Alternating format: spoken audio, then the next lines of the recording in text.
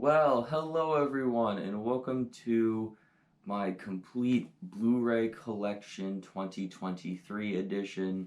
This is the third time I am doing this video. Did it once in 2021, once in 2022, so here we are, 2023, going to update the collection video. Yes, this is always one of the videos I look most forward to doing, just because it's just so much fun for me personally. I love watching Blu-ray collection videos. I love just seeing what other people pick up for physical media, and so I don't know. This is always just one of the most fun videos for me to do every single year. I look forward to it every year, just like the end of the year list, so yeah, I am quite excited to do this. It's going to be a very long day for me today. I'm going to do this whole shoot in one day because I am insane. I literally just woke up, and we'll see how long this takes me to do. But yeah, so obviously we're just going to work our way through all this stuff behind me. I have it in alphabetical order, with the numbered movies first in front of A. Then we'll move on to the TV shows that I have. Then we'll move on to my Blu-rays I have displayed around the room that are, most of them are actually signed, so we'll talk about that last. So yes, fun times. Also, before we get started, the other day I went through and counted how many movies I have and how many seasons of TV I have. In total, I have 983 movies, and I have 31 seasons of TV. Almost 1,000. I'm so close to 1,000. I will definitely hit that number before the end of 2023. So next year's video, I will definitely have more than 1,000 Blu-rays, but yes. Anyways, I don't really know what else there is to say, so let's just kick this thing off with the numbers. There's not too many here, so easy peasy time. First up, the first movie of the day, 10 Things I Hate About You. I haven't seen this yet because I bought it. My mother saw that I bought it and she was like, "Oh, can I watch that with you?" I was like, "Sure." And I'm waiting on her to find time to watch this movie with me. I haven't seen it yet because my mother won't watch it with me. Alright, next up we have 13 Ghosts and House of Wax double feature. I put it under 13 Ghosts. Yeah, that's why I put it there. Because I prefer 13 Ghosts, even though I don't really care for either of these movies. Yeah, I mean, 13 Ghosts was more interesting, because doesn't it have Matthew Lillard in there? I'm pretty sure it has Matthew Lillard.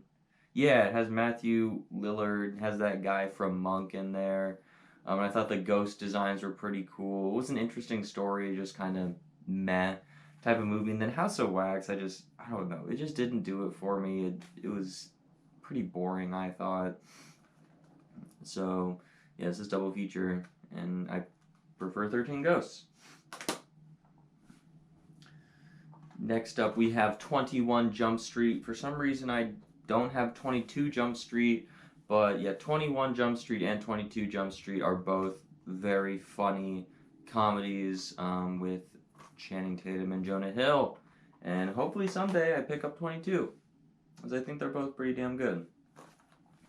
Next up, The 40-Year-Old Virgin. I watched this movie for the first time earlier this year, and it was hilarious. Yes, got so many more people than I expected to be in this movie. Like, you have Paul Rudd in there. I'm pretty sure Kevin Hart has a cameo in here. Obviously, Steve Carell's in there.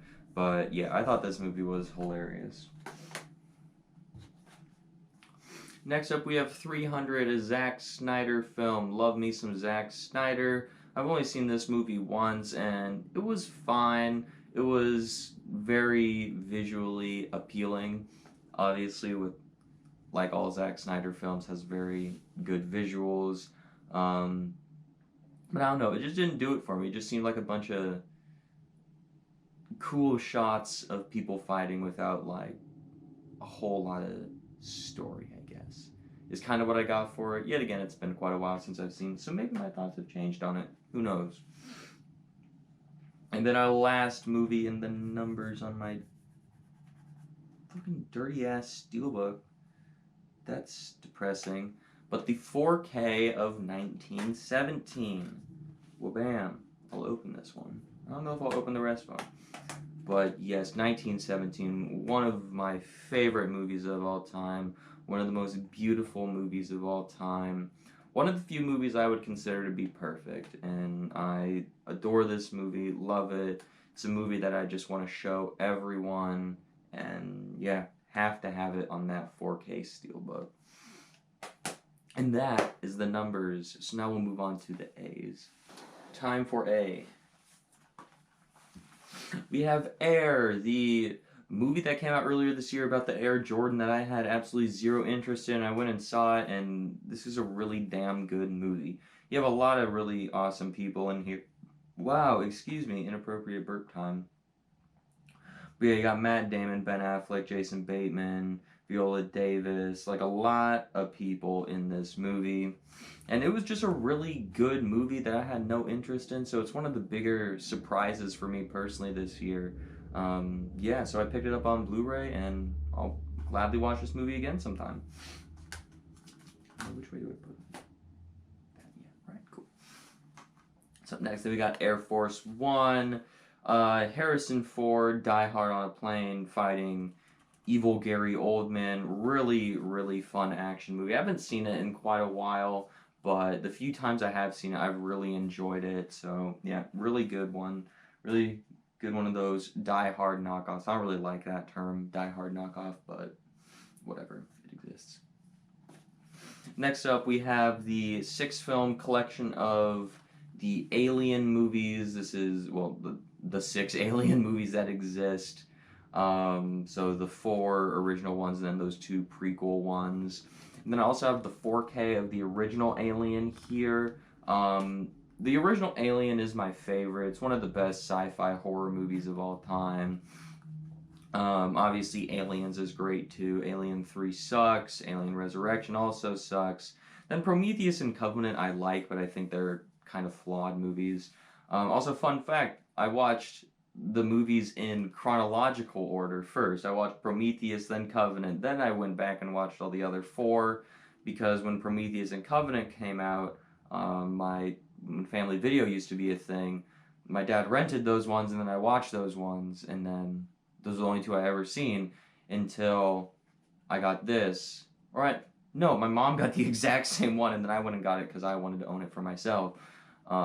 And then got to see all the other 4, so that's kind of cool. Supposedly, well, not supposedly, Fede Alvarez has his own Alien movie coming out next year, so that should be pretty cool. Fede Alvarez is an awesome, awesome director, so yeah, can't wait for that. Then you have the AVP double feature. The first Alien vs. Predator is just kind of dumb, fun movie, you know, junk food, cinematically speaking. And then Alien vs. Predator Requiem I despise. I hate that movie because it is garbage. And here, oh, plagiarism. That's pretty much the movie right there. Oh, I hope I didn't fuck up my focus. Oh well. Let me make sure. You still focused on me? Yay, you are. Okay. That would be absolute ass if I filmed like 3 hours just to find out that it's all unfocused shit. Ooh. Got Alita Battle Angel, the movie that I thought looked like absolute ass from the trailers. Never checked it out. Heard that it was really good. And so I bought the Blu-ray and still was just so hesitant to it. Then I finally watched it. It was actually a pretty awesome movie. Stop honking. You're ruining my audio, asshole. Oh, fuck my rug. Okay. My mind is going 1,000 miles an hour right now. Anyways, yeah, awesome movie that hopefully someday we get a sequel to. But it has a lot of awesome people in there too, so yeah. It has Jackie Earle Haley. Obviously, I love Jackie Earle Haley. So if you love Jackie Earle Haley like me, check this movie out. But it's also produced by James Cameron, and just a really cool, interesting sci-fi movie. Next up, we have All Hallows Eve and All Hallows Eve 2. This is like the these are both anthology movies, right? Both anthology, but this is the like first appearance of Art the Clown, and then he went on to do his own franchise and the Terrifier stuff. But yeah, this one's a decent enough little anthology movie. This one I think is shit. So yeah, I mean, if you like Art the Clown, check this out. It's pretty cool to see where he got his start in horror before the Terrifier stuff. I think it's actually just like a few short films that the director Damien Leone made with the character of Art, just like kind of mashed into this anthology thing. But it's actually a different actor than David Howard Thornton that plays Art in this one. And then this one's like some weird jack-o'-lantern pumpkin mask thing. I don't know, it's not very good. But I don't know. I'm kind of stupid. If I have part of a franchise, I finish out the franchise regardless if I like it or not. Then we have the American Pie 4-movie collection. These are all pretty good. The first two are the best. Then I don't really remember all that much from Wedding or Reunion, but it's been a very long time since I've seen these movies. But yeah, the first two are really, really funny comedies from the 90s, right? I believe these are from the 90s. We'll go ahead and say from the 90s, because that just seems correct. Alright, then you have the 4K Steelbook of American Psycho with the slipcover on it. Ooh, oh, you got the axe in the back there. I don't really like slipcovers on steelbooks. A lot of them I do take off and I store them in a drawer over there. So I still have my slipcovers. I just don't really like them on steelbooks all that much. But this one, I decided to keep because I think it's pretty cool that it's like, oh, he's peeling the mask off, right? So yeah, it's pretty cool. Anyways, about the movie, I thought the movie was okay. I mean, I should probably rewatch it, but yeah, you get a crazy performance from Christian Bale. You get a lot of other people in here too, like Willem Dafoe and Jared Leto and Reese Witherspoon in here. So yeah, I mean, I'll rewatch it eventually, but just the first time I watched it, I don't know if it was my mood or whatever, but it just didn't really do it all that much for me. And you got the Arrow release of 4K An American Werewolf in London. This is known as one of the best werewolf movies of all time. Has an awesome transformation sequence, great practical effects in this movie. I'm just not all that big into vampire and werewolf movies. You know, this year's kind of turned me around to that a little bit. I really enjoyed Renfield and Last Voyage of the Demeter, and so I've been kind of in a vampire-y, werewolfy mood because those two go hand in hand together. And so I've been wanting to check more out. And so I picked this up and watched, and it was fine. You know, it's just not my thing. Like I don't really know why. It just isn't necessarily my thing. Vampires and werewolves. So yeah, I mean that was good. I can see where if you love vampire and werewolf movies, how you would love that movie. It just isn't necessarily my type of thing, right? You know what I'm saying. Then one of the biggest disappointments of last year, Amsterdam. I thought this movie was gonna be awesome. Based off the trailers, you have a phenomenal cast in here. Like, there's 20 names at the top of that Blu-ray right there. You don't have that shit on normal Blu-rays, right? So I thought this movie was going to be awesome. The trailers made it look like it was going to be awesome. And this movie was just so painfully mediocre and just so disappointing. This is probably... I have to remember what I saw last year, but this is one of, if not the biggest disappointment of last year. So, yeah, I mean, I picked it up. I want to rewatch it someday. I've only seen it the once. Maybe it'll be better, but it was extremely disappointing from my one-time viewing of it. What is that? Oh, that's what that is. Sometimes I forget what I have. I have so much shit, I don't even know what I have anymore. Which makes it tough when I go Blu-ray shopping. I'm like, oh, do I own this or not? Like, I don't know.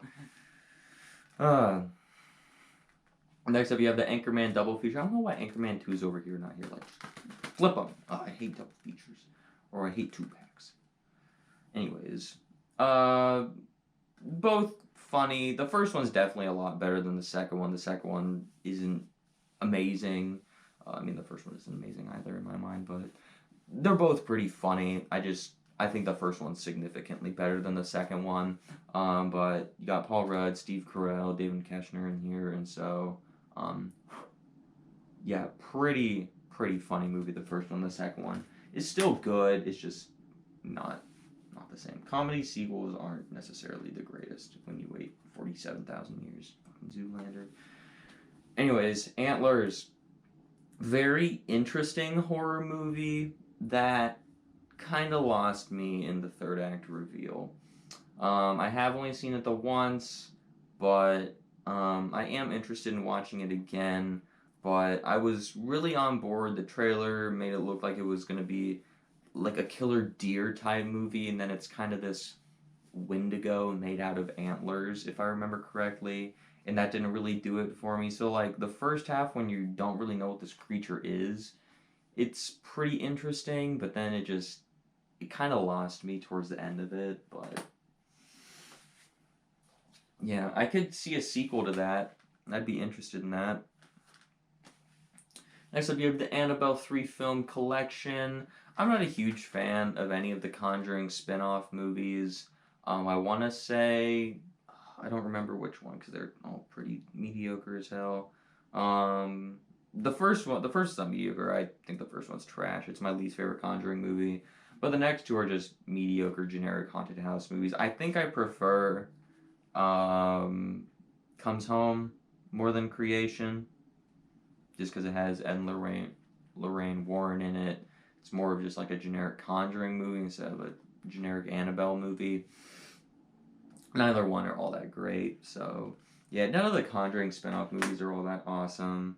So, yeah, do with that what you will. Oh, what the fuck is this? Antebellum. I heard how abysmal this movie was, and so my dumbass picked it up on Blu-ray to see how abysmal it is, and it's fucking terrible. It's not good at all in any sense of that word. Next up, you have Ant-Man, Ant-Man and the Wasp, and then Ant-Man and the Wasp Quantumania in this awesome fucking steelbook, man. Like, look at that. I love when steelbooks have wraparound artwork like that.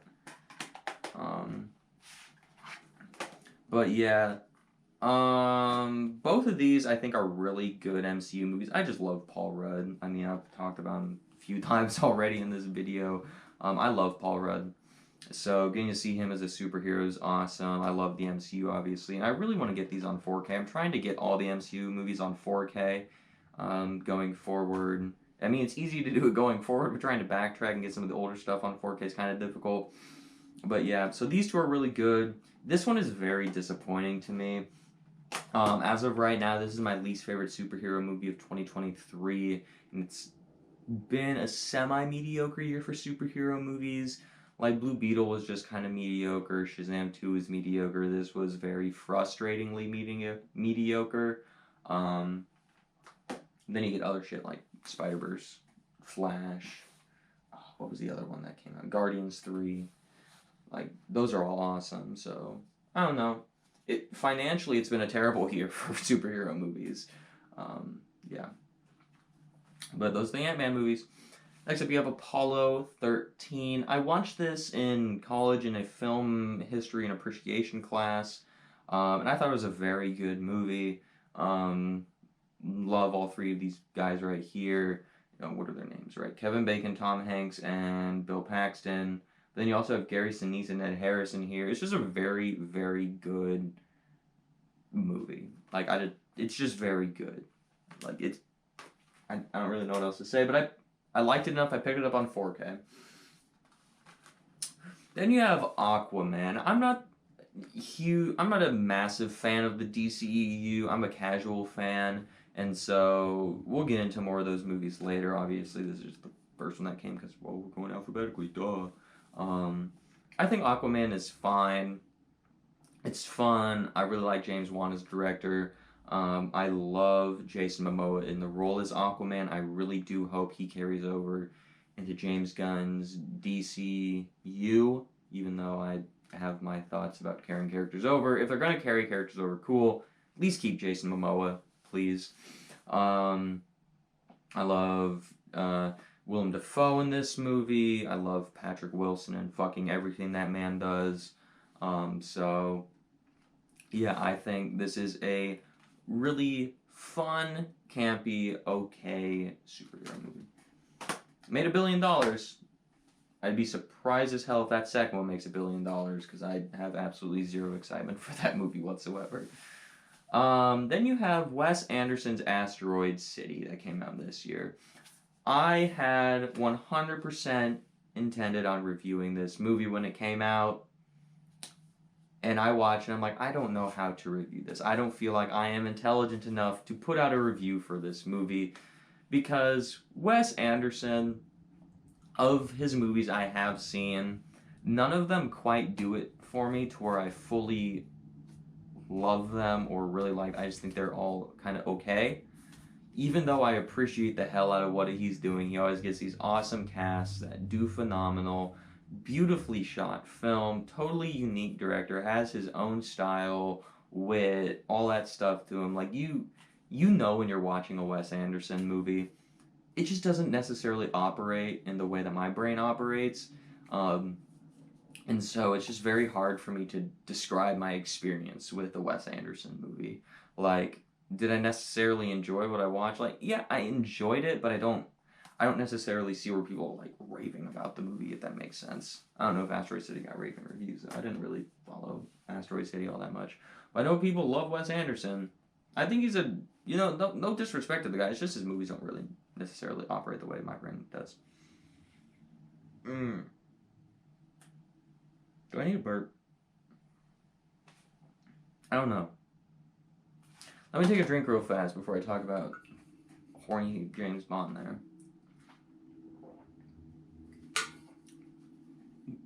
There we go. There's my mini burp. Okay. Inappropriate as fuck. Anyways. Austin Powers triple feature. International Man of Mystery, Spy Who Shagged Me, and Gold Member. Spy Who Shagged Me is one of my favorite comedies of all time. I freaking love this movie. The second one there. Then the first one's amazing as well. Then I don't really care for the third one at all. But yeah, the first two are hilarious spoofs on the spy genre that they're obviously like spoofing it, but they don't feel like outright parody of it, if that makes sense. So if you haven't seen Austin Powers, definitely check out the first two. They are hilarious in my mind. Now we have Avatar, the first one on 4K, and then The Way of Water on this steelbook. Again, with the wraparound cover art. I will open this one again. I am addicted to Best Buy's 4K steelbooks, or just steelbooks in general. Both of these are very, very good movies. I would say I prefer the first one over the second one. I mean, I had never seen. Well, let me rephrase that. I had seen the first Avatar. I want to say maybe a few times before the second one came out, but I didn't remember this. It had been years, and so I watched it essentially for the first time the week before Way of Water came out, and I thought it was a really, really good film. But I didn't necessarily see why James Cameron needed to dedicate 30 years of his life to Avatar movies and only do that for the rest of his career. But anyways, then I saw Way of Water, and he kind of turned me on to that, to where I'm like, okay, I'm fine with you making Avatar movies now, James Cameron. You have proved that you're making a very good franchise in the Avatar movies. I think they're both very solid 4 out of 5 movies. And if he continues just to make solid 4 out of 5 movies in a franchise, that's going to be a very, very consistent franchise that is visually stunning and has just really good blockbusters, if that makes sense. Also, fun fact, when Way of Water came out, I bought this one thinking that this was the Way of Water on 4K because I thought this was an awesome slipcover for the 4K. I just thought it was a really cool design. I get home, I open it, and I'm like, well, shit, this is the first one. I wanted to buy Way of Water because I already have the first one on like the fucking like 27-hour long extended edition of Avatar. And it's like the collector's thing, you open it, there's like a booklet, all that fun stuff. Already had that. And so I'm like, shit, well now I gotta go buy Way of Water. So I went to Best Buy and they had this. I'm like, you assholes just made me spend like $50 on Avatar shit today. Alrighty, now we got the big boys. The 4K of the first Avengers, as well as this 2-pack Blu-ray of the first Avengers and Age of Ultron. I still keep this one in my collection right now because I haven't found the 4K for Age of Ultron anywhere yet, which irritates the piss out of me. Then you have the 4K Steelbook for Infinity War and the 4K Steelbook for Endgame. I shit you not, I fucking adore these movies. Avengers is life, bro. I love the MCU. The Avengers movies is the best franchise in the MCU. I will argue that to you to the death. These two are clearly the best to me. I think Infinity War and Endgame. I did my top 10, my top 20 favorite movies of all time last year. This was number 1 and number 2. Since then, I would probably change that. I haven't fallen out of love with these movies. I still adore these movies, both 5 out of 5 movies. It's just I've fallen more in love with other movies, if that makes sense. And yeah, also these ones, I prefer Age of Ultron to the first one, but that's not a slight on the first one at all. The first one was still a fantastic movie. All 4 of the Avengers movies are incredible films. So yeah, they're definitely, without question, the best franchise in the MCU. Yeah, and that is the end of the A's. Hello again. Now let's move on to the B's, which there is a shit ton of B's here.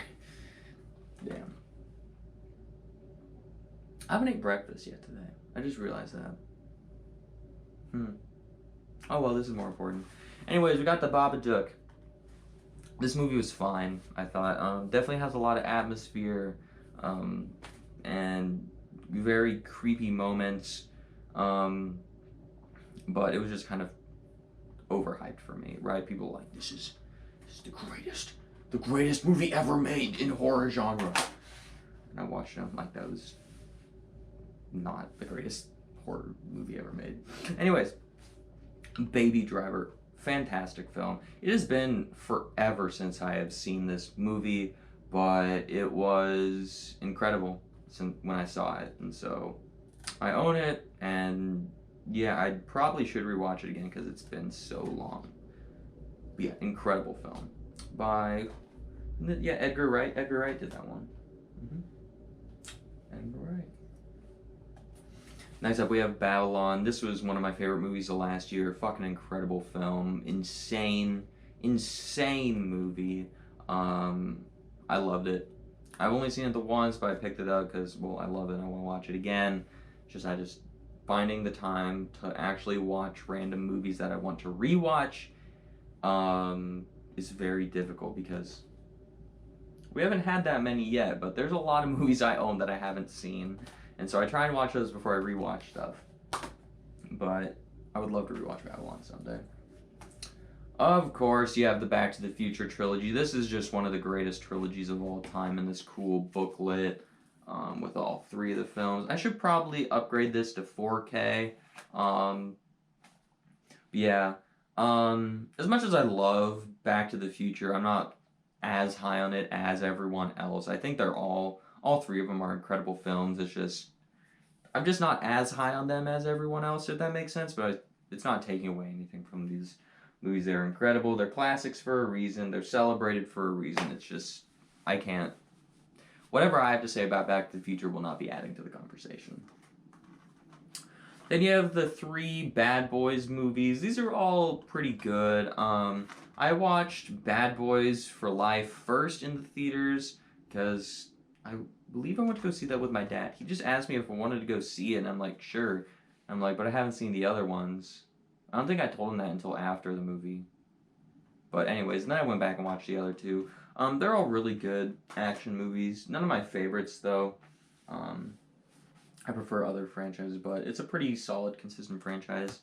Then you have the Bad Grandpa, and then Bad Grandpa .5, the behind the scenes. I actually prefer the behind the scenes on this movie. It is hilarious. Johnny Knoxville is awesome in the behind the scenes .5, but this is pretty much just the, what's his name, Irving Zisman, right? Yeah, Irving Zisman from Jackass, just like a feature-length movie with just Irving Zisman and Johnny Knoxville doing dumb shit. That's pretty cool. Then you have Bad Moms. It's been a very long time since I've seen this movie. I think I actually stole this movie from my mom. But yeah, I don't really remember all that much about it. Oh, cool, it's got Jada Pinkett Smith in here. Miss G.I. Jane. G.I. Jane 2 herself. Then you have Bad Times at the El Royale. This movie was fine, I think. No, it was good. Yeah, I really enjoyed it. The reason I say it's fine, it feels like someone's trying to do Tarantino, but they're not Tarantino. It's just like someone trying way too hard to be Quentin Tarantino in this movie. That's like the biggest criticism for this movie. I also don't really like Chris Hemsworth's character in this movie. But fun movie. Just, you can't do Tarantino unless you're Tarantino. That's all I'm gonna say. Don't try and replicate the master, please and thank you. And I think that, okay, now I know what I'm doing. I know what I'm doing. Sometimes. Then you got the fucking Banana Splits movie. This is not a good movie whatsoever, but I love this movie. It is so over-the-top gory just to see these animatronic characters kill people, and this is essentially like the gory Five Nights at Freddy's type of rip-off movie. But yeah, I love this movie for what it is. It's trash. This is one of those movies that I would say is so bad that it's good, and I love it for it. So, yeah. The Banana Splits movie. Then you have The Banshees of Inisherin, one of the best movies from last year. Just a really, really good character drama. You got amazing performances from Colin Farrell and Brendan Gleeson. I believe both of them got nominated for Academy Awards last year. This won't say because I bought this before they got nominated, but incredible film. So I've actually rewatched that one since I bought it because I liked it so much. What's this? Fucking basket case trilogy. I put this on my Christmas list one year, and my dad bought it for me, but then it came in the mail like months later. So that's cool. So I got this randomly in like February or some shit. None of these movies are good. These movies are not good. No. They're not good. I own them. I don't know how I discovered them or whatever, but it exists. Alright, sexies. Now we're going... I need to take a chill pill today. Now we're going to start with our Batman stuff. Batman, the movie from 1966. I don't really like this movie all that much. It's way too campy for me. That's the main thing. It's just too campy for me. You have the Steelbook. I don't believe it's 4K. No, it's just Blu-ray, but nonetheless, the Steelbook of Batman '89 with Michael Keaton. I love this movie. This is one of the first superhero movies I ever saw, I believe, back when the Family Video I mentioned earlier existed. Now it's like some orthopedic place. Anyways, where's I going with this? Yes, we went to Family Video, and I rented Batman '89, and I watched it, and I really, really enjoyed it. And so then for Christmas that year, my mom bought me Batman '89. So it's one of those superhero movies I owned as a kid. Back in the days of, yeah, gross DVD. So I have a lot of nostalgia for that movie. Then you have the 4-pack of the Batman movies from the 90s. So you have '89 in there again. Returns, Forever, and Batman and Robin. Returns is okay. Forever is watchable, and then Batman and Robin is Batman and nipples.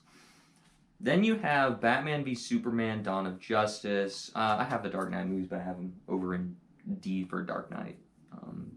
Hate me for it. Don't really give a fuck. This is the Ultimate Edition. I really, really enjoy this movie. Honestly, I think it's very good. It's just so overstuffed and overcrammed because of what Warner Brother wanted Zack Snyder to set up. Like, oh, we need to catch up to the MCU, start shoving all this shit into this movie. So it's a Man of Steel sequel, a Batman movie, Justice League setup movie. Let's introduce Wonder Woman. Let's have Batman and Superman fight each other. It just, so much stuff in one movie that it falls apart to a certain degree. But the parts that are really good are so damn good. It's one of the most frustrating movies. One of the most frustrating superhero movies of all time for me, but I love it. Let me rephrase that. It's one of the most frustrating superhero movies of all time for me, but I really, really, really, really, really, really, really enjoy that movie. Then you have the 4K steelbook of the Batman from last year. Whoa. Oh, there's nothing cool on the inside. Just like it's a bunch of Riddler question marks and stuff. This movie is incredible. I did not really get onto the hype train for this movie all that much.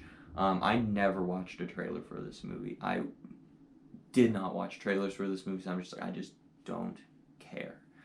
But it's a Batman movie. I'm going to be excited for it.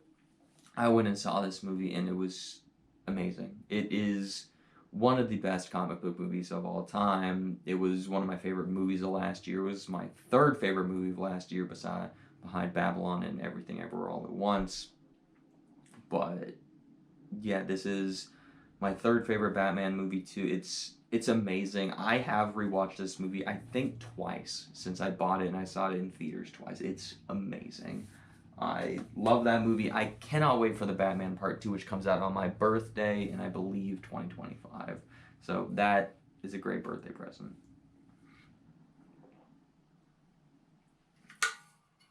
Drink some Wawa. Next up, we have Beast. This came out last year, right? Yeah, I think it came out last year. We'll say it did. Idris Elba versus a lion.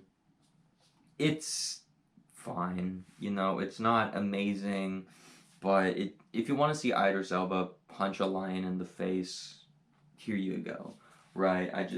The characters in that movie were irritating as fuck. Oh my god. Beau is Afraid. What is this movie, man? This is one of the most insanely weird what the fuck movies have I ever watched. I don't even know how to process this movie. It's just so... I don't know. I genuinely don't know. I picked it up, so maybe I can rewatch it and hopefully process it more, but I didn't really enjoy it when I saw it in theaters. I don't know. I don't know. I don't understand. Let's move on before I continue speaking. And you have Beetlejuice. This was a really fun movie that I watched for the first time just like a month or so ago, I want to say. Yeah, and I picked it up on 4K because I thought it was really good. They're making a sequel to this eventually with Jenna Ortega, and I think Jenna Ortega is fucking awesome, so they'll be awesome. Awesome. What is it? The Belko Experiment. See, I forget what I have. I really do. The Belko Experiment. I love this movie. This is such an amazing concept of a movie where this building gets like locked down and this voice comes over the intercom and just tells the people in the office kill each other, essentially. And it's awesome. So yeah, I really enjoy this movie. I would love to either see a sequel to this or a remake to this, though. Because while I love it, I think it could be improved upon. Now we start all the movies that have black in the title. There's a lot of movies, surprisingly, that have black in the title. How many of them do I have? Like, all these movies. I don't know why. That's just, like, surprising to me. Anyways. Black Adam, the DCEU movie last year with The Rock that was going to change the power dynamic in the DCEU and then was a box office failure. But I enjoy it for being a generic superhero movies. I love superhero movies, so when they're generic, I still get more mileage out of them than most people. So, and I really enjoy The Rock. So, getting to see The Rock do a superhero movie, I enjoyed it. Nothing special, but not abysmal either. Then you have the 4K of Black Christmas from 1974. This is one of the greatest horror movies of all time. I believe it's in my top 5 favorite horror films of all time. I adore this movie. This movie, as much as I love John Carpenter's Halloween, stuff like this, Psycho, Texas Chainsaw, should get more credit for starting slasher movies because they came out first. This one's better. But yeah, I love this movie. I actually took my dad to go see this. My local Alamo, they do like whatchamacallit? Retro screenings of stuff, and they did this one in December last year. So I took my dad to go see this. He had no interest in it, but then he enjoyed it a lot more than he thought he would. Oh, Black Klansman. This movie is hilarious, but it's an amazing story. You got amazing performances from John David Washington and Adam Driver in here. It's such a funny story, I think. Let me rephrase it. I think it's a funny story because it's like about this black guy who joins the KKK, and then John David Washington joins the KKK, and then Adam Driver's like his persona in like person. It's so funny, I think. But yeah, this movie was really good. I enjoyed it quite a bit when I watched it.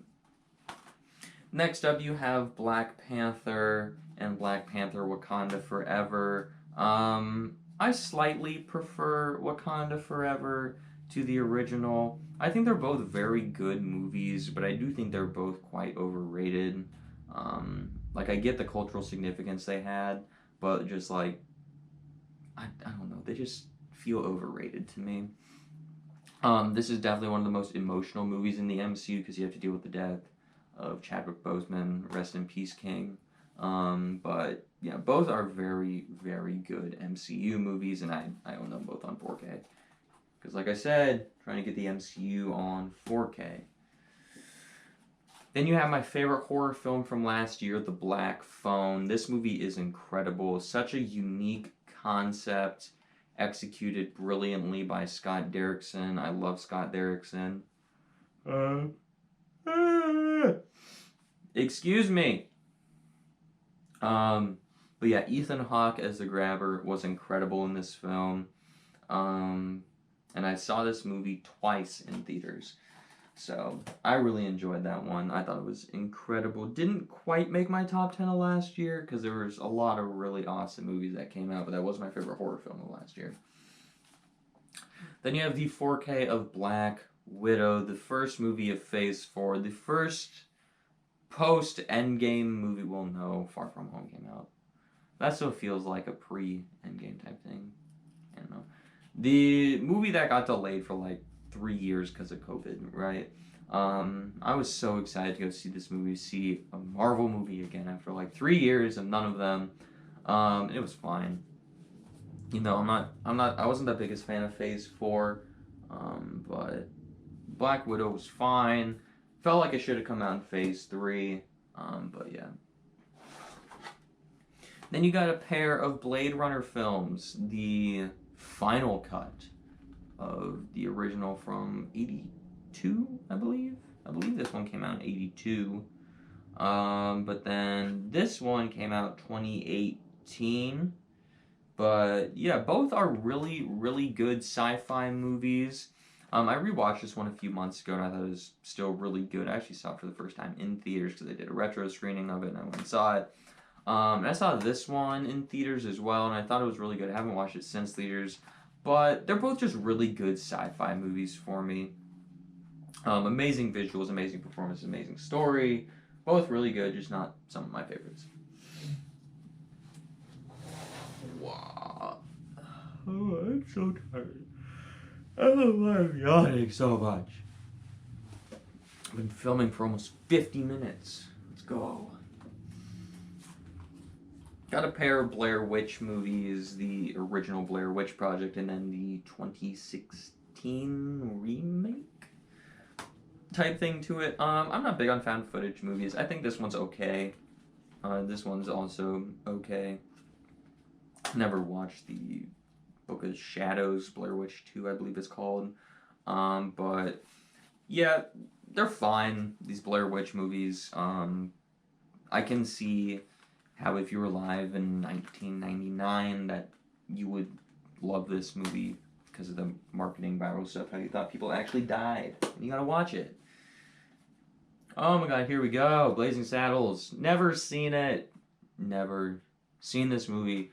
But Mel Brooks doing a spoof baseball is pretty awesome. Well, that'll be pretty awesome. And you got The Blind Side.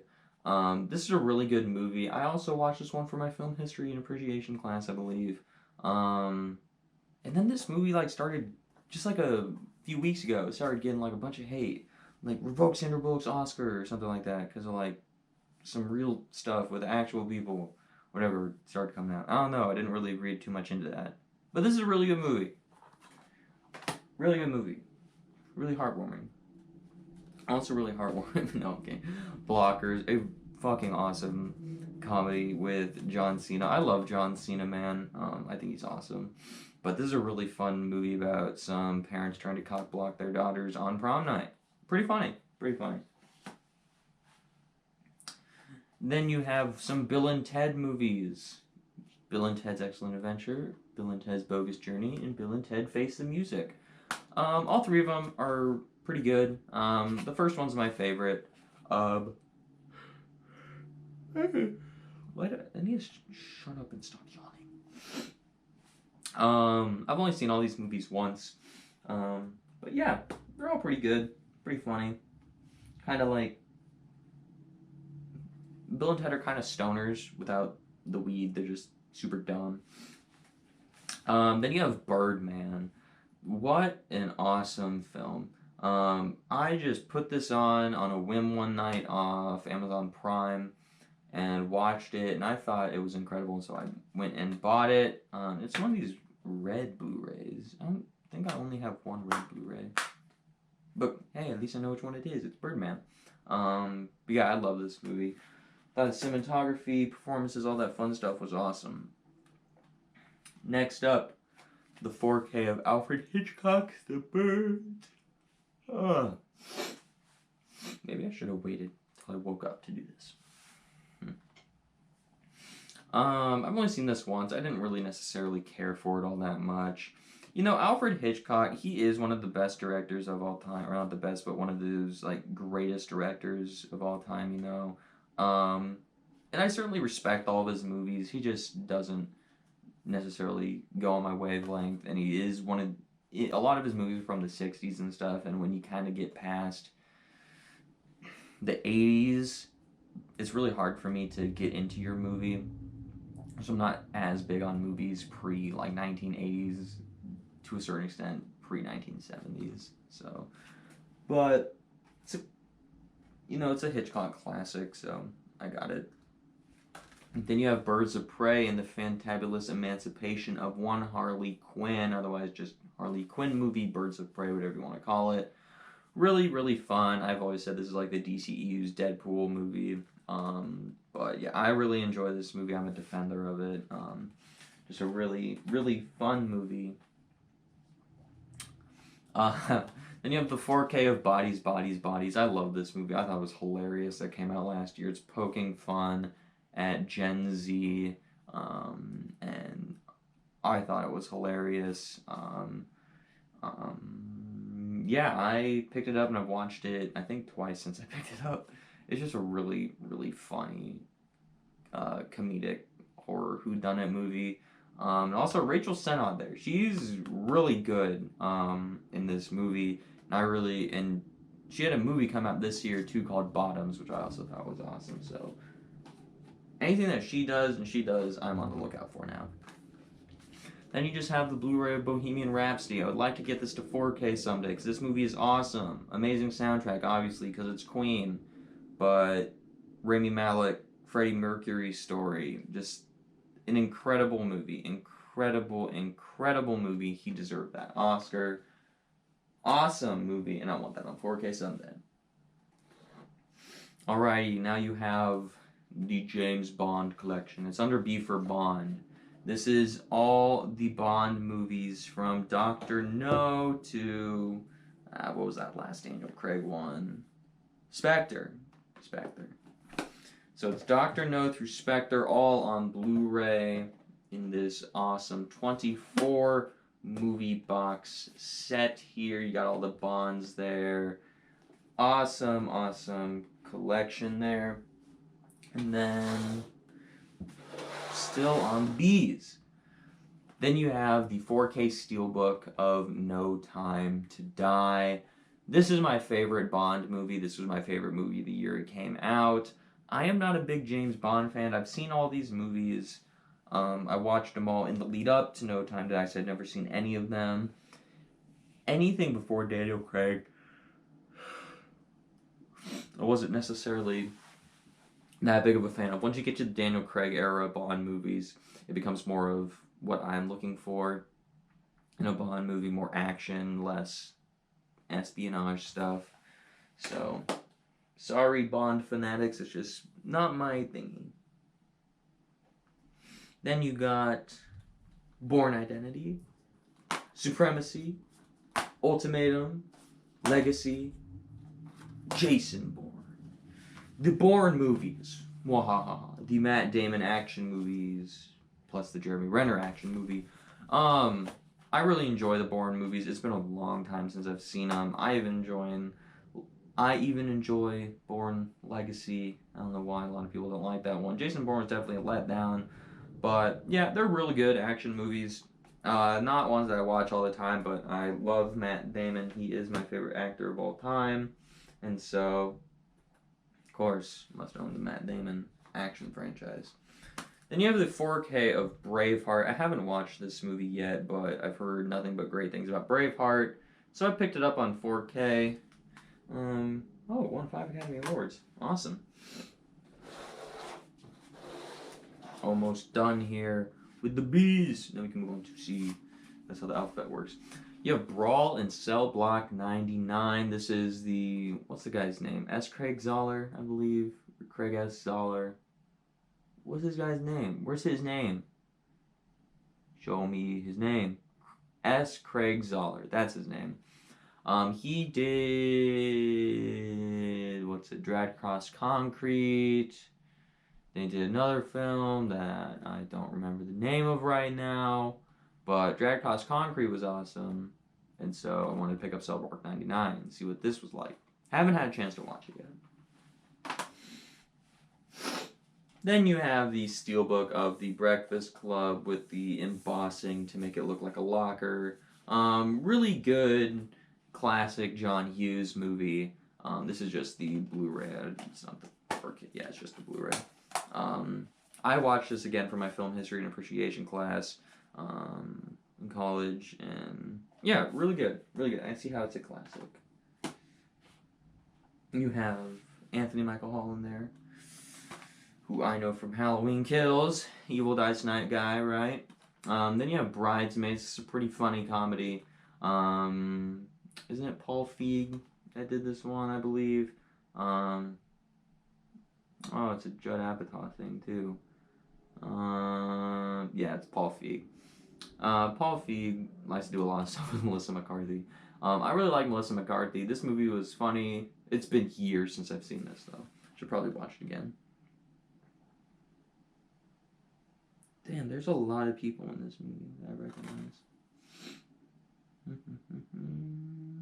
Maya Rudolph, Rose Byrne, Ellie Kemper, Kristen Wiig. There's so many people in there.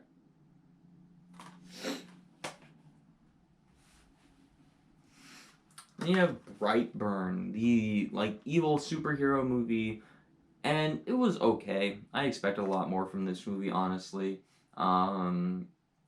It's decent at that concept, but it's literally you think, what should evil Superman be? Here you go. That's it. It doesn't do a whole lot unique or interesting with it that would subvert your expectations or whatever. And then you have the Blu-ray of Bros, the gay rom-com that came out last year. I thought this movie was hilarious. I had no interest in seeing this movie.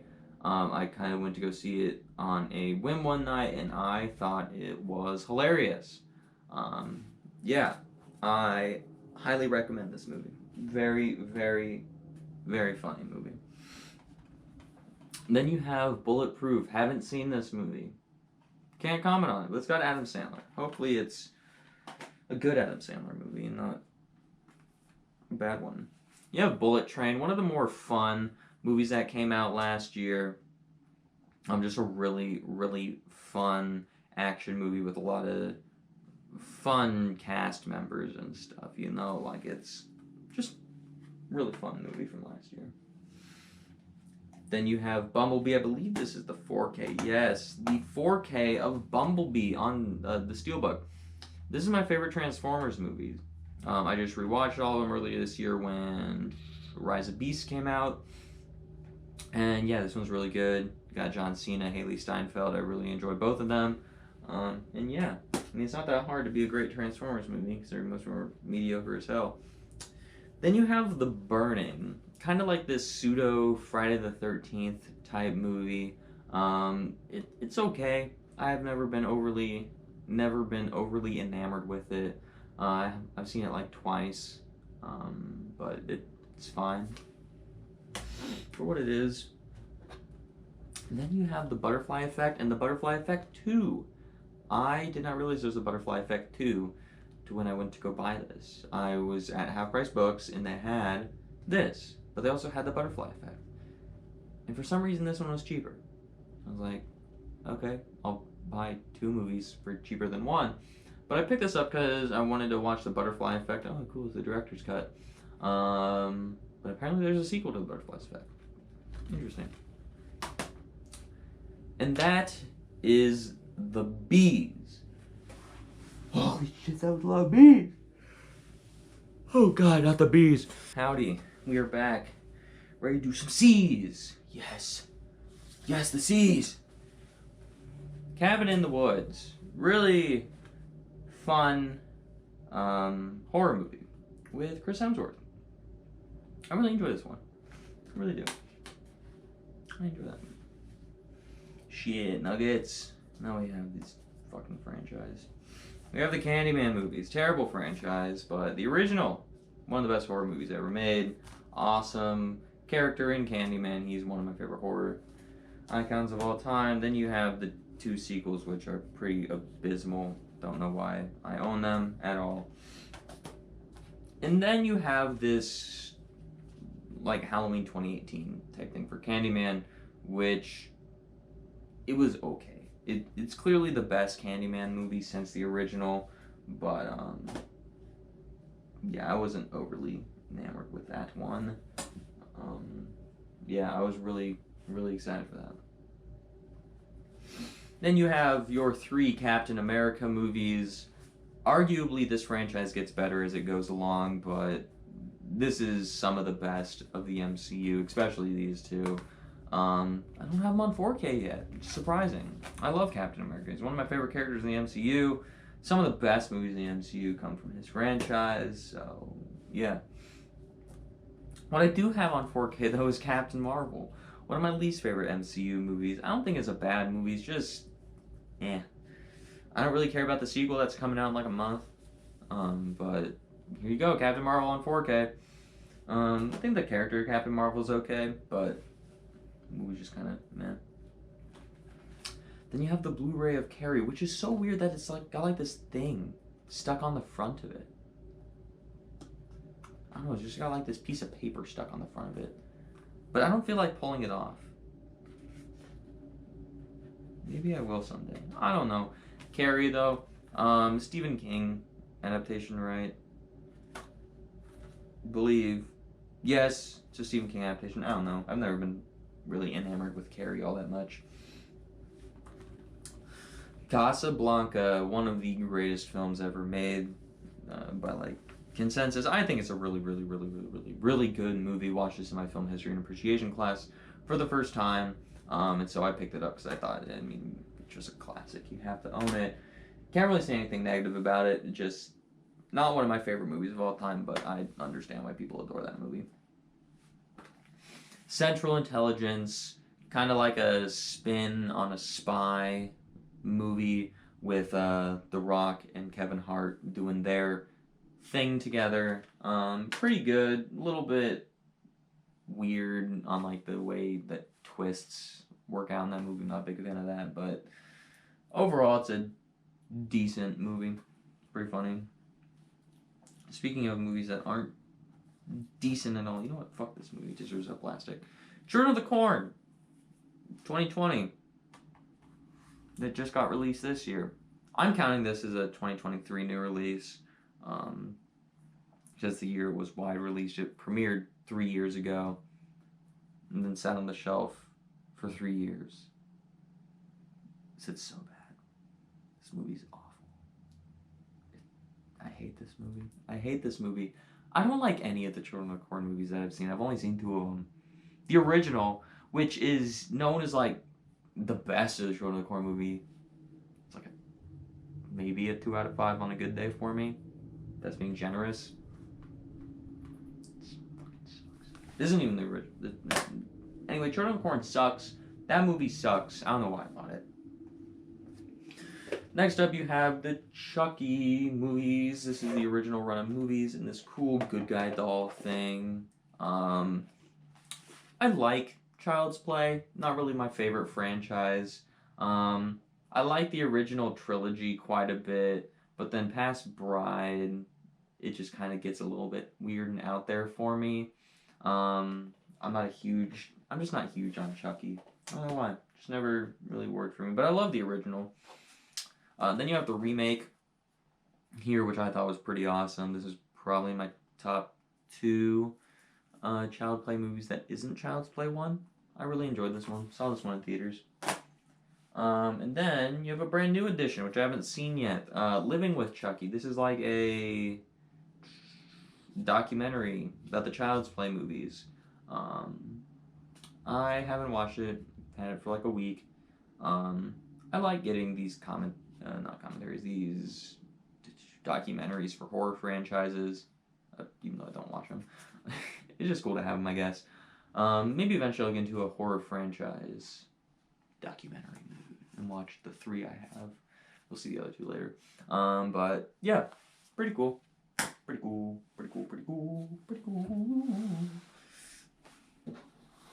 Second stack of C's. Ah!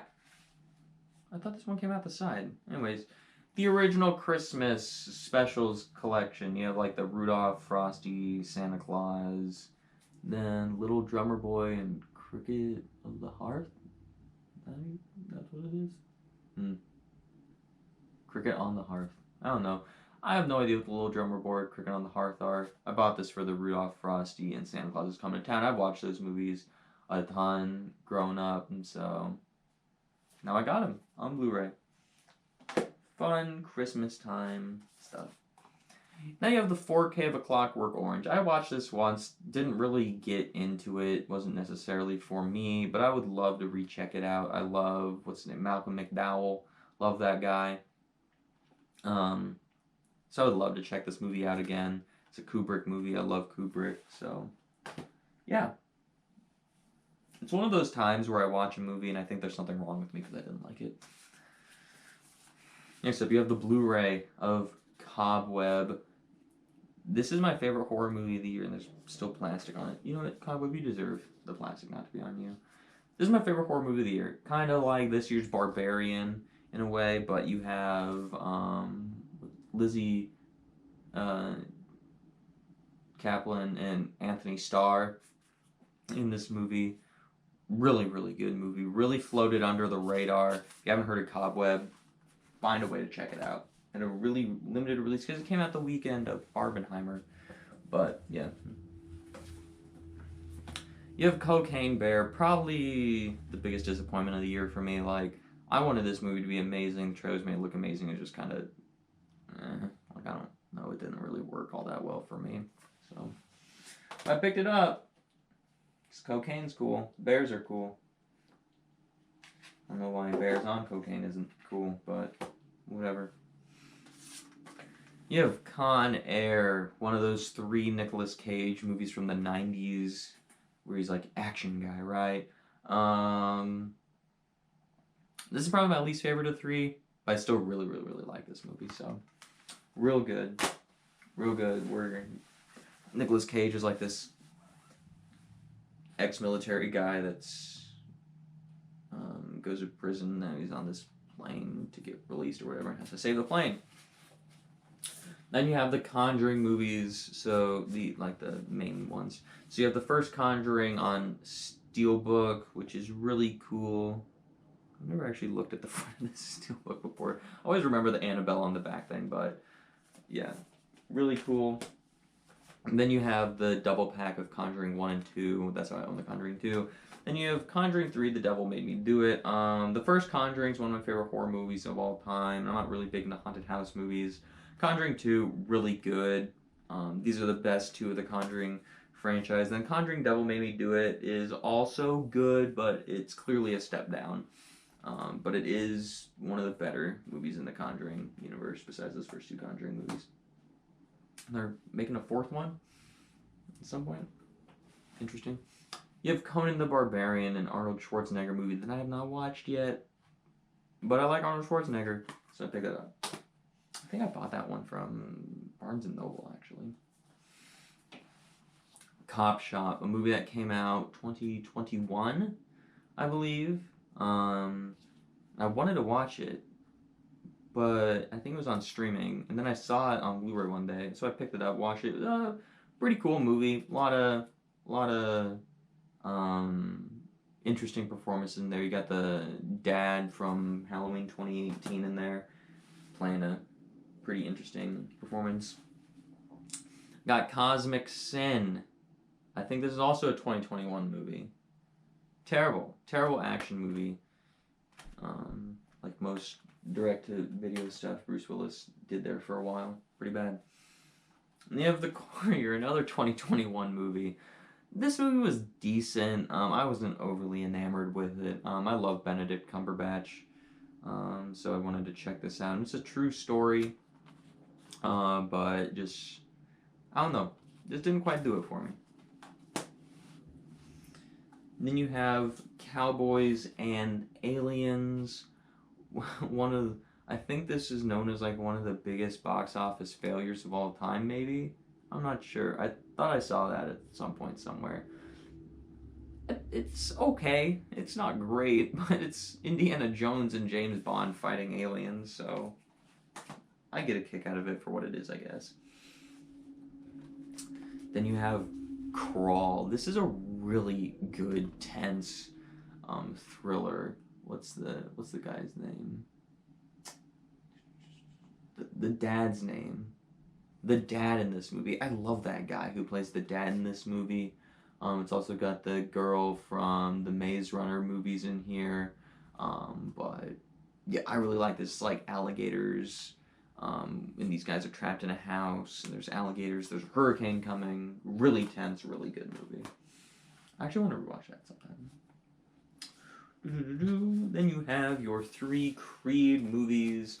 I watched these along with the Rocky movies for the first time when Creed 3 here came out earlier this year.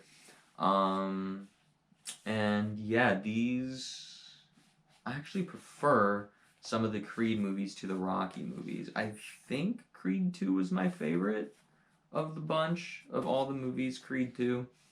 But yeah, all of these, the Rocky movies, it's not necessarily my thing, but we'll get into those later. But the first two Creeds I thought were awesome, and then this one I thought was okay.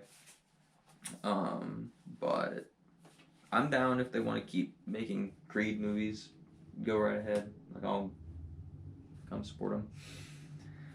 You have Creepshow. I finished watching this for the first time last night, actually. I thought it was pretty good. It's directed by George A. Romero, I believe, and written by Stephen King. Just like this really cool anthology movie from the 80s, I believe. Yeah, 1982 it came out. I really enjoyed it for what it was. So, if you haven't seen Creepshow, check it out. Pretty cool. Why are these upside down? Now we have Critters. Critters Attack. Critters. So this is the first 4 movies on Blu-ray. Fun fact, Critters 3, film debut of Leonardo DiCaprio. Anyways, but yes, it's in this Scream Factory box set here. Scream Factory's awesome. Then you have the 2019 thingy there. I don't like Critters. Critters 1 and 2 are okay. 3, 4, and 5 are pretty abysmal. Don't know why I own those. Don't know why I watched them. Probably gonna be another decade before I ever watch them again. Then you have the 4K of Crouching Tiger, Hidden Dragon. I've never seen this, but it has Michelle Yeoh. So I picked it up because I love Michelle Yeoh now after Everything Everywhere All at Once.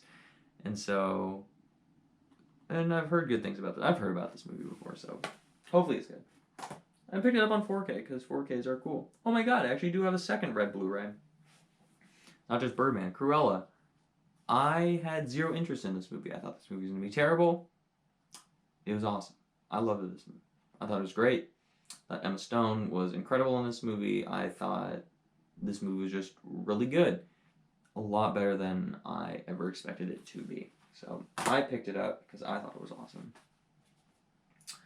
Then you have The Cursed. A movie that came out last year, I want to say. Or was it 2021? It was either 2021 or 2022. I picked it up because I had a terrible theater experience with this movie with, you know, rowdy teenagers coming in and out, talking, Snapchatting, flashlights and shit throughout the entire movie. So I had a terrible experience with this movie. So I picked it up because I wanted to see it again. Plus it's kind of like a twist on the whole werewolf vampire stuff.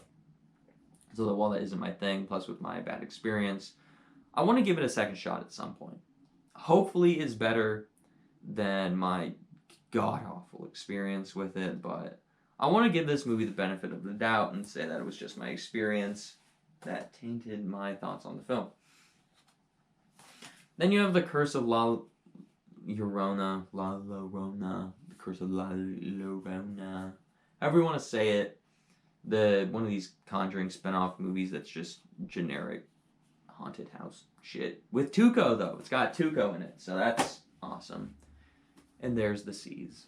Alright, hello. I'm back. Well, for you, it was just a few minutes, but for me, I went to the dentist and got Invisalign stuff in, so that was a fun adventure. But I'm now awake, and my teeth hurt, so talking hurts. So let's continue.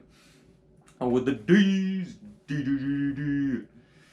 Got Daredevil, the Ben Affleck Daredevil movie. I haven't seen this yet, but my grandma bought it for me. One day, randomly, I went to her house. She was like, hey, I watched this Daredevil movie and thought you might like it, so I bought it for you. I was like, oh, thank you, grandmother. And every time I go over there, she asks me if I watched it yet. I'm like, no, sorry. That was like a year ago. I'm a terrible grandson. Then we have the Dark Knight trilogy. All 3 of the Dark Knight movies on 4K. I have these here instead of with Batman because I don't know, I just feel like it's my collection. fight me. I can do whatever the fuck I want. Yes, amazing trilogy. Obviously, The Dark Knight's my favorite. One of my favorite movies of all time. One of the most important comic book movies to me personally. One of the movies I have the most nostalgia for. I love that movie. Favorite Nolan movie. Then The Dark Knight Rises is actually my second favorite. I really enjoy that movie. I think it's quite overhated, honestly.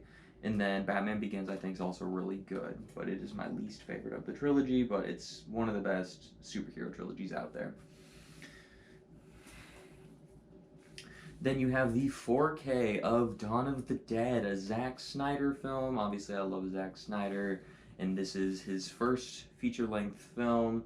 Amazing zombie movie. This might be my favorite zombie movie. It's between like this and Zombieland, one of those two. But yeah, love this movie. This is one of those movies that got me into Zack Snyder. I think this is the first.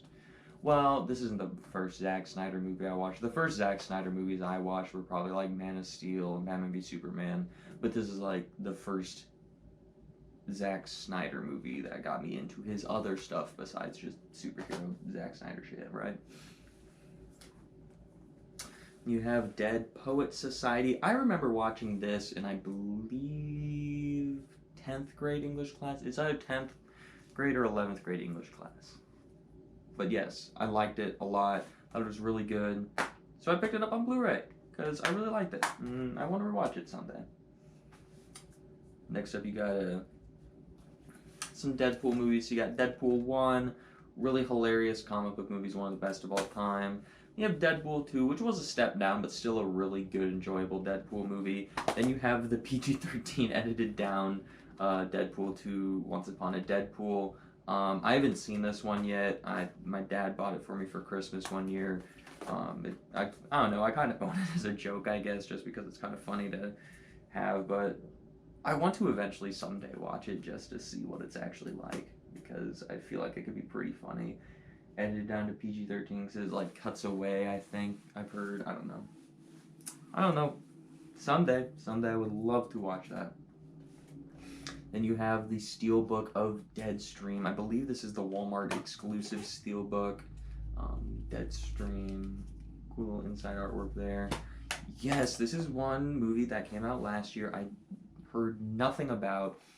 And then towards the end of the year when I was just trying to watch a ton of stuff and catch up, I usually do that in December, like last few weeks of December, find a bunch of random shit on streaming movies, streaming services just to boost my number.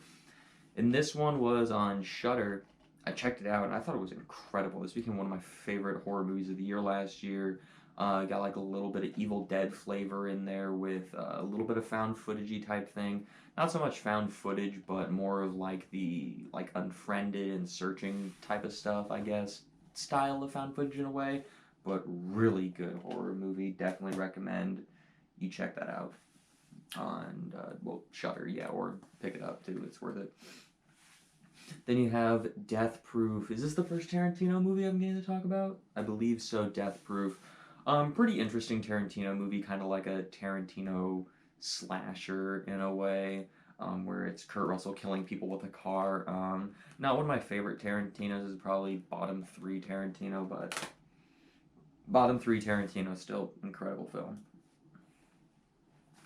Then you have The Departed. Where the hell is the 4K or the Steelbook for The Departed? Come on. This is one of the greatest movies ever made. This is my favorite Scorsese movie. Might be top 5 movies of all time. This is definitely top 10 movies of all time. I adore The Departed.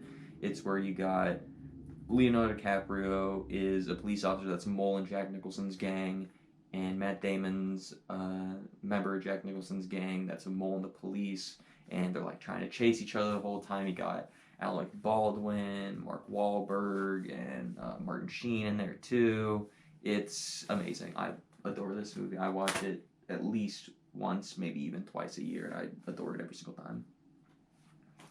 Then you have Despicable Me, the first one. Oh, cool, and you get 3 mini movies in there. I remember when this came out. I was like the target age when this movie came out, so I enjoyed it then. Haven't watched it in years. There's 4 Despicable Me movies now? No, I think there's 3 Despicable Me movies and 2 Minion movies, but I think they're making a 4th Despicable Me. I don't know. I haven't seen any of the others. I've seen the 2 Minion movies. uh, then you have the 5 movie Die Hard collection. I've only seen the first 4, and I've heard that 5 is terrible, so I'm just kind of holding out to watch 5 whenever I have to. But yeah, I really like the first Die Hard. I think it's great. Die Hard 3 is also great. 2 is okay, and 4 is alright, I guess. I don't know. I've never been someone who adores the original Die Hard, but like I get it if you love that movie and it's one of your favorites of all time. It's just never been that for me. It's cool to see Bruce Willis with hair though. Then you got Dirty Dancing. I have never seen this movie, and this was in like the $5 Walmart bin one day, so I picked it up because why the f not? Then you have District 9, a Neil Blomkamp movie. I believe this was his first movie. I don't know. I've never seen it though. I've heard nothing but great things about this movie. Neil Blomkamp, I didn't really like Chappie all that much, but I really enjoyed Gran Turismo that came out this year. So I want to check it out now more than ever. I've owned this for quite a while. Cool. Tarantino time again. Django Unchained.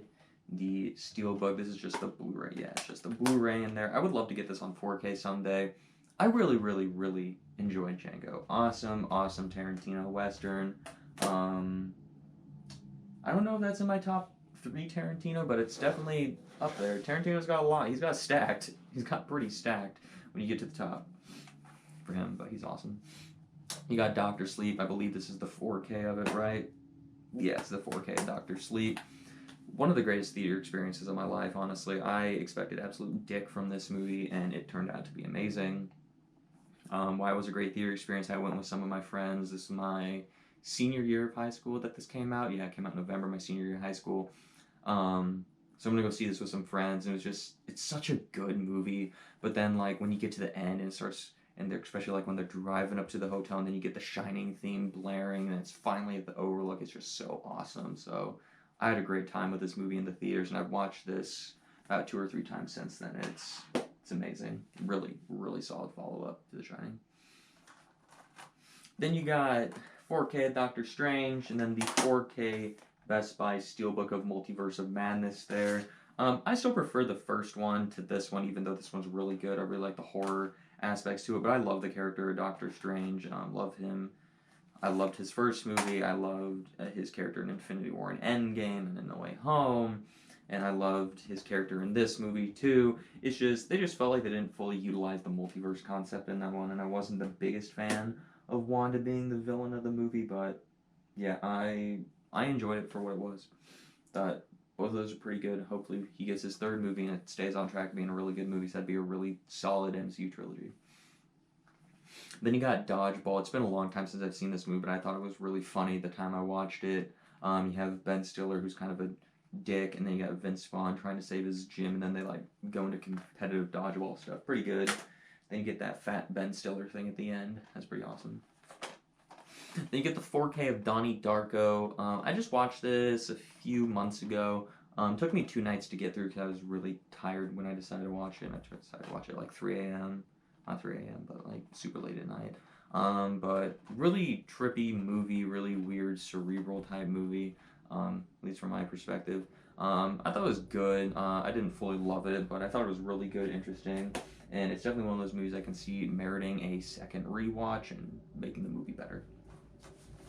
Next, we got Don't Breathe and Don't Breathe 2. Both of them are pretty good. I definitely prefer the first one as this little like heist-ish movie, heist horror-ish movie. This one more of just like a revenge movie.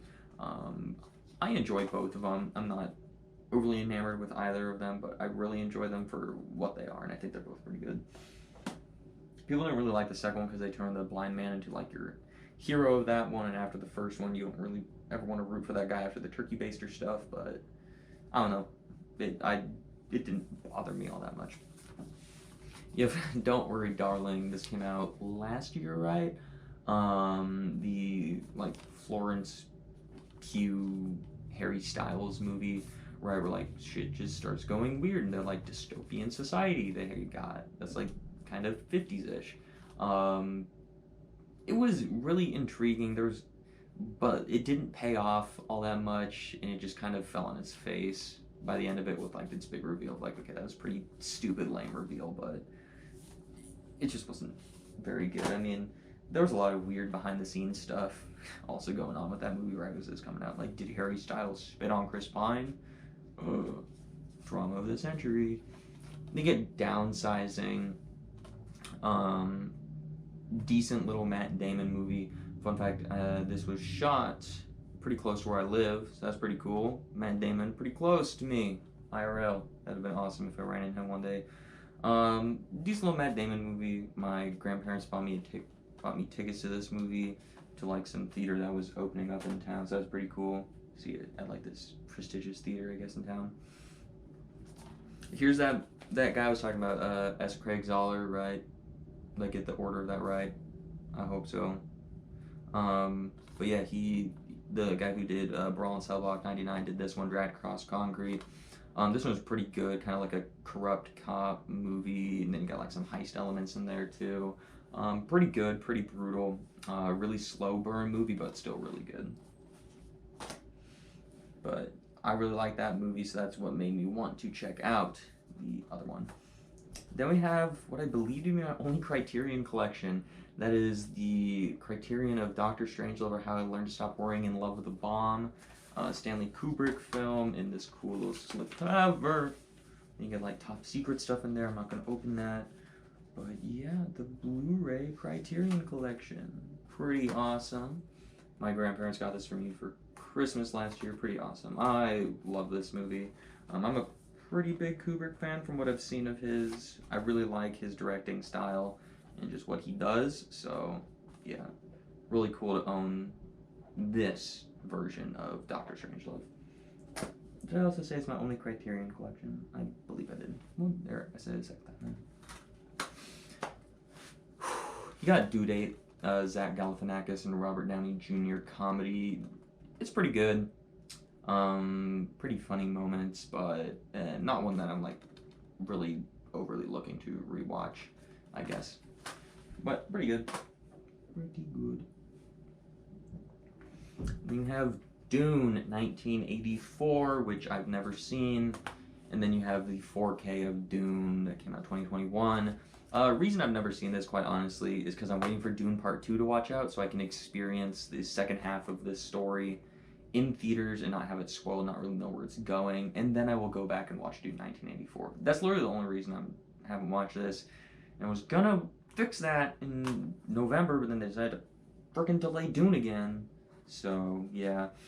This one, I really liked Dune. I wasn't as high on it as everyone else. Thought it was visually amazing and everything, but I don't know, just wasn't as good for me as it was for everyone else, it seemed. Then you have this steelbook for the Dungeons and Dragons Honor Amongst Thieves. We got 4K, or is it just Blu-ray? Beep, boop, boop, boop, spin. Oh, cool, it is 4K. Fun adventure movie. As someone that knows absolutely nothing about Dungeons and Dragons, I had a lot of fun with this movie. Just kind of a fun Lord of the Rings-ish type adventure movie with some recognizable actors in there. I thought that was good. And then our last one for D, we have Dunkirk, the Christopher Nolan war movie about, well, Dunkirk. This one? This is in my bottom for Nolan movies. I'm not huge on war movies. Really, the only war movies I love are 1917 and Inglourious Bastards. But this one, it's a really nice experience for war, really beautifully shot, like most Nolan films. But when I go to a Nolan film, I want like this wacky-ish concept that makes me think, and this one's just kind of like, oh, look, war, right? And that has multiple different timelines. Also, I didn't really care for the multiple timelines in this one. I didn't really think it worked all that well, but whatever. It's Nolan. He can do what he wants, right?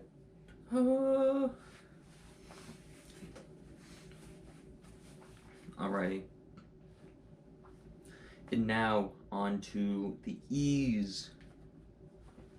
We have Edward Scissorhands, like this really fucked up copy of it. I don't know. I don't really remember where I got it from. Never seen Edward Scissorhands, but it's joined up. I believe that's Tim Burton. So probably weird. Check it out. Elektra. Never seen this one. Remember when I said my grandmother bought me Daredevil? Well, she also bought me this one because this one's also like a sequel-ish type thing to that, right? Still haven't seen it because I haven't seen Daredevil, so why would I watch the sequel? So whenever I watch a Daredevil, I'll watch that.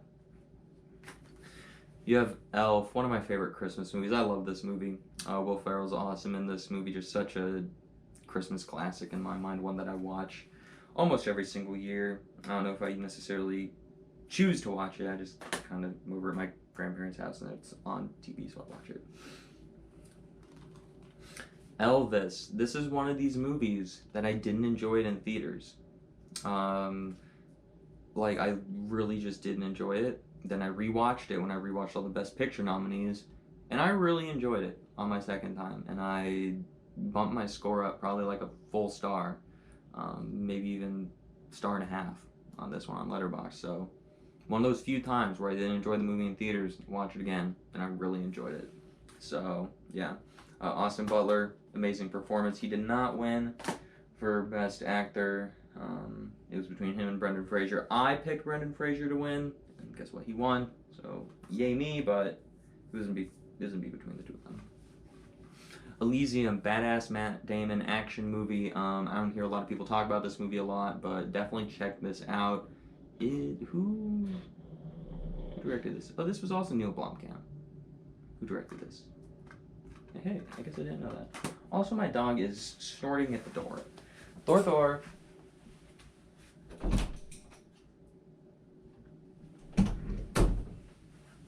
Okay, he went away. By the way, my dog's name is Thor. Fun fact.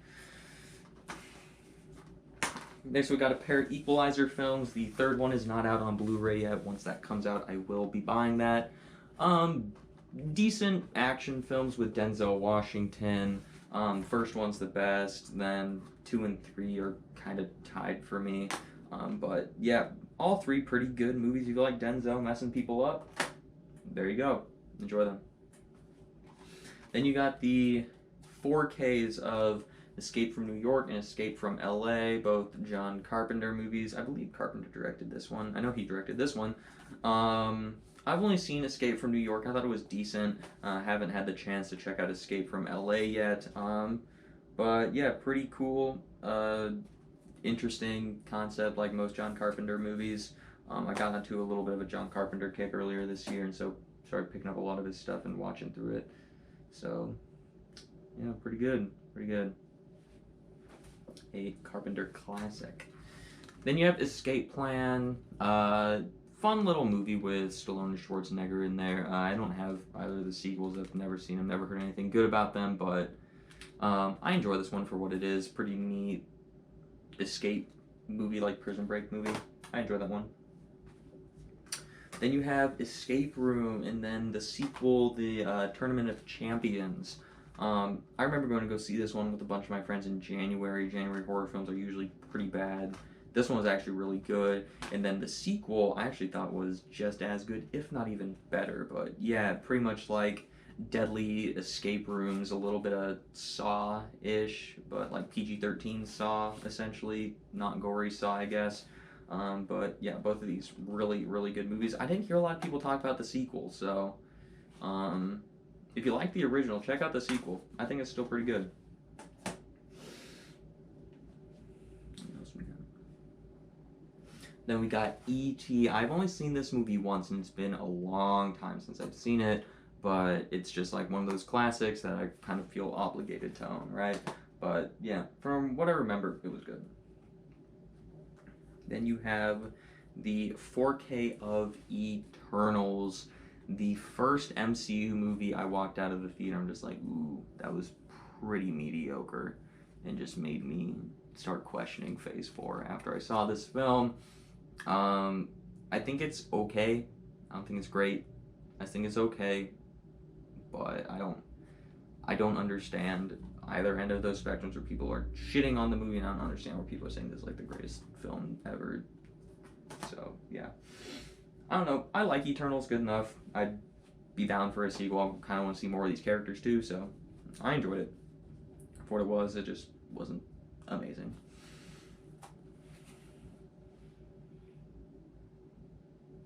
Then you got Event Horizon, the Scream Factory with this dope art cover. I've seen this movie 2 or 3 times before, kind of like a Hellraiser in space type deal. Probably the best Hellraiser movie. We'll get to that later, but yeah, I really enjoy this one. Got Lawrence Fishburne and Sam Neill in there about like this haunted spaceship. I really enjoy this one. For some reason, I remember that movie as like my mom telling me it was like the scariest movie she'd ever seen, and then I watched it and I'm like, what are you talking about? Oh, here we go, the big one. Everything, Everywhere, All at Once, 4K. Why is there not a steelbook for this? I love this movie so much. This was easily my favorite movie of last year. There's no movie that even comes close to this movie for 2022 being the best movie of the year. This was the obvious choice for Best Picture. This is one of the greatest movies ever made. I kid you not, I did my last year I did my top 20 favorite movies of all time when I turned 20. I didn't want to put this on that list yet because it'd only been out for a few months, and I didn't want to have recency bias. I've seen this movie about 4 times now. I feel very comfortable putting it on my top 20 favorite films of all time, and it might even be in my top 10. I adore this movie. I love this movie so much. If you haven't seen this movie, watch it. One of the greatest movies ever made. Love it. Love it, love it, love it. Make a steelbook, please. Someone. Then you have this thing. The Evil Bong stash box that opens up somehow. I don't remember how. Opens up on the bottom. Then you have how many? 1, 2, 3, 4, 5, 6, 7, 8, 9. 9 Evil Bong movies. Like, what is this? Evil Bong. Evil Bong 2, King Bong. Evil Bong 3, Wrath of Bong. Ginger Dead Man versus Evil Bong. Evil Bong 420. Evil Bong High Five. Evil Bong 666. Evil Bong 777. And Ouija's Halloween Night. I haven't watched any of these movies. I went to a horror convention down in Texas, the Texas Frightmare Weekend a few years ago. And what was I going to say? And the guy, this one's actually signed by, what's his name? Charles Brand, I believe. He was there from like a Blue Moon Pictures, I believe is the company that makes these movies. They had this and they're like, hey, if you sign up for our streaming service for like a year, it's like $20, you get this $120 stash box for free. I was like, okay, cool. Ah, my dog's barking. Why am I talking about Evil Bong? I'm gonna go ask him why he's barking. But that's Evil Bong. Haven't seen any of them. I don't really have the desire to watch them right now. But I bought it because it's cool. That is a pretty cool stash box. And now I have 8 Evil Bong movies. I'll be right back. Oh, God forbid another dog cross the street. You know? Okay. So Evil Bong. Awesome, right? I'll watch him eventually, but I don't know if I'll enjoy it. Then we got our collection of Evil Dead movies here. You have Evil Dead 1 and 2, then you have the Evil Dead 2 Steelbook, Army of Darkness, 4K of the 2013 Evil Dead, and then this year's Evil Dead Rise. I really enjoy this franchise. One of my favorite horror franchises. One of the most consistent horror franchises. I don't think there's a bad movie here. This one is my favorite. The 2013 one, hence why I have it on 4K. The rest of them all real good too. Yeah, love that franchise. Really unique, interesting, gory franchise. Next up, we got another franchise.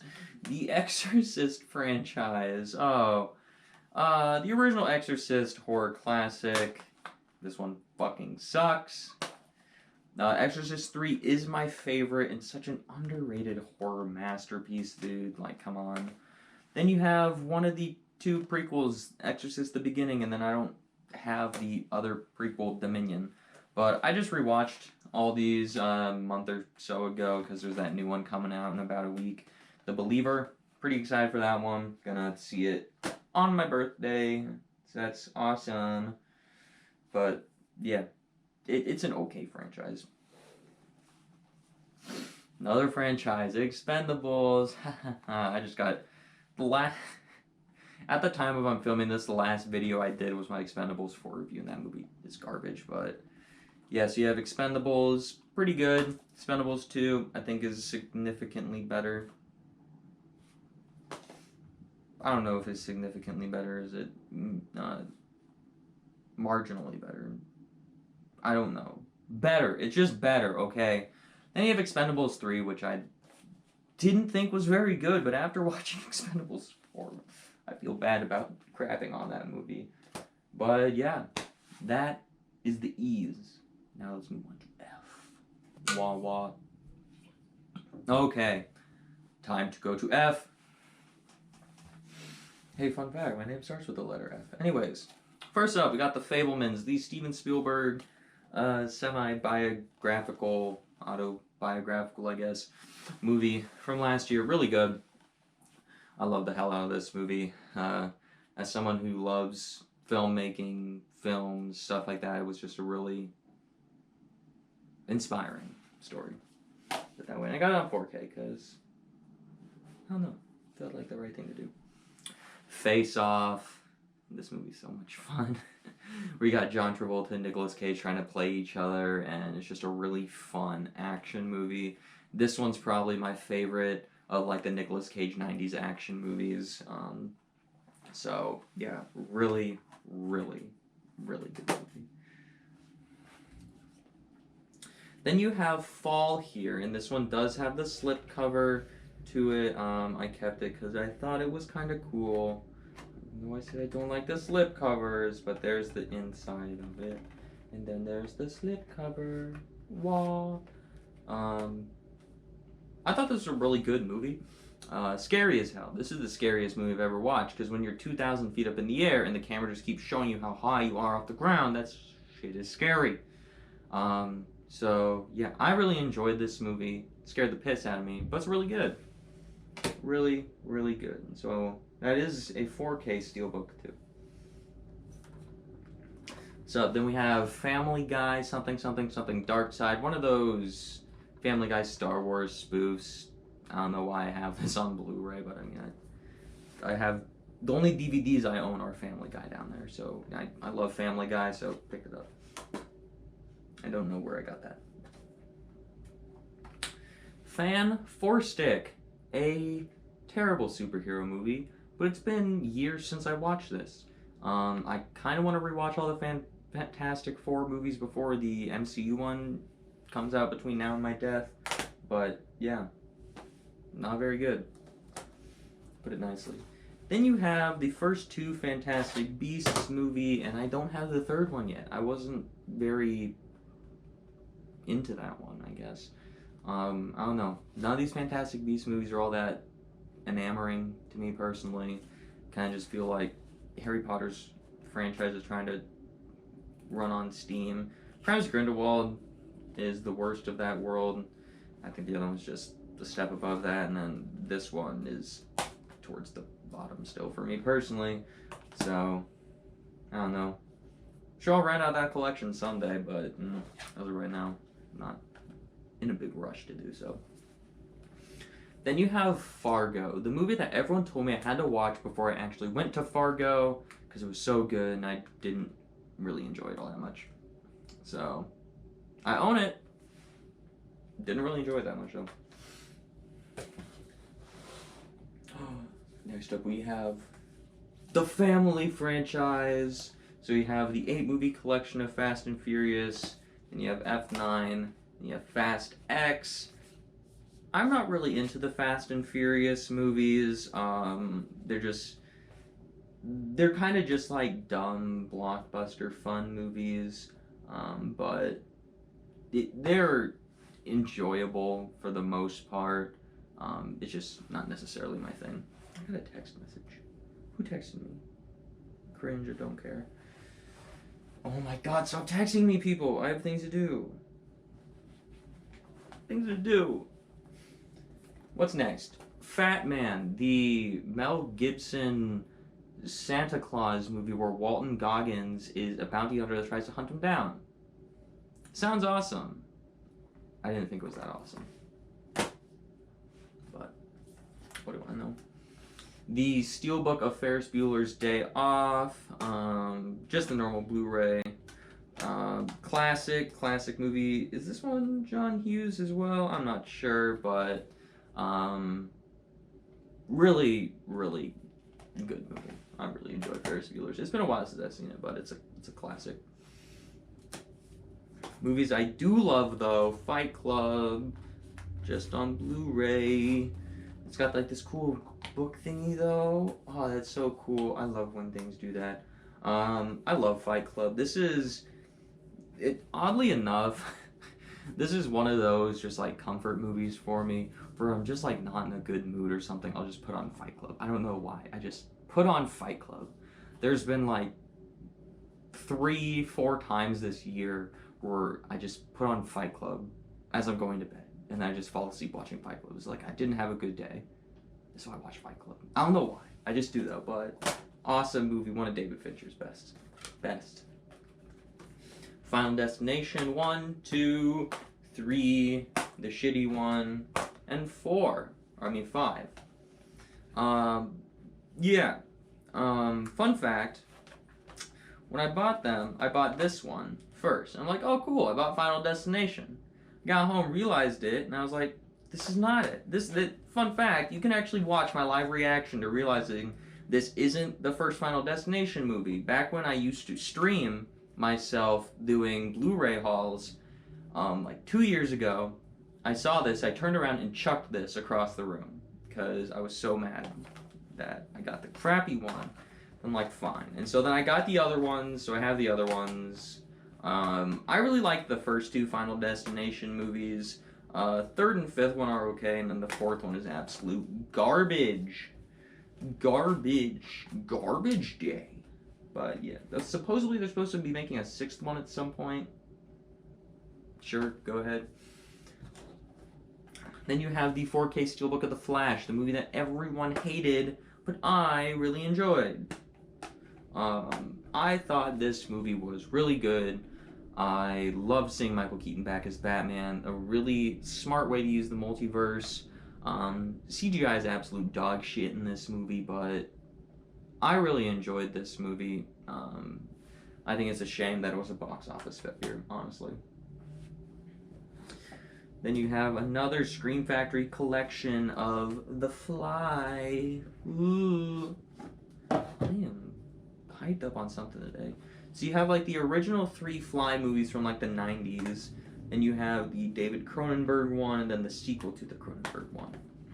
I've only ever seen the Cronenberg one, and that movie is gross as hell. Gross. Disgusting movie.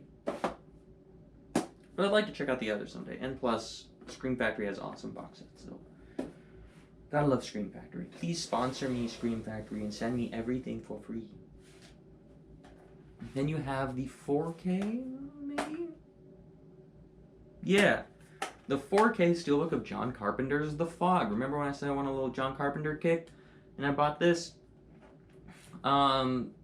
This movie is such an interesting concept, but I just don't know if it's utilized the best.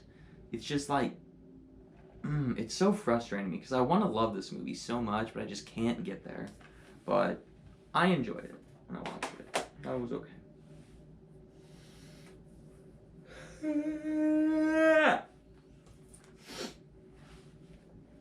The Blu-ray Ford v Ferrari. Really good James Mangold movie. Got Matt Damon. Love Matt Damon. So really interesting movie. Then you got the 4K of Forrest Gump. A little bit of an unpopular opinion of mine. I think this movie is quite overrated, honestly. I still give it like a 4 out of 5 on Letterboxd, but if I don't give it a 5 out of 5, I might as well be crucified for that. But Yeah, I did a live stream a while ago with one of my YouTube friends, Anthony from Anthony's Horror and More, talking about unpopular opinions, and this was one of them just because I feel like if you don't give it 5 out of 5, you're smoking crack or whatever. I really enjoy Forrest Gump. I just don't necessarily get where people are coming from saying it's like the greatest thing since sliced bread or whatever. Speaking of the greatest thing since sliced bread, actually Freaky is the greatest thing since sliced bread. I don't know. I really love Freaky. It's such a funny movie. Vince Vaughn's awesome in this movie. I'm a big fan of Catherine Newton as well and all the stuff that she keeps popping up in. I really like this director, Christopher Landon, who did the Happy Death Day movies and just was announced a little bit ago that he's taking over for Scream 7. So, yeah. I loved this movie when I saw it. One of my favorite movies the year it came out. I didn't know I owned this. The 4K of Free Guy. Did this come out last year or 2 years ago? I don't remember. But Free Guy. I really enjoyed this. Fun little video game movie where like the AI inside the video game becomes sentient and yeah, just really interesting. Really interesting, fun Ryan Reynolds movie. Ryan Reynolds is like shtick thing. He's kind of getting a little old for me, but hey, man's good at it. Okay. Then we got a plethora of Friday the 13th things to talk about. So, let's do this. Part 2 Steelbook. Part 3 3D, the actual 3D with the 3D glasses inside there. Part 3 Steelbook. Put this in the wrong way. Part 4 Steelbook. The 8 movie collection, which is parts 1 through 8. The remake. And then the documentary. I do have the part 1 Steelbook signed. We'll get to that at the very end. Then I also have the Scream Factory box set. I adore Friday the 13th. It is my favorite horror franchise. Jason Voorhees is the man. Love this franchise. Love it. So I pick up all the Steelbooks. I pick up everything that has to do with this franchise because I love it. Love it, love it, love it. Haven't seen that documentary though. That'd be the documentary I'm most interested in checking out of the ones I own. Then you have Fury. My friend told me he thought this movie was awesome because there were tanks in it. So I picked it up. Haven't watched it yet. But it does have a tank in it, so I can't confirm that part. And that is the Fs. Alright, time for the Gs. The 4K of Gladiator. I watched this once, didn't really care for it. And it's one of those movies where I'm pretty sure my opinion on it is wrong. So I will rewatch that eventually in my life. And maybe correct that. Who knows? 4K of Glass. This is my favorite M. Night Shyamalan movies, one of my favorite superhero movies, just one of my favorite movies of all time. I love this movie so much. A lot of people didn't really care for it all that much or had problems with it, but I loved it. Saw this movie 4 times in theaters. I thought it was awesome. It's also in January. Not a whole lot of good shit comes out in January anyway, so whatever. And you have Gemini Man, the Will Smith action movie where he's trying to hunt himself. Decent little throwaway action movie. Haven't seen it since theaters. Then you have The Gentleman. This is like, what do I want to say? How do I always describe it? Like the British Pulp Fiction, I think is how I kind of describe this movie. And that's not like trying to call it derivative. It's just like a very good. What was that noise? I don't know. Anyways, The Gentleman, really good movie. I enjoy this one. This is one of the better Guy Ritchie movies that I have seen. Then you have Get Out, Jordan Peele's first movie. I haven't loved any of Jordan Peele's movies. This is certainly his best one. But I don't know. I've just never loved any of his movies. A little bit too thematic, too elevated, I guess, towards the end of his movies for me personally, but really good. This is clearly his best one. Then we have the 4K of the original Ghostbusters, definitely an 80s classic, and then starting to pile here. And you have the Blu-ray, or is this one 4K? Just the just the Blu-ray Steelbook of Ghostbusters 2, which I actually don't know if I've ever seen. Then you have the 2016 female remake thing that wasn't all that great. Then you have the 4K of Ghostbusters Afterlife, which might be my favorite Ghostbusters movie. I love this movie. It was my second favorite movie that year to only behind No Time to Die. But I thought it was incredible, and I can't wait for the new one that's supposed to come out, I think, in March of next year. Uh-oh. The Godfather Blu-ray. This is the third time I've done this video. This is the third year in a row I must say I've never seen the Godfather movies. I've never seen the Godfather movies. For someone that loves movies and watches a lot of movies, how do you not watch the Godfather? I don't know. Then we got some Godzilla movies. So we have the Godzilla 2014 movie, 3D Blu-ray actually. That's pretty dope. I really enjoy this movie. I have a lot of nostalgia for that one. Then you have the Godzilla. Then you got like the 3-pack of the other ones: the Kong Skull Island, King of Monsters, and Godzilla vs. Kong. All three of them are pretty good, entertaining monster movies. This whole like monster universe thing, that I got going on, just fun. It's just fun to see all these giant creatures beat the shit out of each other.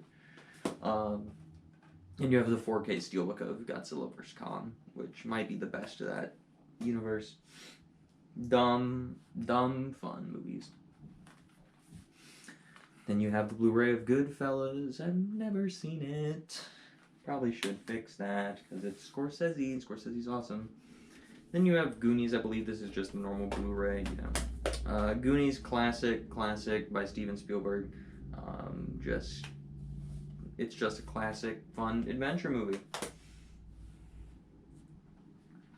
Then you have Goosebumps. This is so much fun. This is like a really good introductory horror film to someone, I would say, because it's PG, but it still has like the horror elements and stuff, and it's fun, but it's got creepy stuff in there. I remember enjoying this. I remember seeing this in theaters and really enjoying it, and I've seen it a few times afterwards, so yeah. If you're not really into horror movies, check out Goosebumps. Kind of start introducing yourself. Ooh, Wes Anderson again. We got Grand Budapest Hotel. I was really looking forward to watching this movie. I was quite disappointed by it because this was the first Wes Anderson movie I ever watched, and then I kind of like realized what his style was like and stuff. I was like, oh, this isn't necessarily for me. But I respect it, so it's alright. Then you have Gran Torino, really good Clint Eastwood movie. I've only ever seen it once. I don't really know if I have the desire to watch it again. It's kind of one of those watch once type movies, but it was fantastic. Clint Eastwood is an awesome person. Then you have the Blu-ray of Gravity. This movie was the movie that broke my DVD player. Blu-ray player. I hate DVDs. But yeah, I used to have a Blu-ray player, and then it broke when I tried watching this movie, so then I had to go get a new Blu-ray player, and then it worked. And then that one never worked again, so yep, this one broke my Blu-ray player. As for the movie itself, though, it's a decent movie. I enjoyed it enough. Maybe I had not a great experience with it, because it cost me, like, so much money to watch it, but whatever. Then you have the 4K of Grease. I had no interest in ever watching Grease, and then I watched it one night at a drive-in, and I really enjoyed it. Enough to pick it up on 4K Steelbook. I'm pretty sure Walmart has a Steelbook for Grease 2, which I've heard is terrible, but part of me wants to buy it just because. Then you have the 4K of The Great Wall with Matt Damon, and you also have Pedro Pascal before he was like this huge name. You also have Willem Dafoe in there. I really enjoy this movie. It's just like a fun action movie with Matt Damon. So, I enjoy that one. Where do I want to put it? I guess I want to. It's our new pile. Green Book, never seen it, but I like Viggo Mortensen and Mahershala Ali. Oh, I can never say his name correctly. But yeah. I really enjoyed both of them. Won some Academy Awards. I think maybe it didn't win, but it's definitely nominated. So I'm gonna check it out eventually. Then you have The Green Knight, came out a few years ago. It's a movie I respect more than I enjoy. Not really what I was expecting from what the trailers was. Kind of expected to be like a Lord of the Rings-ish type thing. It wasn't really that, more thematic and stuff. I think it's A24. Then you have the 4K of The Green Mile. I've never seen this movie, but I've heard it's really good. I think it's based off a Stephen King thing. It's got Tom Hanks in there, so I'm sure it's good. Then you have the Blu-ray Steelbook of Gremlins with the 3 rules on the back. Then you have the Blu-ray of Gremlins 2. This one is good. This one is not. So, yeah, I don't really have a desire to ever watch Gremlins 2 again, but Gremlins 1 is fantastic. Then you got Guardians 1, 2, and 3, which is on 4K. This is my favorite one, but Guardians 3 is almost just as good. Guardians 2 is one of my least favorite of the MCU, but yeah, I just love the characters of the Guardians, so yeah. And I don't have these ones on 4K. I haven't been able to find them yet, but I have this one on 4K because I didn't really like the steelbook design for it, but yeah. And that is the G's. Alright, now let's move on to the H's, which up until this point might be the most. Except B. I don't know why there's so many B movies, god damn it. I have 20 minutes, I have to go run more errands, but let's see if I can do all the H's in 20 minutes. Hacksaw Ridge, really good war movie. Mel Gibson, fantastic director. Andrew Garfield, this is one of his best performances. He also got like Vince Vaughn in there and stuff, so yeah, really good war movie. Oh boy. The fuck was that? Okay, time to move over to our boy Michael. Got Halloween, John Carpenter's original steelbook. This is just the Blu-ray, but I do also own it on 4K. This is the Scream Factory release. Horror classic right there. Actually just got done watching all the Halloween movies. Rewatching them. Yeah, the original horror classic. You got the Scream Factory Halloween 2 steelbook with like the Burning Michael there. I enjoy that one. I've grown to like it more over time. Halloween 3, a movie I hated the first time I watched it, and now it's in my top 3 of the franchise. I think it's incredible. Really unique. Should not be in the Halloween franchise. Halloween 4, the best of the Thorn trilogy. I really like this one. I think it's got a great Michael. It's just got a great story. Got good atmosphere. Really good. Halloween 5. This and Halloween 6 are tied for my least favorite of the franchise. I think the mask in this one looks dumb as fuck. I think Michael's awful in that one. Then you have this really weird 3-pack. Like, I don't know why Curse of Michael Myers isn't here, because it's not in the same timeline as these other two. Curse of Michael Myers, I don't really care for. The only thing I really like about that movie is George P. Wilbur's Michael. Halloween H2O is okay. I just prefer the Halloween 2018 version of that story. And Halloween Resurrection is a terrible movie. But I have fun watching it, so I don't know. It's just so bad that I'm entertained by it. Then you have the theatrical cuts of both the Rob Zombie Halloween movies. I really enjoy Rob Zombie's first Halloween, his remake. I really enjoy that one. And then over time, I've slowly started to like Rob Zombie's Halloween 2 more and more. I don't think it's a great movie. I just kind of think it's okay. I understand why people hate it. For a long time, I understood why people hate it because I was kind of on that train. But I've never thought that movie's as bad as people made it out to be. So, yeah. Over time, I've started to like Rob Zombie's Halloween 2 more. And then I have the director's cut of Rob Zombie's Halloween. I want to get the producer's cut of Halloween 6, but it's pretty hard to find.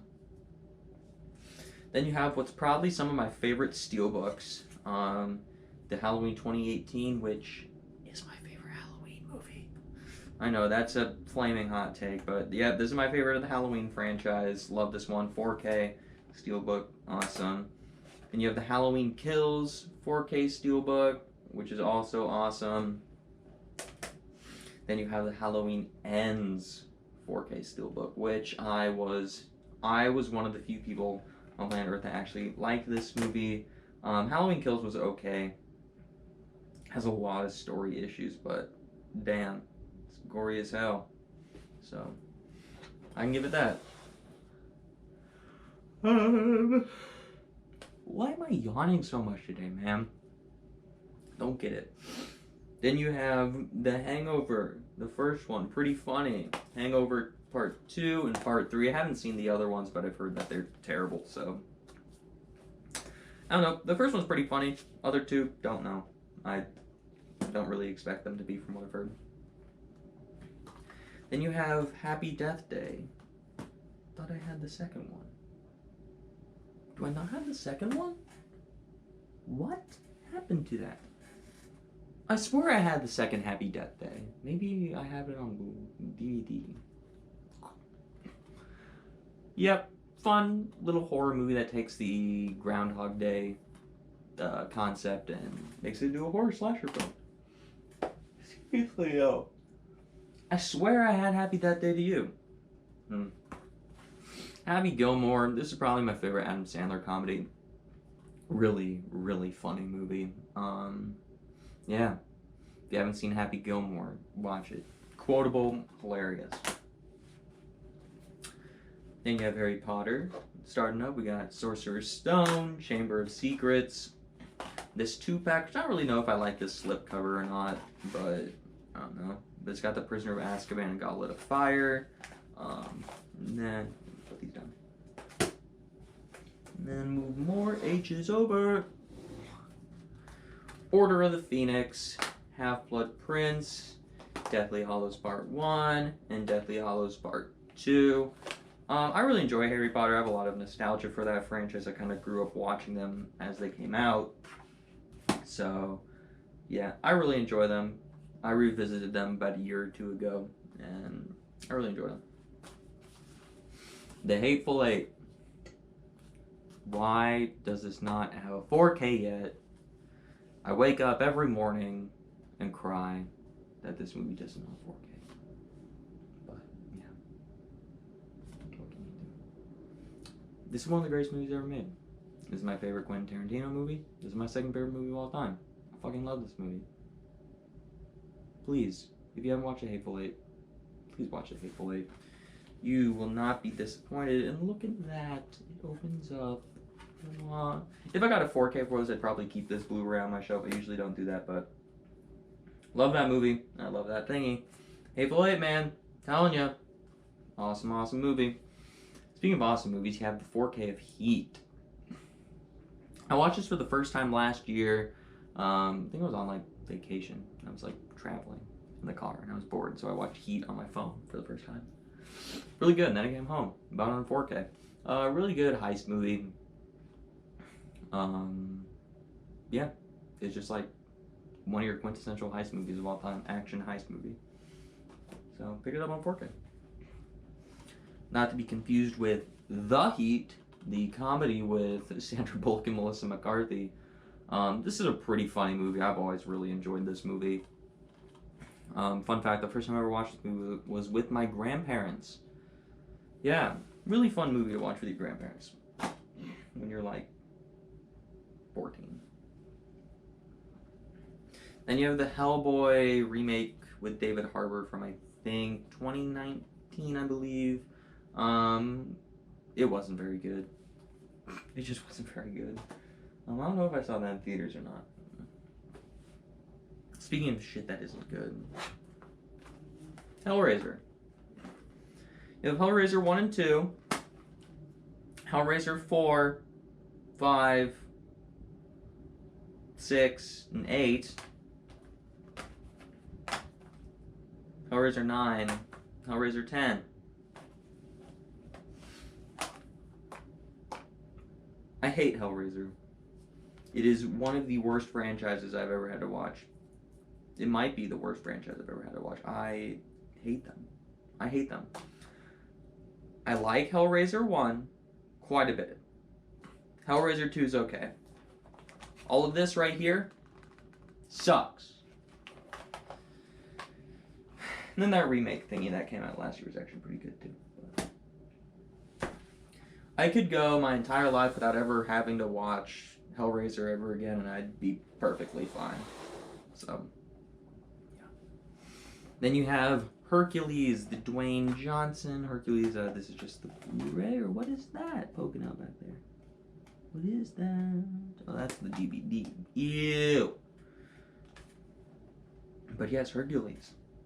Dwayne Johnson. Pretty cool guy. And you have Hereditary. This is my favorite Ari Aster film. I love this movie. Really, really cool cult demon possession type thing. So, love it. Genuinely creepy.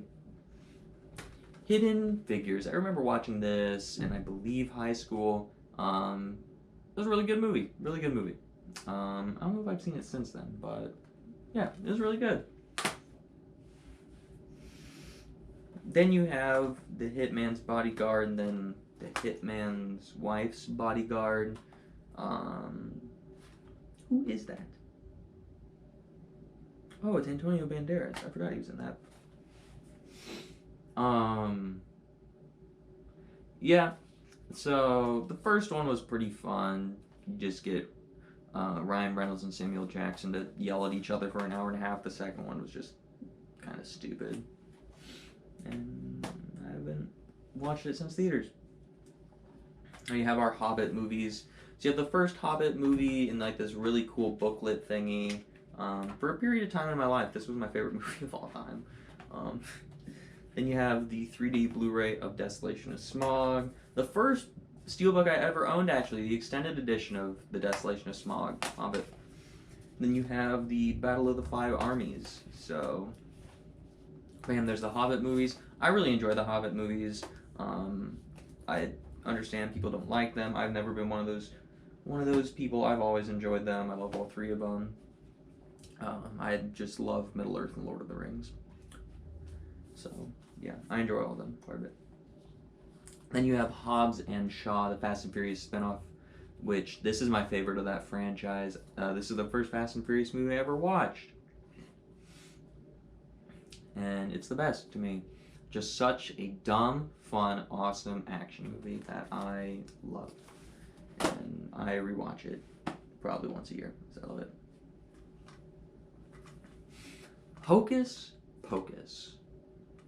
If you would have told me that I would have genuinely liked this movie, I would have told you you're smoking crack.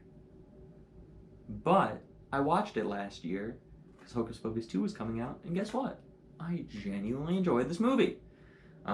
So yeah, Hocus Pocus. Shocked that I liked it. Then you have Home Alone 1 and 2. The only two Home Alone movies that are worth owning. Maybe Home Alone 3. Home Alone 3 is okay, but 4, 5, and 6 are absolute dog crap. But yeah, Home Alone 1 and 2, Christmas classics. Two of the best Christmas movies ever made. I need to stop yawning. Oh my god. He's barking again. Okay. Horrible Bosses 1, Horrible Bosses 2. Horrible Bosses is my favorite comedy of all time, and Horrible Bosses 2 is amazing as well. I love both these movies. Both of them are hilarious. I wish they'd make a Horrible Bosses 3, but it feels like it's been way too long. It's been like almost a decade since this one came out. So, it's probably past time, but I would have loved to see a third one.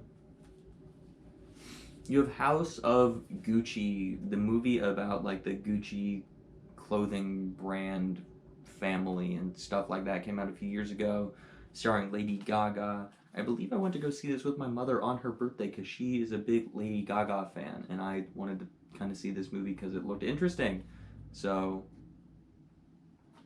yeah, I really enjoyed this movie. Really interesting story, and yeah, pick it up because I want to rewatch it at some point.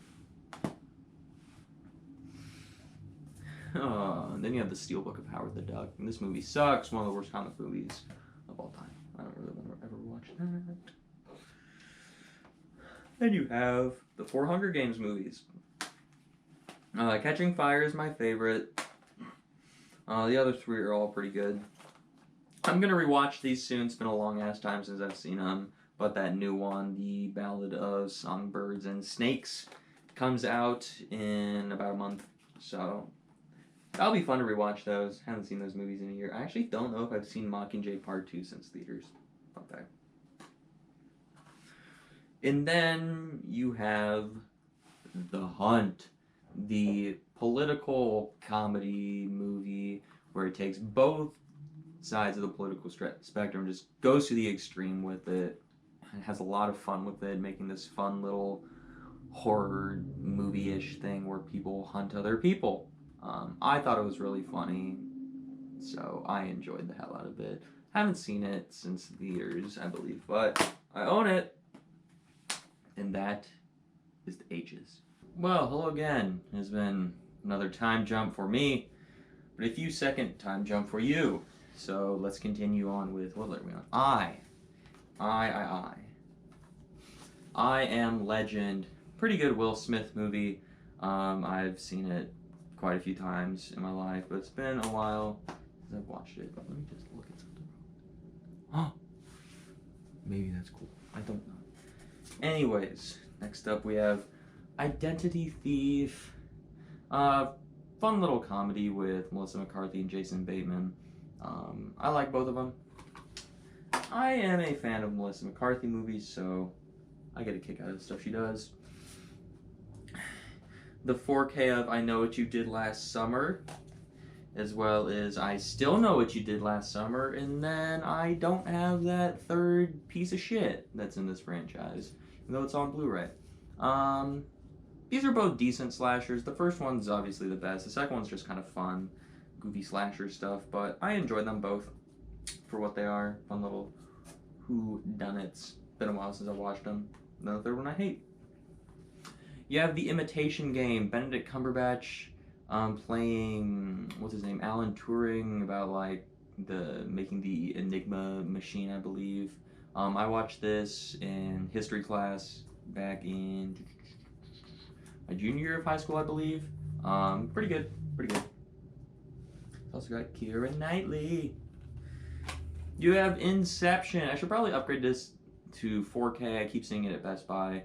One of Nolan's best movies. This one took me a while to warm up to and get onto the hype train of saying this is an amazing movie, but yeah, this is an incredible film. Yeah, nothing else really to say about it.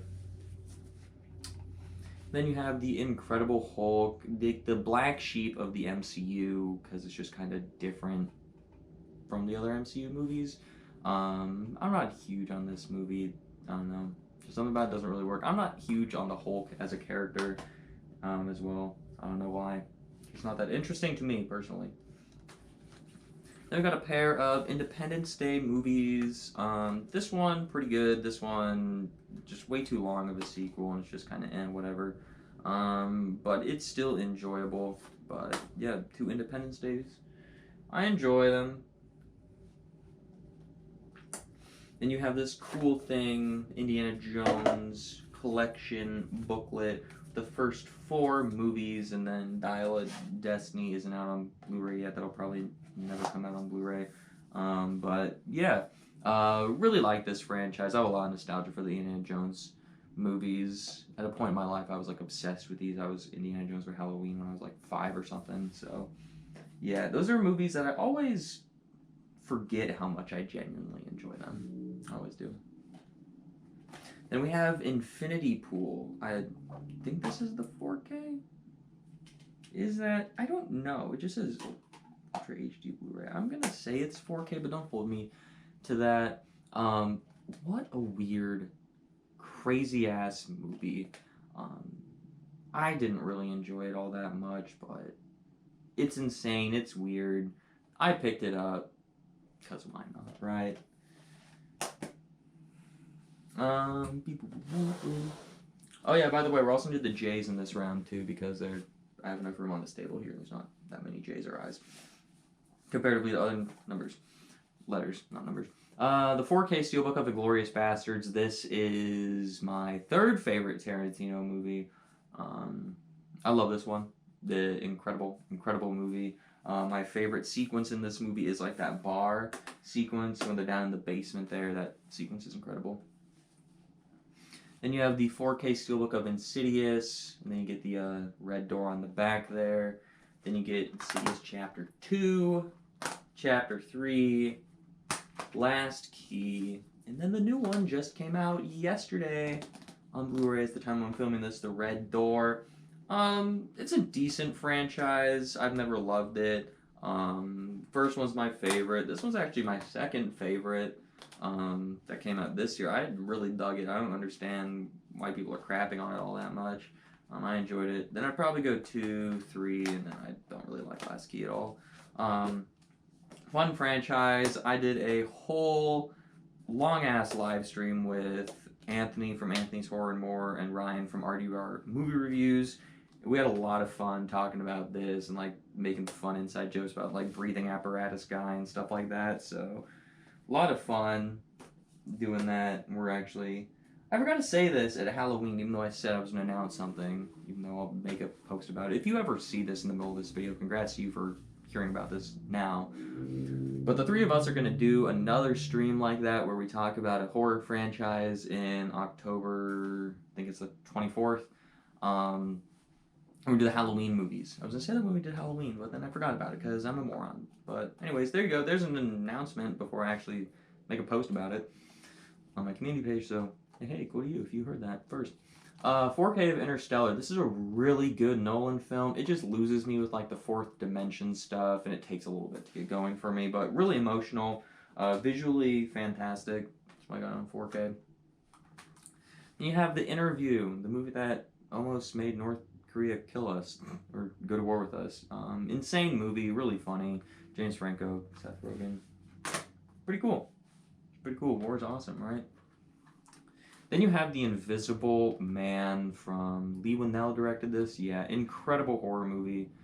Great modern re-adaptation of the classic like Universal Monsters ones from like almost 100 years ago now.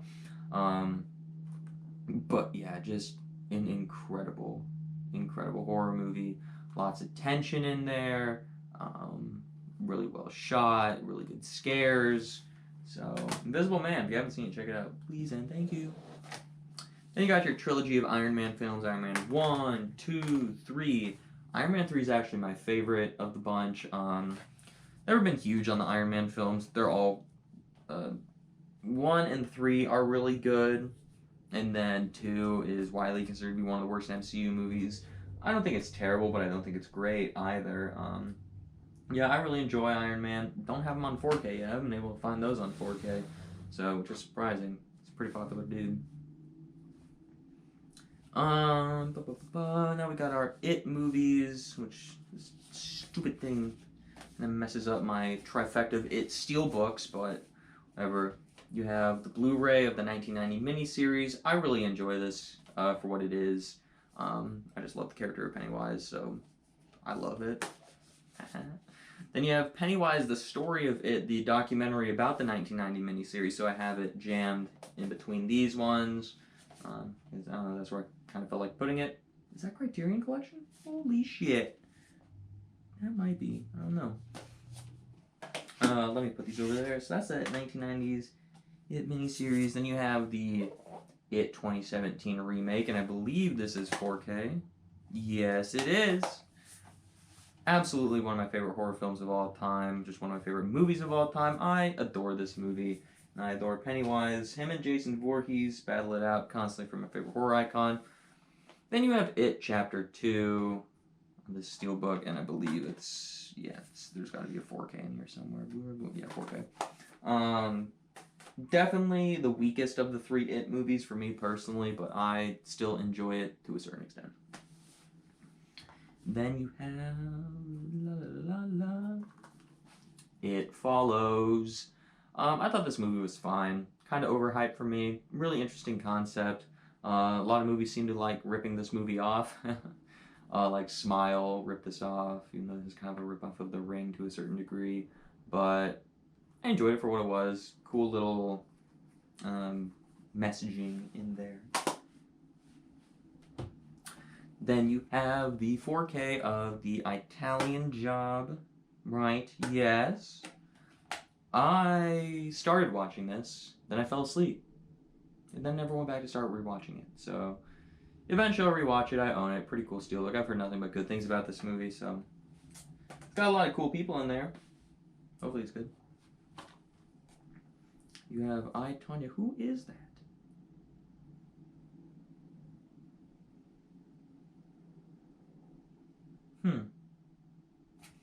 Anyways, I, Tonya, the figure skating movie starring Margot Robbie. I only saw this once, but I really enjoyed it when I saw it, so I picked it up.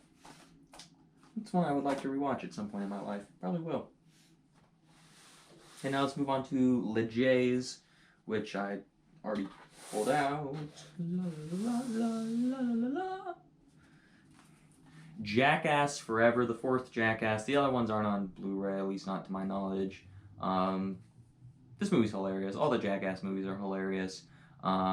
It's hard to, like, review a Jackass movie, I guess, because, like, was it funny? Yeah.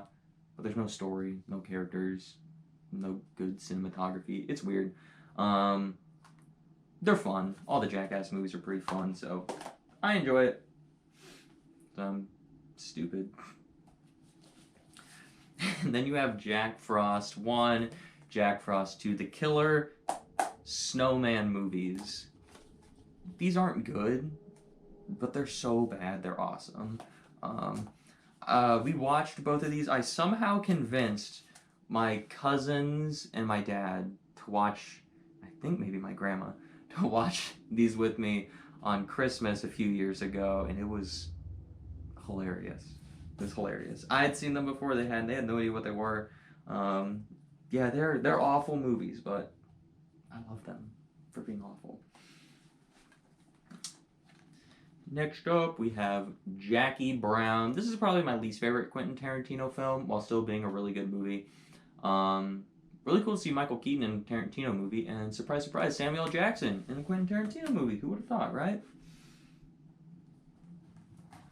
Then you have Jack Reacher, and then Jack Reacher Never Go Back, the sequel. I believe I've seen the first one. Don't know if I've seen the second one, but I don't remember anything about them, so they're ones that I need to either watch for the first time or rewatch. But Tom Cruise is at the top of the world right now, so it might be time while on a Tom Cruise high, baby.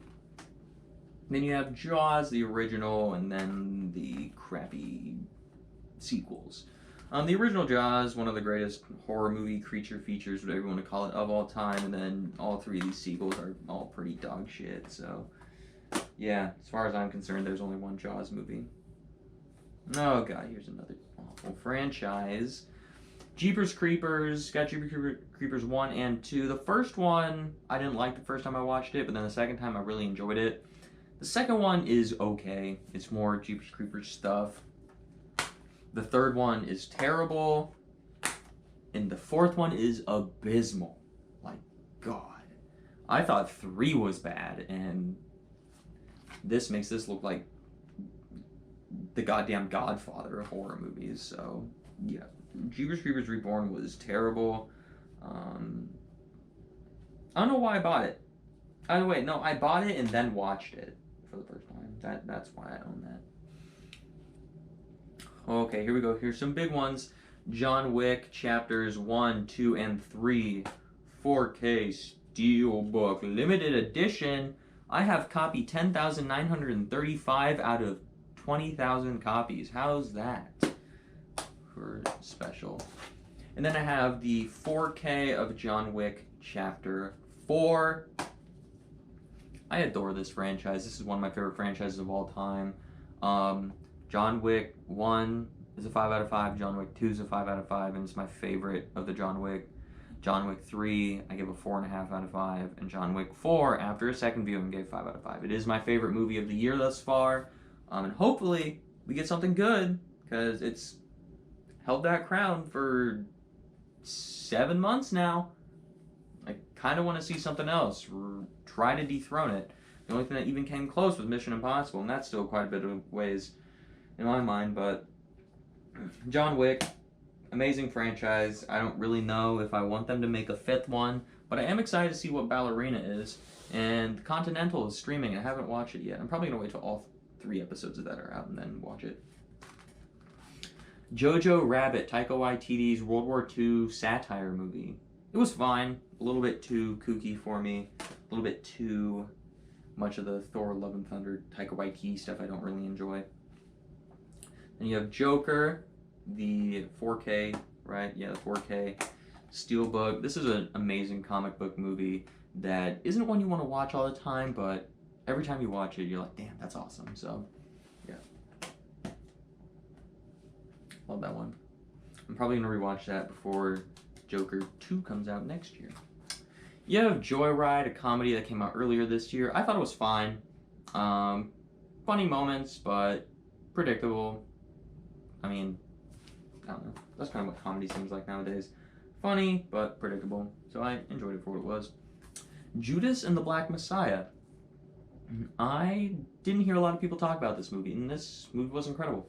I thought this movie was awesome, and I think more people should watch this one and talk about it. Amazing true story, really emotional movie, really good performances from Daniel Kaluuya, hope I said his name right, and then Lakeith Stanfield. I love both those guys, but really good movie. I saw it once in theaters.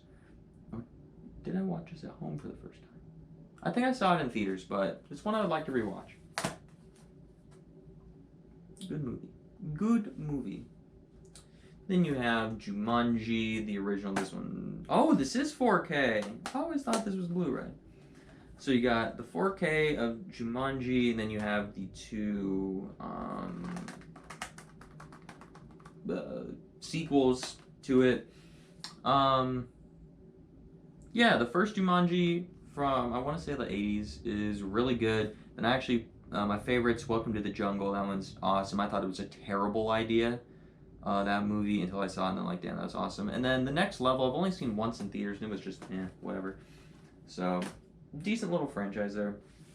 I'd like to see a 4th one. Jungle Cruise, I believe this came out last year. Generic adventure movie with Dwayne Johnson and Emily Blunt. That's essentially what that film is. Or was that 2 years ago? I don't remember. I'll say last year because it sounds cooler. Then you have the Jurassic World 5 movie collections. This is all up until Fallen Kingdom. Then you have the 4K of Dominion. Oddly enough, Dominion might be my least favorite. I didn't like it when I saw it, and then the more I sat on it, the more and more I disliked that movie. Obviously, the first Jurassic Park's a classic. Then Jurassic World is also really damn good. Then Fallen Kingdom I also think is really damn good. That's a little bit of an unpopular take, I do.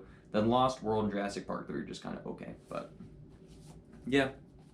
Own all of them. I would like to upgrade these ones to 4K, or at least upgrade Jurassic World and Jurassic Park to 4K, but we'll see. We'll see, maybe eventually. And there's the J's. Alright, now let's move on to the K's. La la la la la la. Let me just shuffle over here. Coolio. Kick-Ass 1, Kick-Ass 2.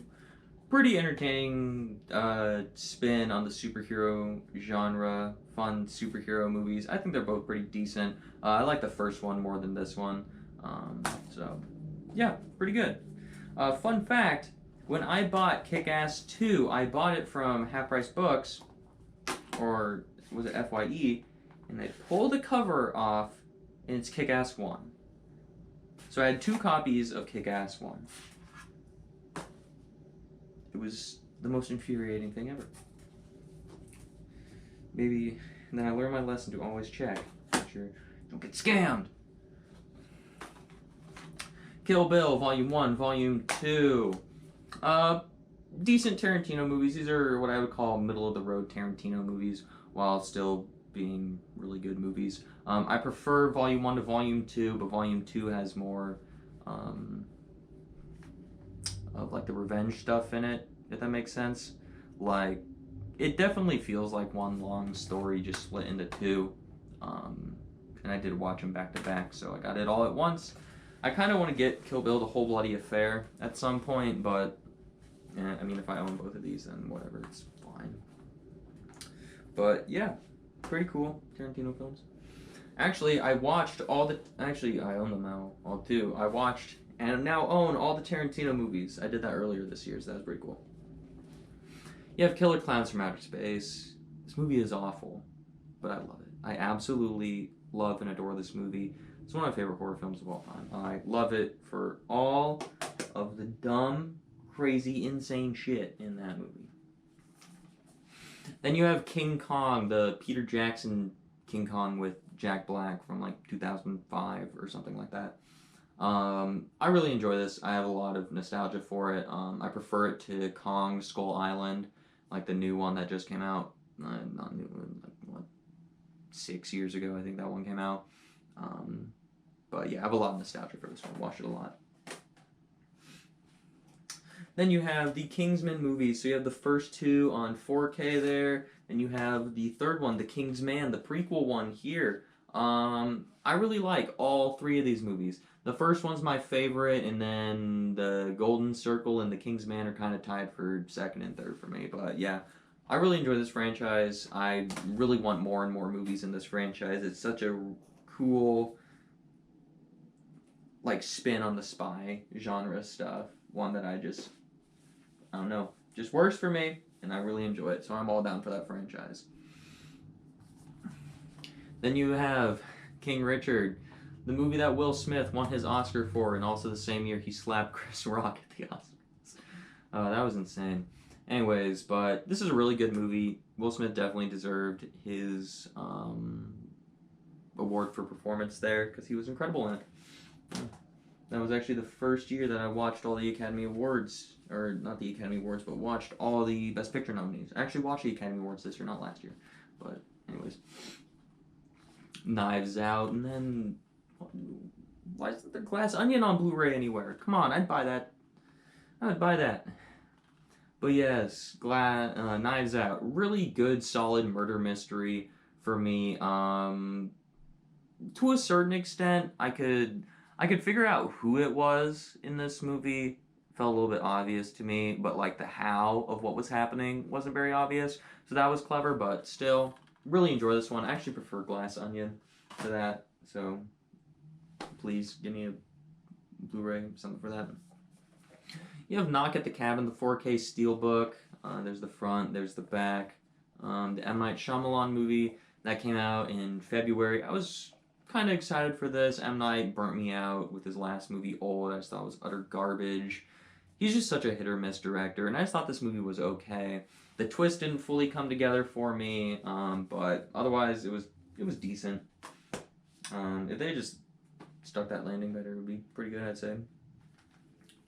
Knowing, Nicolas Cage movie about like the end of the world or whatever. I remember watching this a really long time ago. Don't remember much about it, but I know I've seen it. And that came in a 2-pack where you could buy this and Moonfall, which we'll get to in a little bit because we're almost to M. You could buy both of them together for like the same price as just Moonfall. Like, sure, why not? And you have Krampus, one of my favorite horror movies, just a great Christmas slasher. One of the first horror movies I ever watched, pretty important to me. One of the first horror movies I actually saw in theaters. So I've always really enjoyed this movie. Really fun, semi-goofy time. But yeah, I really enjoy Krampus. Pretty good. Okay, now on to L. Last Night in Soho. I really enjoyed this the first time that I watched this movie in theaters. I watched it again at home, and it wasn't quite as good, but I still really enjoy that one. Anya Taylor-Joy's in it, so of course it's awesome. She's beautiful. Then you have The Last Stand with Arnold Schwarzenegger. This one's decent. This is like what I want direct-to-streaming movies to be like, is this. You know, where it's just really good. It's not trash or half-assed, but it's not amazing, right? Like, this is what that sort of stuff should be. So I really enjoyed this one. I want more stuff on streaming to model what this movie is. I don't even think that movies came from streaming, so whatever. Yeah. You have the Lethal Weapon 4 movie collection. I haven't watched any of these, so Fortunately, I cannot comment on them, but quintessential, I believe, 80s action film franchise. So supposedly they're going to make a 5th one. Who knows? Who knows? You have the Lego Movie, then on the 2nd one. I didn't really care for that one all that much. I was the perfect age when this came out. I was like obsessed with Legos for years of my life. And so when this came out, I was like, OMG, yes, Lego Movie. It's pretty funny. Pretty good. Then you have this terrible franchise, The Leprechaun, 7 films, and then The Leprechaun Returns. Awful, awful franchise. The only one that's semi-good is the first one. And Leprechaun in the Hood, unironically, is actually pretty good. Everything else is bad. I did not enjoy this franchise when I watched it. That and Hellraiser. Leprechaun and Hellraiser are probably the 2 worst franchises I've watched horror-wise. Maybe. We'll get to some more that I didn't like. And then you have Liar Liar, really funny Jim Carrey movie. It's been a long time since I've seen this, but I remember laughing my ass off when I watched that. Little Shop of Horrors. I don't really like musicals all that much, but this one's awesome. It's like a horror musical. So, yeah, this one, amazing. I actually got to see this in theaters quite a few years ago where they showed the alternate ending to this movie to where Audrey 2 eats Rick Moranis and then takes over the world by like multiplying Audreys, and you see like the destruction of the world and stuff. It's insane. It was cool. Then you have this movie, which I don't know where to put. You have Live, Die, Repeat, Edge of Tomorrow, whatever. I have it under L because it says Live, Die, Repeat in pretty huge letters on the front, so I don't know. This is a really good movie that looked terrible from the trailers. But yeah, amazing movie. If you haven't seen it because you thought it looked bad, check it out. It's actually pretty good and worth your time. Then you have Logan. This is one of the best comic book movies of all time. This might be my favorite of the X-Men universe. It's between this and Days of Future Past, but this movie is awesome. Perfect send-off for Hugh Jackman's Wolverine. Just incredible. An incredible movie. I want that on 4K at some point. I don't even know if it exists on 4K, but hopefully. Guys, listen to me. Lone Ranger. So many people hate this movie. I'm here to tell you this movie is incredible, and I love it. This is one of my favorite westerns. Listen to me. If you haven't watched this because you thought it would be bad, watch it because it's awesome, okay? Please, please watch this movie. It is so good. I love it. I love the Lone Ranger. Like, I legitimately watch it, and I don't understand why people hate that movie. Then you have Looper. This movie where Bruce Willis is older, what's-his-face, Joseph Gordon-Levitt, and there's, like, time travel involved and assassins and stuff. Bruce Willis gets sent back, and Joseph Gordon-Levitt has to try and kill himself, but he's older, if that makes sense. Interesting. Didn't quite fully work for me, though. Got a little bit too weird with, like, that kid. You know what I'm talking about. Then you got some Lord of the Rings. You got the Fellowship of the Ring, the just Blu-ray Steelbook, right? Yeah.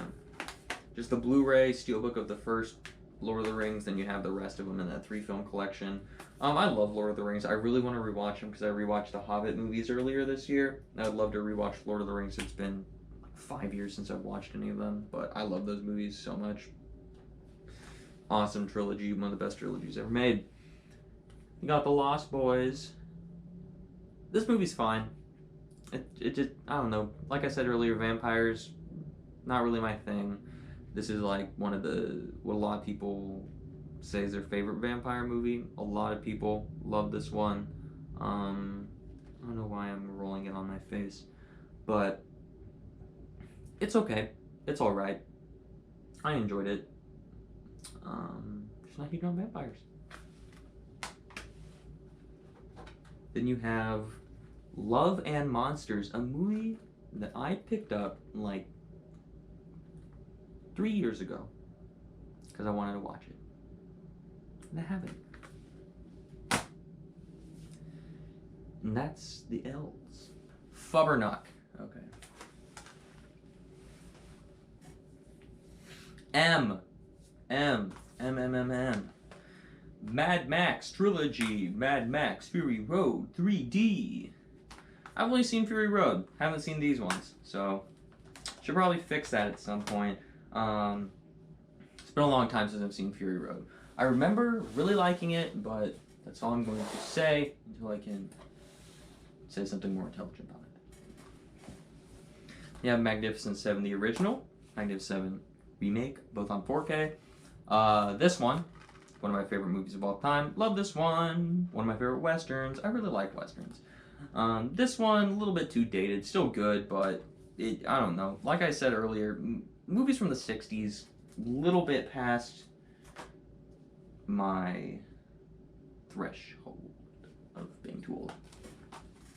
Malignant. This came to 4K, and I could never find it. But yes, I love this movie. One of my favorites. Probably my favorite James Wan movie. This and The Conjuring. My two favorite James Wan movies, probably. I love this movie. Absolute surprise. I missed this in theaters.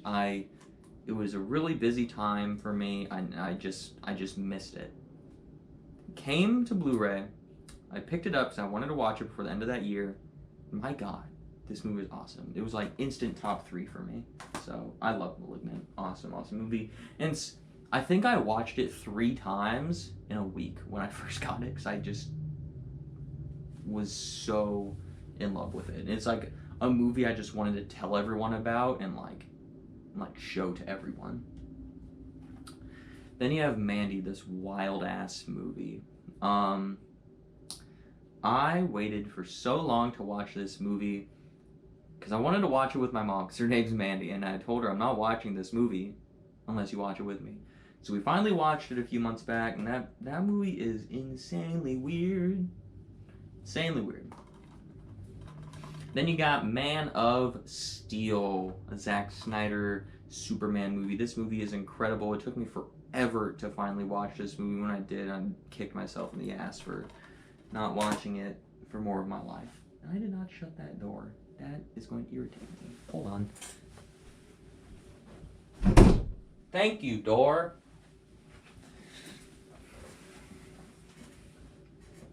Oh ho.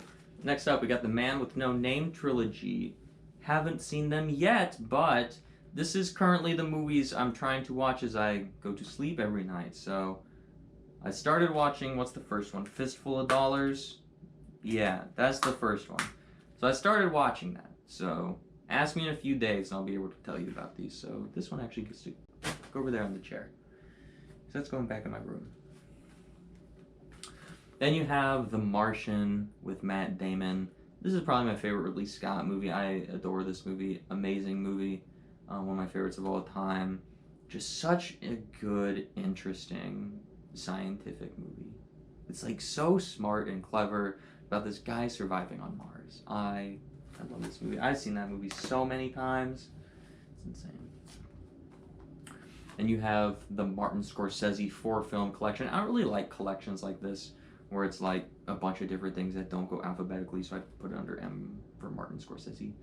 But anyways, you got Taxi Driver, Cape Fear, Casino, and Shutter Island. I've seen all 4 of these. Cape Fear is my favorite. Then probably go Shutter Island, then Taxi Driver, then Casino. Taxi Driver and Casino I just liked. Shutter Island I also just kind of like, and then Cape Fear I really enjoy. Yeah, that's that. Scorsese, awesome guy. Uh-oh, this one's gonna get me shot. So you have the 3 original Matrix movies, and you have the Matrix Resurrections. I just kind of like the first Matrix, and then all of the sequels are pretty bad. I don't know. I'm just not that big of a fan of the Matrix. Just doesn't, I don't know. It just doesn't hit me the way it hits everyone else. It doesn't tickle me the way it tickles everyone else. So yeah, kind of move past that quick before I destroy the Matrix. You got Mayhem. Pretty interesting movie about like these people in an office building that go crazy. Kind of like Belko Experimentish, but they're like high and on drugs in that one. Then you have the Maze Runner movies. Pretty good. pretty good. I remember when all these came out. I read the books, too. That was pretty interesting. I would like them to make movies on like the 2 prequel books in this franchise. Like, just continue it. Like, you got 2 more books there. You got 2 more books worth of material. Might as well. But yeah, pretty good. Pretty good. Now we can move on to something that's not MA. Move on to other letters. Megan, the Killer Doll movie from earlier this year. This might have been the first movie I watched this year, new release-wise. That's cool. But it's got the unrated edition in here. Woo. I haven't checked it out. I've only watched it the once in theaters. I enjoyed it. Thought it was pretty good. Kind of chuggy rip-off stuff. Then you have the Men in Black trilogy, and I don't have the 4th one, International, I think it was called, with Chris Hemsworth. Didn't really care for that one all that much, but I should probably finish the collection someday. But anyways, Men in Black trilogy. I really enjoyed the first one, and the 3rd one too is kind of meh, but Men in Black, Men in Black. Microwave Massacre. Why do I own this? I don't know. I can actually tell you why I own it, but it's kind of a rhetorical question. I went to that horror movie convention I mentioned earlier when I was talking about the Evil Bong piece of shit thing there. And there was this vendor. I think it was Arrow Release, because this is Arrow. Yeah, Arrow. Arrow was there. They just had a whole table of these types of Blu-rays, just random, low-budget movies you've never heard of on Blu-ray. And I was like, I have to buy one. I just have to get one just to say I did. And I landed on Microwave Massacre. I watched it. I hated it. It was absolutely terrible. Cool story, but then you have Midsommar, another Ari Aster film. I'm not a big fan of this one, or at least from my previous rewatches of it, but I really want to rewatch this one after Beau is Afraid, and after I've gotten into movies more to see if it's changed at all, but nah, not really my thingy. They have the Mission Impossible movies. I hate when I like hold the movie up and like it's slip. I'm holding the slip and then it just falls out. I'm doing this, but whatever. This is the everything from up till Fallout, and then obviously Dead Reckoning Part 1 will come out eventually on whatever. I think it just ended its theatrical run the other day, but really good franchise, really solid, consistent franchise. Fallout is my favorite out of here, but Dead Reckoning overtook that. I really enjoy all these movies. Not ones I rewatch all the time, but really good, solid action franchise. Then you have Stephen King's The Mist. Yeah, I spent the longest time not watching this because my mom told me she hated this movie, and that was like her least favorite movie of all time. And then I watched it, and I was like, I understand why you hate the ending, Mom, but it's still a decent movie. So I have that. I enjoyed it. Pretty cool.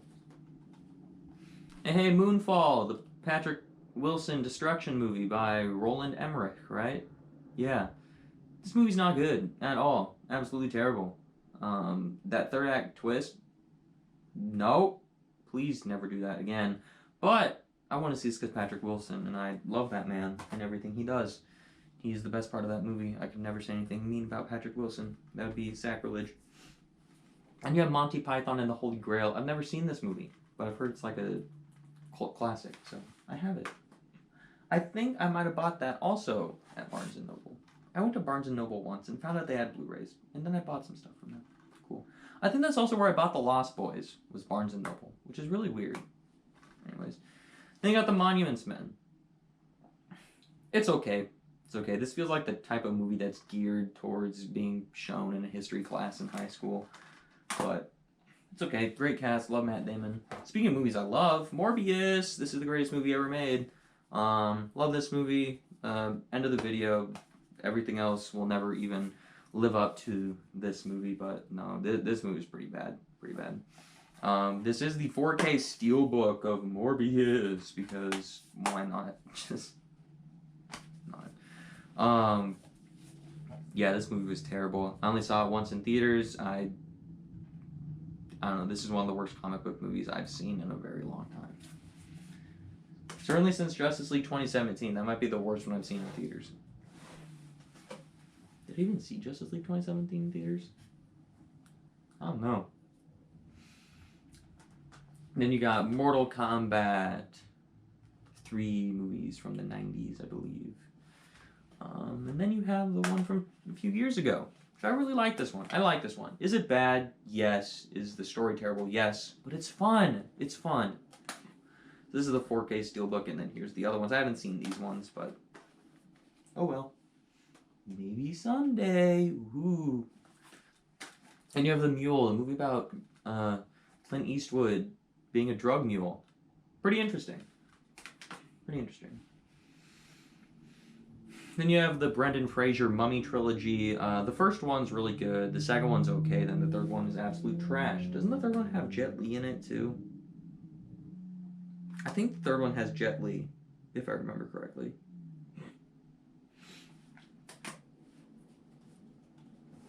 Speaking of absolute trash, The Munsters. Rob Zombie's The Munsters. Bad, just bad, absolutely bad. Rob Zombie does not fit PG-13 monsters. Like, that did terrible. Cringy, bad. You have Murder on the Orient Express, which I really dug. And then you have Death on the Nile, I did not enjoy. And then Haunting in Venice, I just reviewed like a week or two ago. And I really enjoyed that movie. Did I? I didn't review that. No, I didn't. I was going to, but then I got busy. I really enjoyed Haunting in Venice, okay? I did. So I can't wait for that one to come out on Blu-ray so I can pick it up and complete this little trilogy thingy. And I hope they make more of these. These are really fun. These and Knives Out, I want to see both continue. Because they're fun. And then you have My Bloody Valentine and My Bloody Valentine 3D. These are both okay. Both okay. Doesn't this one have Tom Atkins in it? I met Tom Atkins. Yeah, I met Tom Atkins one time. I'm gonna die now. Let me drink before I die.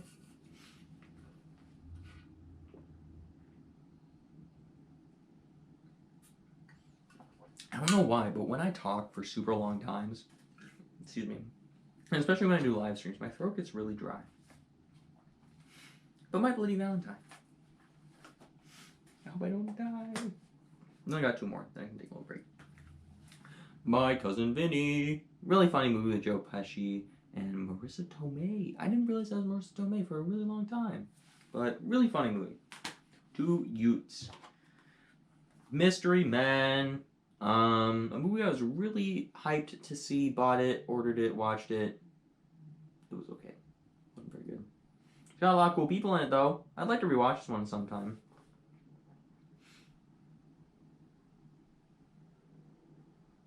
Yeah. It's pretty good. Pretty good. It was pretty interesting. Interesting. There we go. There's the M's. Alrighty. On to the N's. Napoleon Dynamite. I didn't think this movie was very funny. Oopsies. And you have the Spanish version of The Neighbors. Les Voisins. Les Voisins. We have Les Voisins. Then you have Neighbors 2. Both of these are okay. They're okay. Pretty decent Seth Rogen comedies. The New Mutants is like the first movie I saw in theaters in 2020 after like everything shut down for 6 months. I thought it was okay. I've only rewatched it once since theaters. What's that guy else in? That guy looks familiar. Huh. Well, it's got Anya Taylor-Joy, so of course it's awesome. Then you have The Nice Guys. This movie was really overhyped for me. I thought it was going to be like the funniest movie I've ever seen. It was just really good. So a little bit disappointing, but I enjoyed it. Then you have Night at the Museum 1, which is like destroyed. Don't know why. Then Night at the Museum 2. And I don't have the third one. I haven't watched these movies in years. I used to watch them a lot when I was just a wee lad. But yeah. Nightcrawler. I've heard nothing but great things about this film. I just haven't watched it yet. Jake Gyllenhaal gives pretty good performances most times, so yeah, I hope it's good. Then you have the 4K of Nightmare Before Christmas. This is my favorite Christmas movie of all time. I love this movie. I need to watch this movie every December. I adore this movie. Love this one. This is my favorite Tim Burton movie. Not probably, it just is my favorite Tim Burton movie. Alright, Fred Krueger time! You have the original Nightmare on Elm Street on Steelbook. Then you also got the original movies. What is it? Nightmare 1, 2, 3, 4, 5, Freddy's Dead, and New Nightmare all here on Blu-ray. Let's give a quick rundown of them. Original, really good. I've never loved it. 2 is okay. 3 is also okay. 4, 5, and 6 all fucking suck. And then New Nightmare is also pretty good. I'm not a huge Freddy guy, so oopsies. Then you have the remake, which I don't think is very good, but I think people hate on it way more than it deserves. It's meh. It's got Jackie Earle Haley, so there you go. That's why I like that movie more than most people. Jackie Earle Haley. You got the 4K of Nobody, like Saul Goodman doing John Wick. How could you not love it, right? Amazing movie. Love this one. Got to see that with my dad in the theaters before I even knew who Bob Odenkirk was. Before I ever watched Breaking Bad, and now it makes it even better. No Hard Feelings. This super raunchy movie about Jennifer Lawrence being essentially hired to bring this awkward kid out of his shell. Came out earlier this year, just like 2 months ago or something. Pretty funny. Then you have the Blu-ray of Nope, another Jordan Peele movie. Came out last year. It was fine. A little bit too extravagant in the end when like the alien like unfolds and shit. I don't know. I didn't like it all that much. That ending part, but otherwise it's an okay movie. And you have Now You See Me and Now You See Me 2. Both pretty good heist movies, fun spin on it that they're magicians robbing things, so like you see magic tricks and stuff. So I enjoy both of these more than most people do. But yeah. Our final and The Nun, the greatest horror movie ever made. No, this is like one of the most dull, generic haunted house movies I've ever seen. This slightly goes above Annabelle because in my Conjuring universe ranking, because I like the character of Valak, the nun, and I kind of like the setting. Otherwise, this movie's just... The sequel, though, is actually decent. I was really surprised. That might be one of the biggest surprises in the year, because I expected to hate that movie. That's it for the ends, though. So we'll move on to O. You got Oceans 11, 12, and 13 in this cool little box thingy-mabob.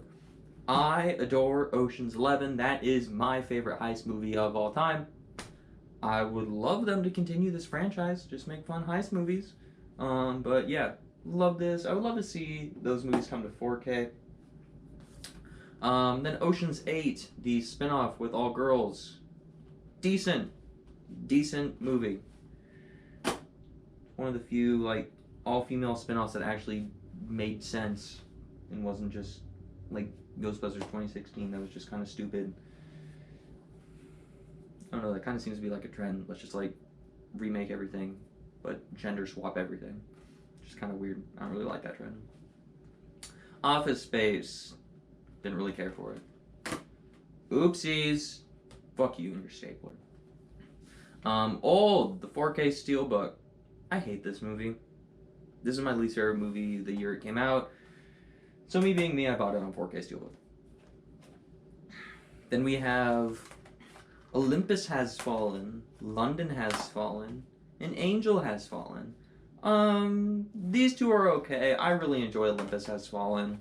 It's kind of like White House Down, but I saw White House Down first, so I don't know which one came first actually, but pretty decent little action trilogy with Gerard Butler. I like Gerard Butler. He does pretty good stuff most of the time.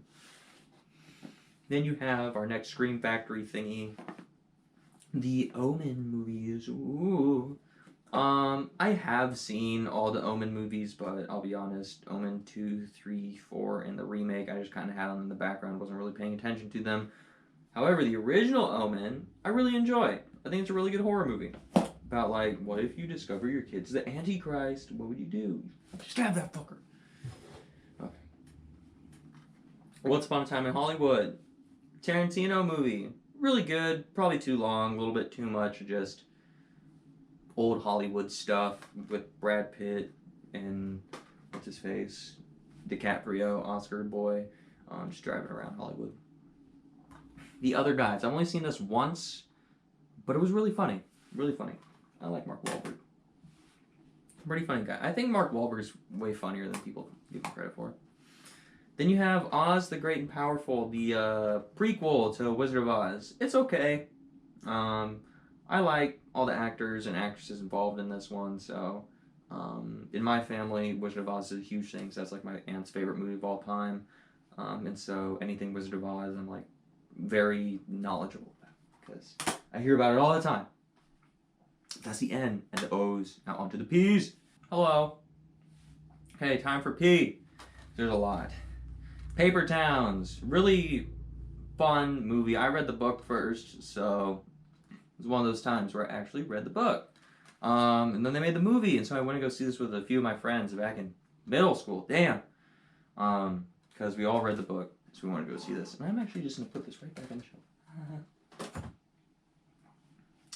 Then you have the Paranormal Activity box set. I haven't seen any of these, but I think this is the only way you can watch Next of Kin, the 7th one. I don't know. Cool box set. Never seen Paranormal Activity before. None of them. Eventually I will though. Right, that's the theme. Eventually I'll watch it. Then I don't, because I'm dumb. Let me just move some stuff around. It's irritating me the way it's sitting. Cool. Parasite. This was a really, really damn good movie. Really tense. A lot of twists and turns. Really, really cool messaging in that one too. I enjoyed it. Still think 1917 should have won against it, but whatever. Passengers. Cool little, I don't know, I wouldn't say rom-com. Rom minus the com movie between Chris Pratt and Jennifer Lawrence. When did that come out? Like 2016-ish, I want to say. It was a while ago. Paul Blart Mall Cop 1. Paul Blart Mall Cop 2. This is one of those long delayed sequels that just doesn't really hit the mark as far as comedies go. But yeah, this one I really enjoy. I have a lot of nostalgia for it.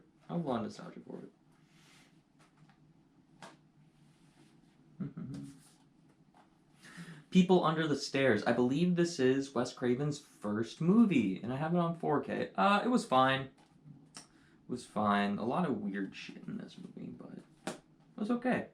I like Wes Craven.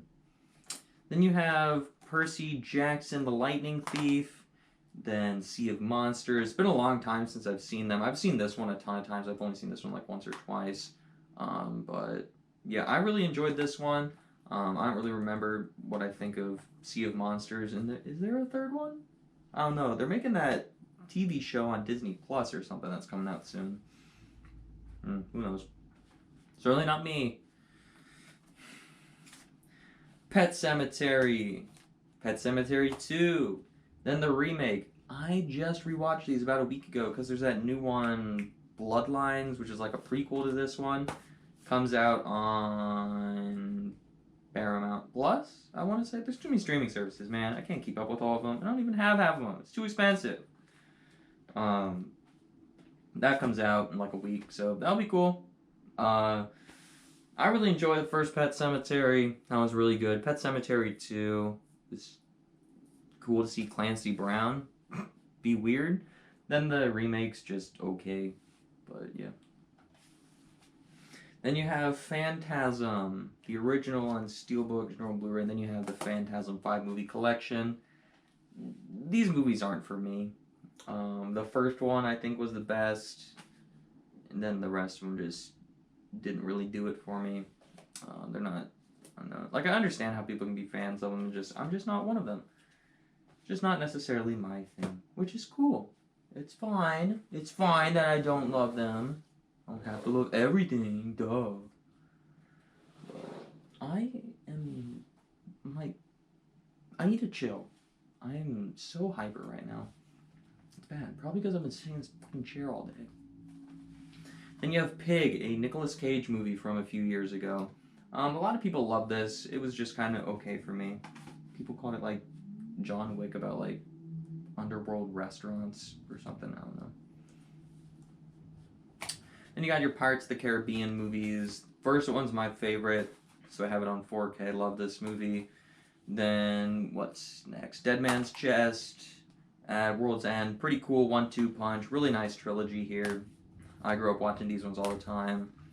On Stranger Tides, I still really enjoy. And then Dead Men Tell No Tales was a big surprise for me. So I don't think there's a single miss in this franchise. I really like to love all 5 of these movies. And I want a 6th one. I really do. I want a 6th Pirates of the Caribbean movie. Come on, Disney. What you doing?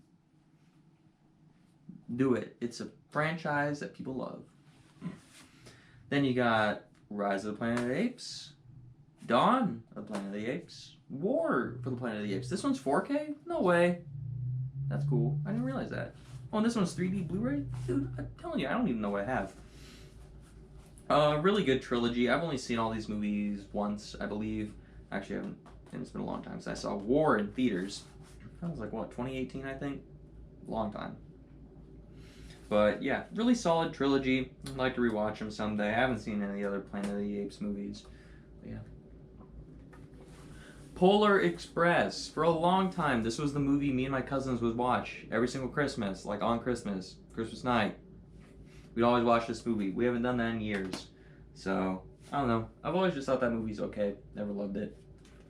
We got Poltergeist, the original here. I don't know why they're in this stack. Oh, actually, I do. You got Poltergeist 2, Poltergeist 3, then the remake. This one's the only good one. This one's meh, bad, pointless. So, yeah, that's the Poltergeist movies. Shouldn't really have been a franchise, I don't think, but what do I know, right? I'm just some idiot sits in a room all day watching movies, talking about them. But got the Predator 4 movie collection, and then Prey comes out on physical media in like a week. So can't wait to pick that one up. That was actually my second favorite one. The only one of these I don't like is Predator 2. The Predator, the Shane Black one, is bad, but I get a lot of fun out of how bad it is. Predators is real good, Prey is amazing, and Predator is also amazing. So that's the Predator movies. I'm kind of flying through these now. Woo! That's lots of energy. Prestige. This is my second favorite Christopher Nolan movie. I love this one. A really, really interesting movie about like 2 magicians going back and forth, who are both terrible people that will do anything to take down the other one. So, really good. And that's a movie that definitely merits multiple viewings. Let me take a drink before I continue.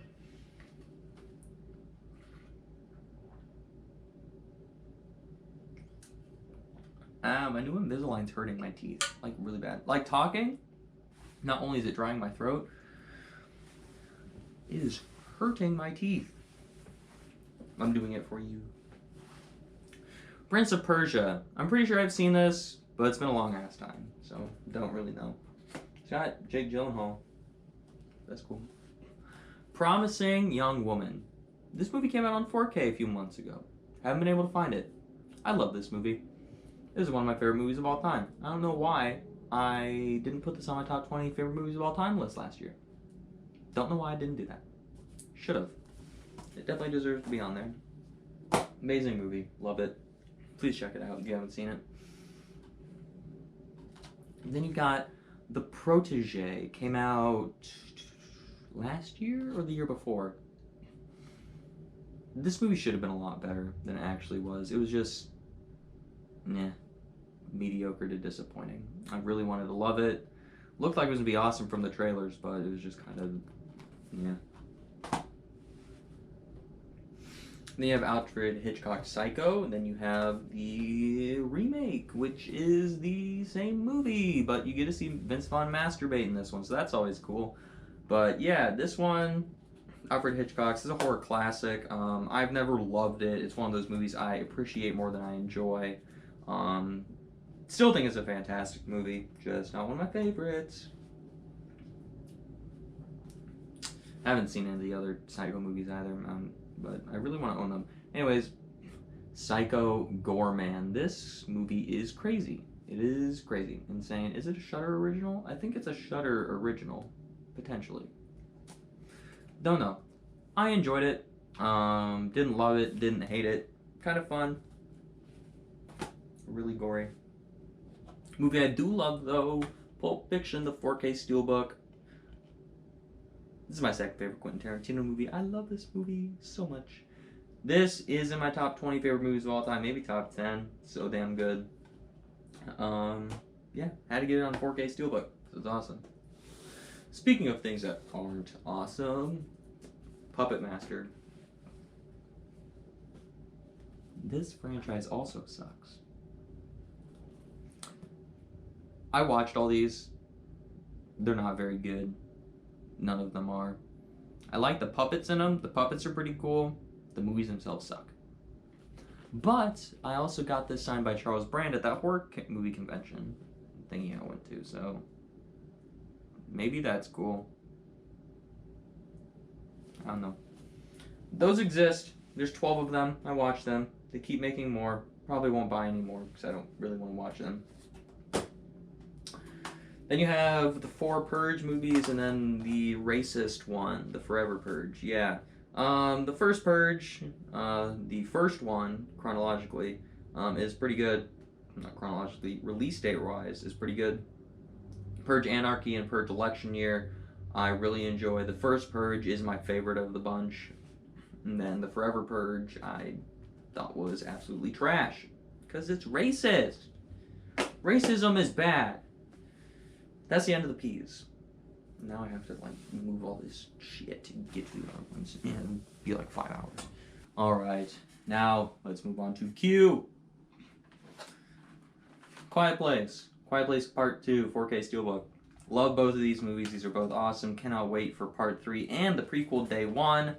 I love both these movies. I didn't have any interest in the first one, but I saw it at a drive-in with Avengers Infinity War, went to go see Infinity War, stayed for that one, and I loved Quiet Place. That's the Q's. So let's move on to R. I would love to get more Q's, but there's not a whole lot. And the Rambo 5 movie collection, pretty good franchise. First Blood's my favorite, then 4, then probably, I don't know, First Blood and Rambo are my 2 favorites of this franchise, so pretty good, Stallone action movies. Got Rampage. There's a bunch of stickers on this one. Cool. Dwayne Johnson video game adaptation movie with Jeffrey Dean Morgan. So there you go. There's a good reason to love this movie. It's pretty good. The Rock and giant monsters smashing buildings. Ready Player One. Really damn good movie. I believe this is a Spielberg movie. Yeah. Yeah. This movie was just incredible. And every single time I watch it, I like it even more. So, really good one. Red Ghost Nazi Hunter. I don't know what this is, but when you're at Best Buy and you see something that says Red Ghost Nazi Hunter, you're like, hell yes, let me buy it. And so I bought it. Don't know what it is. I think it might even be a foreign film.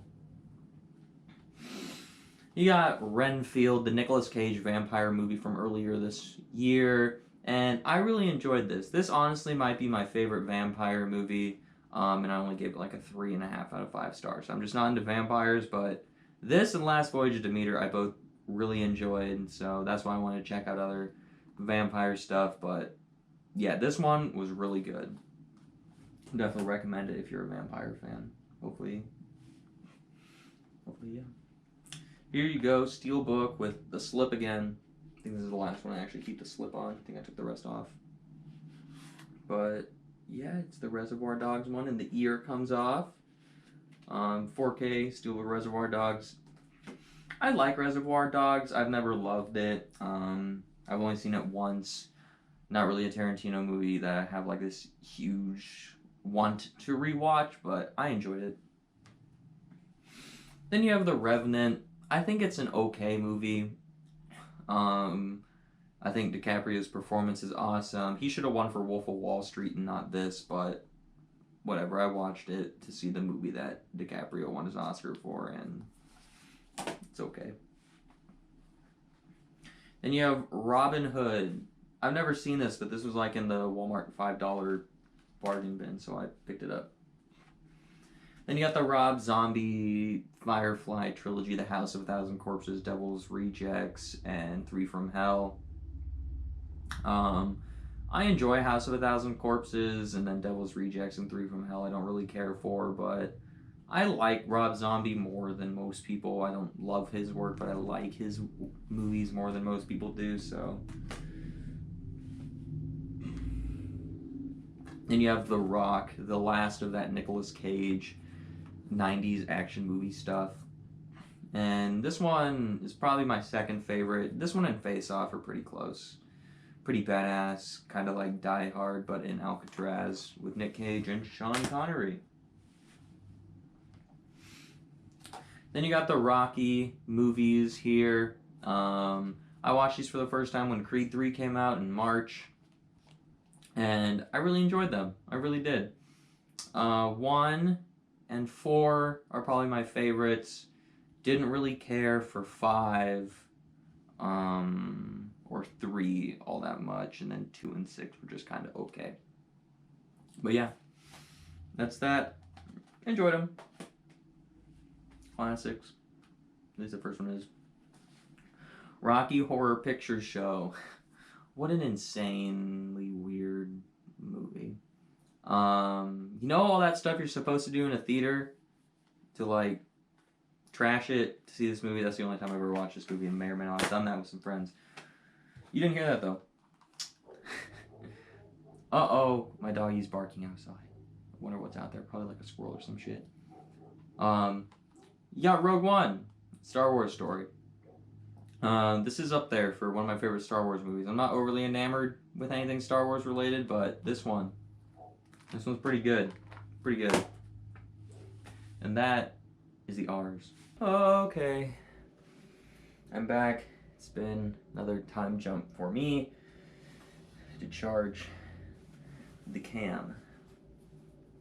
And drink a lot of water. Home stretch now, baby, though. Home stretch. S. San Andreas. Pretty cool earthquake movie with The Rock. Could probably actually happen, maybe, eventually. Who knows? The Santa Claus trilogy, the Tim Allen ones. I really enjoy all 3 of these. Number 1 is my favorite. I really like 2 and 3. Sausage Party, Steelbook, one of the funniest movies ever. It is so stupid, but it's hilarious. I remember seeing that in theaters opening night with like a group of really ratty friends. That was fun. You have the Saw 8 movie collection. So this is 1, 2, 3, 4, 5, 6. Final chapter or /3D. Then Jigsaw. Then you have the 4K Steelbook, a Spiral. I'm a casual Saw fan. I mean, they're all just kind of decent to me. I really like it, how they like all bleed together and pretty bingeable. And actually, at the time I'm recording this, I get to see Saw X in about 24 hours. So that's pretty cool. Pretty cool. Then you have Scarface. I've never seen this movie, but it's a Scorsese classic, so gotta own it. Schindler's List. A very, very good movie that I don't really know if I have the desire to watch it again. It's a very good, very powerful movie, but it's very tough to watch. Stuff, you have the original Scream on 4K, which I think is really good. Scream 2, which is also good. Scream 3, which is okay. Scream 4, which is also just okay. Scream 5 on 4K, which I really enjoyed. It's actually my second favorite Scream movie. Then Scream 6, that came out earlier this year, which is also just okay. It's a decent franchise, Scream is. I'm just not that huge into any of these movies, but it's consistent. There's not a bad one there. So yeah. And I think I said it earlier with Freaky and Happy Death Day, but Christopher Landon, the director of those, is going to direct the 7th one, so go ahead. Speaking of 7th things, 7. This is probably my favorite David Fincher film. Really damn good. Horror film, murder mystery movie that just goes so dark and fucked up, and I love this movie. It's awesome. Haven't watched it in a while, but it's incredible. Then you have Searching, and then the pseudo sequel to it, Missing, that came out earlier this year. Both of these movies are really good. I'm not huge into the found footage laptop style thing, but I think it works pretty well here. Both have a lot of twists and turns and take you on a nice thrill ride. So I enjoyed both of those. Then you have the 4K of Shang-Chi and the Legend of the Ten Rings. I really enjoyed this one. One of the better Phase 4 movies of the MCU. I really like the martial arts elements to it. Isn't Michelle Yeoh in here? Yeah, Michelle Yeoh's in here. Simu Liu is really good in here. I want to see him do more things. He was in Barbie too. But yeah, I really want a sequel for this, and I want to see more of the character of Shang-Chi, because as for like our new characters post Endgame, he's probably my favorite. You got Shaun of the Dead. I just kind of think this movie's alright. Never been overly enamored with that one. Here's one of the big ones. The Shawshank Redemption on 4K and the Blu-ray Steelbook. This is a perfect movie. This is the textbook definition of a perfect movie. This is, quite honestly, the greatest movie ever made. It's not my favorite movie ever made. It's like my third favorite movie ever made, but it is the best movie ever made. If you don't think this movie's perfect, that's one of those movie opinions that is factually incorrect. The Shawshank Redemption is the shit. Love that movie. Adore that movie. I fucking could rave about that movie for hours. It's fantastic. And they got Shazam on this thingy. When like the, ooh, it's changing. I don't know if it's actually changing for you, but it's changing for me here. I really enjoyed Shazam. I actually got to see this like 2 weeks early, so that was pretty cool. One of the bigger surprises of the DCEU is I didn't really have any interest in that one. Then you have the one from earlier this year, Shazam, Fury of the Gods, the 4K steelbook of it. This movie was alright. I mean, it's just kind of generic superhero stuff, kind of like Black Adam was. Got Sherlock Holmes. I'm pretty sure I've seen pieces of this movie, but I've never seen the whole movie before, so I don't really know, but it's got a lot of cool people in there. So hopefully whenever I do check that out, it's real good. Got the 4K of The Shining, one of the greatest horror movies of all time, one of the most celebrated horror movies of all time. Yeah, incredible film. Probably my favorite Kubrick film. This is like one of my favorite haunting, spiritual possession type movies. It's not even necessarily like that. Just such an interesting movie, such a dense movie too, to where like every single time you watch it, you pick up on something else. That's cool. Then you got the 4K of Shrek here. I really enjoyed Shrek, and the sequels are fine. I don't own any of them, but I remember watching Shrek a lot growing up, so I picked it up on 4K because I just really enjoy Shrek. Shrek is awesome. Got The Silence of the Lambs. I really like this movie. I've never been as high on it as everyone else. It's a really good movie. Anthony Hopkins as Hannibal Lecter's obviously very iconic. So yeah, I haven't seen any of the other Hannibal movies or any of the TV show, but Silence of the Lambs, real good. Good one.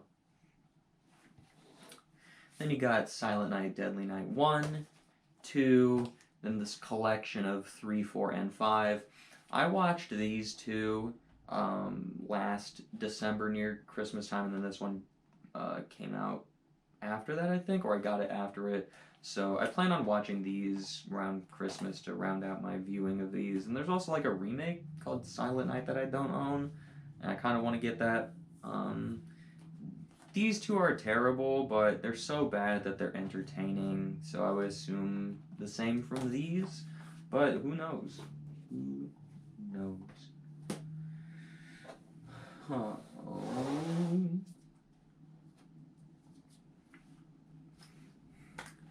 Sinister. This movie's fantastic. Scott Derrickson teaming up with Ethan Hawke again. And yeah, just really good story, really unique concept there. A lot of jump scares. This movie is primarily jump scares, but really good and really tense. I really like that one. Sisters, this movie's hilarious about Tina Fey and Amy Poehler like going back to their childhood home because it's about to get sold or something. They throw like a last party there or something. You got John Cena in there as a drug dealer. Got John Leguizamo in there. It's like one of their friends. It's got a lot of other people, but it's awesome. Got the Blu-ray of Sisu, kind of like the finished John Wick everyone's been calling this. Came out earlier this year. It was a little bit of a disappointment. It wasn't as good as I wanted it to be, but it was decent, good enough for me to pick it up. You got Skinamarink. I did not like this movie. I saw it in theaters. It creeped me the fuck out, but I didn't enjoy it at all. I don't know. I picked it up. Maybe I'll watch it someday. It's a movie that I like talking about, though, right? Even though I didn't enjoy the film, it's certainly one I enjoy talking about. So, really experimental. I hope the guy who made this has a great career, but I didn't like it. But I picked it up because I'm a moron. See, I do that. I buy a lot of shit I don't like. Then you got Skyscraper, pretty much The Rock doing Die Hard. It's fine. It's pretty much that what you'd expect that concept to be. Sleepaway Camp. This is just like a shitty Friday the 13th knockoff that's so bad that it's entertaining. It's iconic for that last shot where the girl actually has a penis and he hangs dong. He or she hangs dong. Don't know. But yeah. Then you got the 4K of Sleepy Hollow. Never seen this movie, but I've heard about it, so I wanted to pick it up. And it was on 4K, so I was like, cool, why not? Slender Man. This movie is garbage. The 4K Steelbook of Smile, I just recently upgraded from the Blu-ray to this. I really enjoyed this movie from last year. It looked generic as hell from the trailers. I thought it was going to be trash. And I actually really, really enjoyed this one. So, there's a hair on there. There's a lot of just random shit on there. That's weird. But yeah, really enjoyed Smile. Definitely check it out. If you haven't. Really good one. Really good one. I've calmed down quite a bit since our last film sesh. Snake Eyes. Generic ninja movie with Henry Golding in there. There was some other guy in here that was just in Expendables 4. Don't remember his name, but he was also in this. Samara Weaving was in this? What? Wow. It wasn't good, but sure, whatever. I think I got it for like $5. The Snowman. I really wanted this movie to be real good, and then it just turned out to be a massive dud. Wasn't good at all. Snowpiercer. Really interesting movie from, I want to say, what's his name? The guy who did Bong Joon-ho. Wasn't this the guy who also did Parasite? Potentially, maybe. I don't know. But this one was really good. Really messed up parts to it. Really interesting commentary, stuff like that. So I enjoyed that one. You got Solo, a Star Wars story. It's okay. I mean, you don't need a Han Solo origin movie, but sure, here you go. Good sneeze. Okay. It was fine. This is probably the most take it or leave it Star Wars movie for me. Most like, it's pointless, kind of pointless, but whatever. Sonic the Hedgehog, pretty good, pretty good. Both the Sonic movies are pretty good. I didn't think I would enjoy either of them, but I enjoyed both of them. For some reason I don't have the second one, but both pretty good video game adaptations.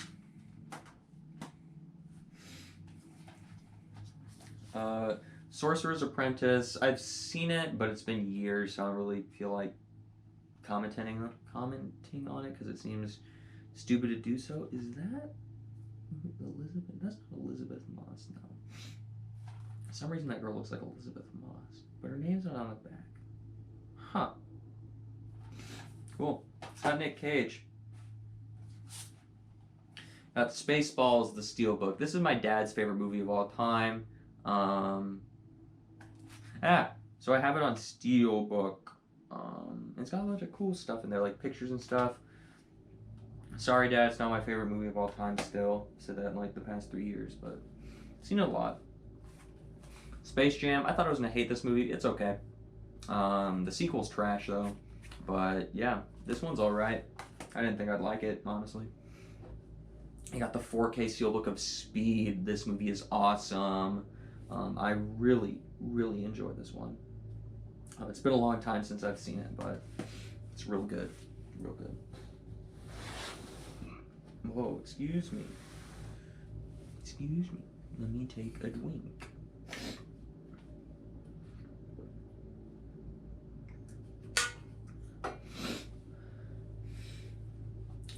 Then you got this Stanley Kubrick 3-film collection, which has The Shining again, but I just left it in there. 2001: A Space Odyssey and Full Metal Jacket. The only one I've seen of these is The Shining, so I don't really have anything else to comment on, but it's some 4Ks of Kubrick movies, so yeah, I like Kubrick. Then you have Star Trek II: The Wrath of Khan, the director's cut. This is the only Star Trek movie I own. I've seen this one, and I've seen one, maybe two of the J.J. Abrams ones. I don't know. I've just never really been interested in checking out Star Trek. Maybe someday I'll watch them all, but I picked up this one because this one's pretty good. I've only seen it once though, and it was years ago. So that's the one I own. That's like known as the best one. Then we got the 6 original Star Wars, the original trilogy, and the prequel trilogy. And then you have, come on, bastards. Then you have episodes 7, 8, and 9. I'm not a fan of Star Wars. They don't really do it for me. It's just not my thing. I don't know. Force Awakens is my favorite one, and then the episode 4 and 5 are pretty good. The rest of them I don't really care for. It's just not my thing. No disrespect to people who like them. No disrespect to the filmmakers. People in them, they're just not my thing. I've never said I hate them. I just say they're overrated. I'm not a fan. Then you have Sam Raimi, Spider-Man 1, 2, and 3. All 3 of these really good. Third one's obviously the weakest. I am of the opinion that there are no bad Spider-Man movies. You got Amazing Spider-Man 1, Amazing Spider-Man 2. I really enjoyed both of these ones as well. Let's just go ahead and knock through the rest of them. Then you got the Tom Holland trilogy on Blu-ray. They're barking. Let me go see what they're barking about. Okay, after there was some dude at the door. How dare he? Then we got the Tom Holland MCU Spider-Man trilogy, Homecoming, Far From Home, and No Way Home, all on 4K. This one's probably my favorite Spider-Man movie. But these two are also really good as well. I just sprinted back up the stairs. Now I'm out of breath. I should have waited like a minute or two before I started talking. Then you have Spider-Man Into the Spider-Verse on 4K, and then the just normal Blu-ray. Yeah, just normal Blu-ray Across the Spider-Verse. I actually prefer this one to Into the Spider-Verse. I think they're both kind of overrated, honestly. I've never loved either one of them. I just think they're both really good movies, but yeah, that is my Spider-Man collection there. All the Spider-Man movies. Yeah, I don't think there's a bad one. I like all of them. I think they're all good to great to awesome. Yeah. Then you got Split, the 4K of Split, M. Night Shyamalan movie. Really good, great performance from James McAvoy here. Um, yeah. Um, I remember when this came out, it was like all the hype, and then I saw it and I was like, okay, yeah, that's awesome. And then, um, well, actually, when Glass was gonna come out, I'd only seen this, and I really want to see Glass, so it retroactively made me go back and watch Unbreakable, which we'll get to in a little bit. So, yeah, this one was kind of an introduction to M. Night Shyamalan, a Split. Then you have Spy. This movie's hilarious. The best part about this movie is Jason Statham. Definitely check this one out if you haven't seen it. I adore this movie. It's hilarious. It's another one of those Melissa McCarthy, Paul Feig movies. Those two like make 5,000 movies together. Why can't they make another one? Step Brothers, really funny movie. I've never been as high on it as everyone else, but I think it's really funny. Never been one of my faves though. Then you have the Suicide Squad, the shitty one. Then you have the Suicide Squad, the amazing one. This is one of the most disappointing comic book movies I've ever seen and one of my least favorite of all time. I hate this movie. Absolutely hate this movie. It is trash. I don't even know why I own it. It's that bad. And then I really enjoy this one. This is what the Suicide Squad should have been, is this. So, yeah, this one's awesome, this one's not. But yeah, that's it. That's about it. Sully, the Tom Hanks movie about when the plane crashed in the Hudson, or didn't crash, but emergency landed there. I actually remember when that happened. I was like 7 when that happened. So I remember hearing about that, and then they made this movie about it, and so that's kind of cool.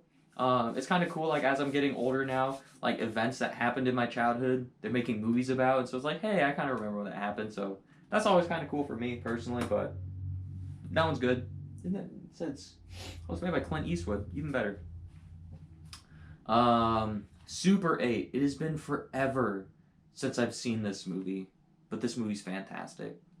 I really, really want to rewatch this one. It's great. If you haven't seen it, haven't heard about it, I don't hear a lot of people talk about it, but Super 8 is incredible. Definitely check that one out. Then you have Superbad. This movie is pretty funny.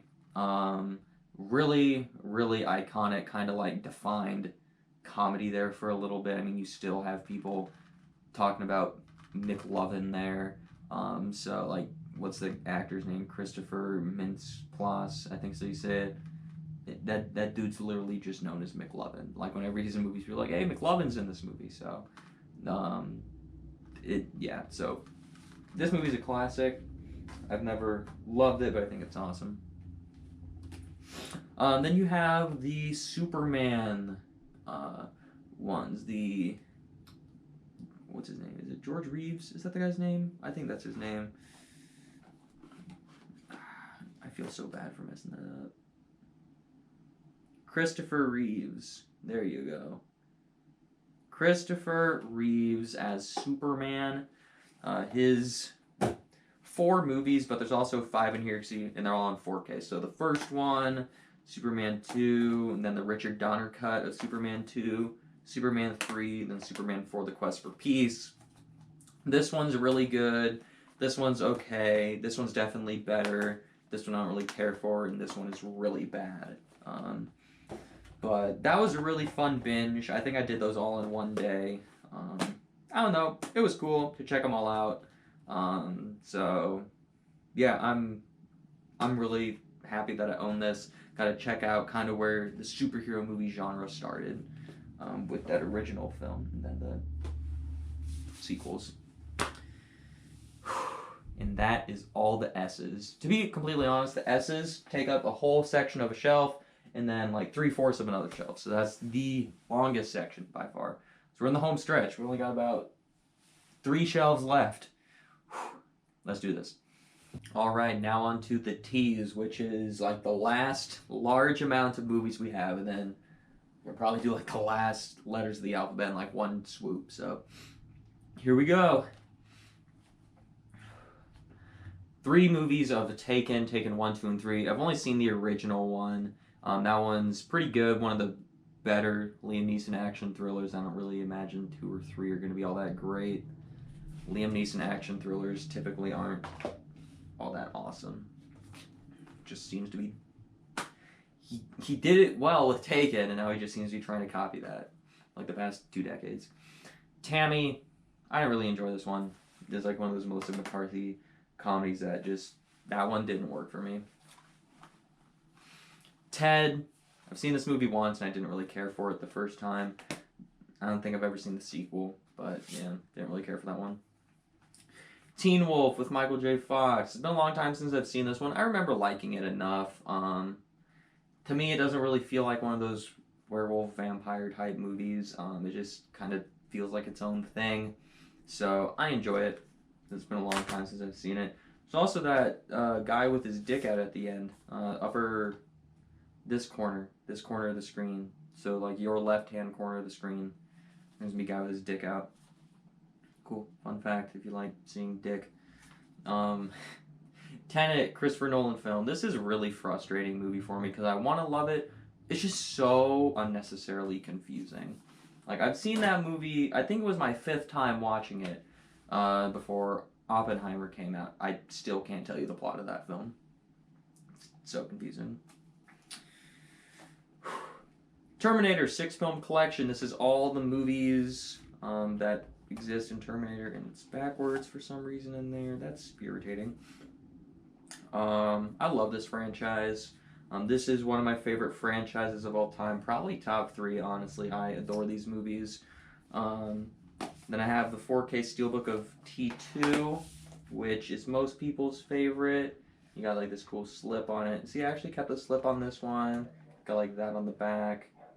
Now my dog's barking again. Let me talk about Terminator and then go see what he's yapping his crap about. Or is he gonna stop? Put that back. T2, most people's favorite Terminator movie. It is not mine, actually. Mine's this one. Terminator Dark Fate, the 4K Steelbook. I adore this movie. I don't know. That one just is my favorite. It is my favorite. Look, I think Terminator 1, 2, and Dark Fate is a perfect 5 out of 5 all across the board trilogy. That's one of my favorite trilogies ever made. That might be my favorite trilogy. And I think they get better as you go along. But yeah, I love the Terminator movies. Such interesting lore in a great world. Let me go see what he's barking about. They're going crazy because the neighbor is mowing his lawn. God forbid. Anyways, let's speed this up. Then we got the 4K of Terrifier 2, and I believe the Walmart exclusive Steelbook of Terrifier 2. I do have the first one, but it's signed. We'll get to that later. This movie's awesome. First one's also awesome. I need to stop running up the stairs when I come back. Anyways, this is one of the best theater experiences. I've told this story so many times on this channel, but I literally asked my dad if he wanted to go see Terrifier 2 with me. He said, sure, and I said, cool, don't watch the first one.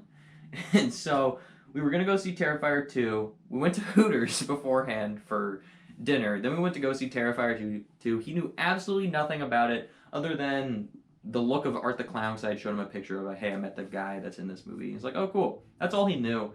And then, like, within the first 5 minutes, he knew exactly what it was. And he turns to me, he's like, is this a shitty 80s slasher movie? I'm like, yes. And then he walked down and was like, that was awesome. And so now we're going to go see Terrifier 3 together whenever that comes out. Whew. Another franchise time. Texas Chainsaw Massacre. Part 1, really enjoy it. Part 2, also really enjoy it. Part 3, remember absolutely nothing about it because it's forgettable and boring. Part 4, woof. The remake, really good. Prequel to the remake. It's alright. Texas Chainsaw 3D, the sequel to the original. Not very good at all. Objectively, terrible movie. But I really like it for how bad it is. Then Leatherface, I hate this one. So, yeah, there you go. There's your Texas Chainsaw franchise ranking. Not ranking, but thoughts on them all. Then you have that one that's on Netflix that you can't own. I actually like that one. It's decent. But yeah, I really like Texas Chainsaw. It's a fun franchise. Then you got Ticket to Paradise, George Clooney, Julia Roberts, good old Danny and Tess Ocean rom-com from last year. Picked it up, so I liked it. John Carpenter, They Live. Remember when I told you I was on that John Carpenter kick? Or maybe I had this one for longer than that. It's okay though. I like it. I've just been buying a lot of John Carpenter stuff. But They Live, I liked it. It was good. Speaking of good John Carpenter movies, the 4K Steelbook of John Carpenter's The Thing. This is like one of 2 copies in the town I live in. Because I went to Best Buy. This is the Best Buy exclusive. Out of the 3 Best Buys where I live, only one of them had it, and they had 2. So that's pretty cool. I love this movie. This is my favorite horror movie of all time. Absolute classic. Then you have this one, the 2011 prequel to it. I believe this is the Walmart exclusive Steelbook. Yeah, it's just normal Blu-ray. It's alright. I don't hate it. Don't love it. Then you got your quadrilogy of Thor movies, all on 4K. Thor 1 is alright. Thor the Dark World isn't very good, but it's okay. Ragnarok, one of my favorite MCU movies, one of my favorite comic book movies of all time. Then Thor Love and Thunder, the movie that broke my heart. This is the first MCU movie I walked out of the theater and said I did not like that. So, yeah, this is my least favorite MCU movie. I hope it remains my least favorite MCU movie. I hope nothing becomes worse than this, because this one wasn't very good. Like, look at that. You open it and there's screaming goats in there. Like, come on. What are we doing? But it's cool artwork.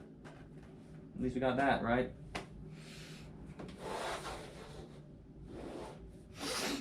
You got the Three Stooges. Been a long time since I watched it. It was fine. Titanic. Oh, I was supposed to separate. Never mind. Titanic. DiCaprio on boat sink. Cool, right? Really good movie. Only seen it once, but really good. Tombstone. It's a Western with a lot of cool people in it. Yeah, wasn't all that enamored with that one. Tomorrowland. I actually like this quite a bit more than everyone else. I don't think it's amazing, but I don't think it's the absolute dumpster fire that everyone made it out to be. It was a box office failure. Now we have Top Gun and Top Gun Maverick, the 2 greatest movies ever made. This one I think is quite overrated. This one's a little bit overrated. This one I could take or leave. This one I actually really enjoyed, but I was like one of the 3 people on planet Earth that didn't have like an orgasmic experience with this movie. So yeah, I think Maverick was easily one of the best movies of last year, one of the best theater experiences. Definitely a movie you should have seen in theaters. Fantastic film. Just people didn't shut the fuck up about it. Like, come on, guys. There's other movies that came out last year. Total Recall, original then the remake. This one's really good. This one's okay. Random things they change in this one that just doesn't make it as cool. Like, they don't go to Mars anymore. Like, come on. It was like the coolest part of this one. Plus, you can't really... As much as I like Colin Farrell, you can't... He doesn't replace Arnold Schwarzenegger, so that's that. Then you have The Town, a Ben Affleck heist movie. I thought it was alright. I do want to rewatch it at some point. There's also like 5 different cuts to this movie, so move. Then you have the Steelbook, I think just normal Blu-ray, yeah, of Train to Busan, and then its sequel, Peninsula, foreign zombie movies. This one was pretty good. I don't really love a whole lot of zombie movies. It was pretty good, and I haven't checked out Peninsula yet, but that is those.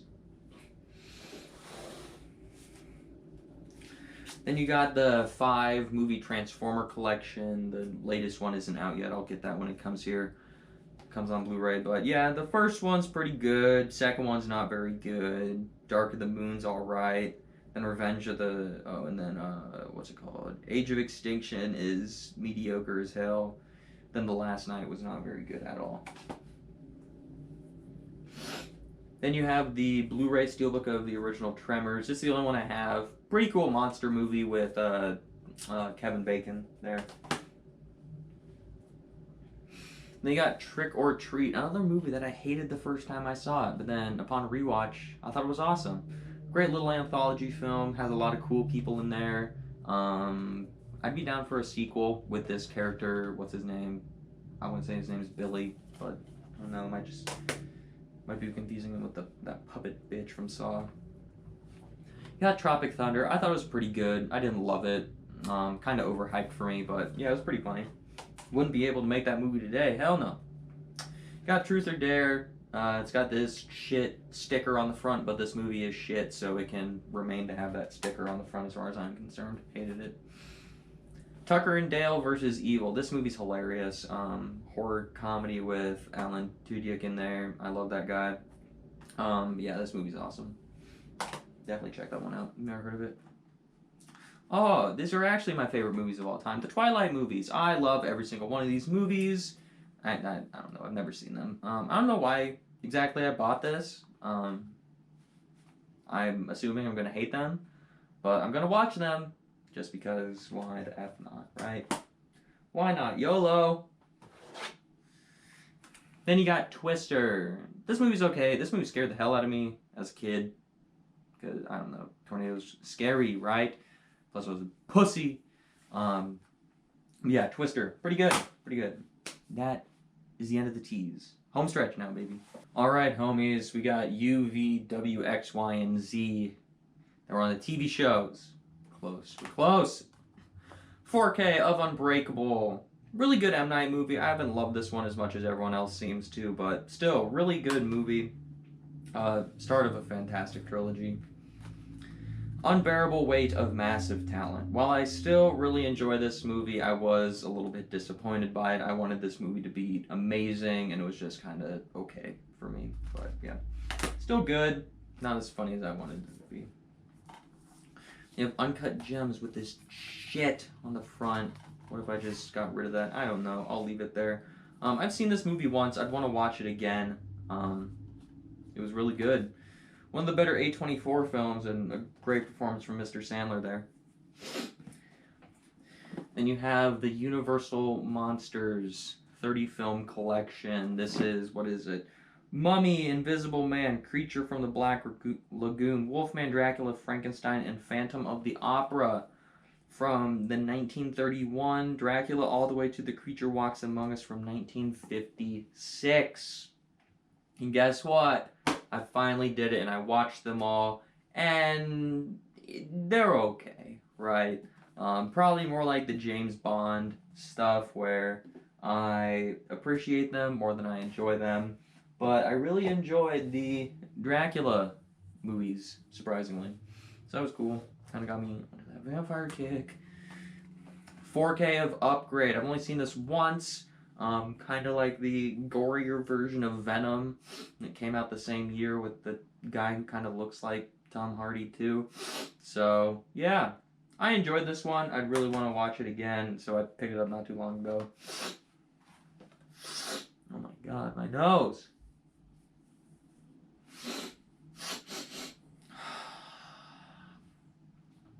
Then you have Us, the second Jordan Peele movie. I enjoy this one a lot more than other people. I kind of feel like I defend this movie. I remember the people I went and saw this movie with hated it. They kept giving me shit for saying I liked it. I still semi-like that movie. I don't think it's great, but I don't think it's awful either. Now on to V's. Venom, Let There Be Carnage. This one's decent. I didn't like this one. Venom 3, I don't really care about at this point. These are just throwaway comic book B movies as far as I'm concerned. So, VFW, insane ass movie where these old veterans get stuck in a VFW, then like some mutants that are high on crack try breaking in. Like a very John Carpenter type situation or setup to a film. It was just okay though. I wanted it to be a lot better. I really wanted it to be a lot better. Gory as hell. You got VHS 94. I believe this was a last year release, and I'd never seen any of the VHS movies before. I picked this one up. and I actually enjoyed it quite a bit for what it was. I really enjoyed two of the segments in it. The one with like the rat thing in the sewer was scary as hell. But yeah, that one was pretty good. Wait, no, this one wasn't the one that came out last year. The one that came out last year was 99, right? VHS 99. What was this one? Huh.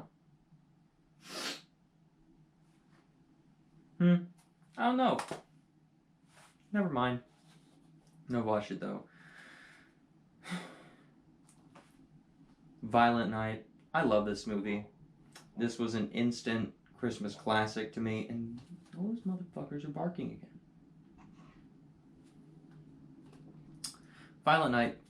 Instant Christmas classic. David Harbour as Santa Claus is awesome, and I'd be down for a sequel for this one. I saw this one twice in theaters, and I will be rewatching that come December every single year between now and my death. Warrior, Blu-ray, never seen it, heard nothing but great things about it. Okay, here we go. Some big boy stuff now. Big ones. Watchmen, the complete motion comic. This is like 12 episodes animated of the actual book. Watchmen, the ultimate cut. This is the director's cut with Tales from the Black Freighter here added back into it. I fucking love Watchmen. This is my favorite movie of all time. I mean, I have a box over there, I haven't mentioned it yet, that has all my duplicate Blu-rays. I have the director's cut of Watchmen. When we get to what I'm displaying around my room later, I also have the director's cut steelbook of Watchmen. Dude, I freaking rented a theater out last year to show Watchmen. Just the other day, I put bumper stickers on my car that were Watchmen. Dude, I adore Watchmen so damn much. That is my favorite movie of all time. I love that movie so much. I'm obsessed with that movie. So damn good. So damn good. Such a damn good movie. Please watch that movie. If you haven't seen it, literally if you haven't seen Watchmen, by the time you get to this part in the video, you could have watched Watchmen by this point. So you obviously have time to go watch Watchmen. Just go do that. Like literally, whatever I have to talk about here is not important. Go watch Watchmen. That is the most important thing in your life going forward. We're the Millers. Okay. It's an okay comedy. The Whale. This Blu-ray took me forever to find. But yes, I really enjoyed this movie. Brendan Fraser was fantastic in this movie. Really emotional movie. Really damn good. I don't really know when I'd want to rewatch it again, but I have it, and it makes me happy. What is his problem? I'm just gonna keep trucking along. Where the Crawdads Sing. A lot of people did not like this movie last year, but I was one of the few people that did like this movie from last year. So, yeah, I enjoyed this one. Definitely check it out. Unless you're gonna hate it, then don't check it out. Whiplash. Haven't seen it yet, but it's 4K. Heard really good things about it. My throat.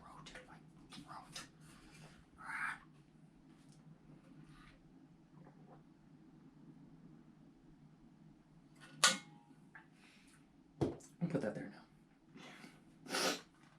You have White House Down, plus Olympus Has Fallen. Even though I already own Olympus Has Fallen, whatever.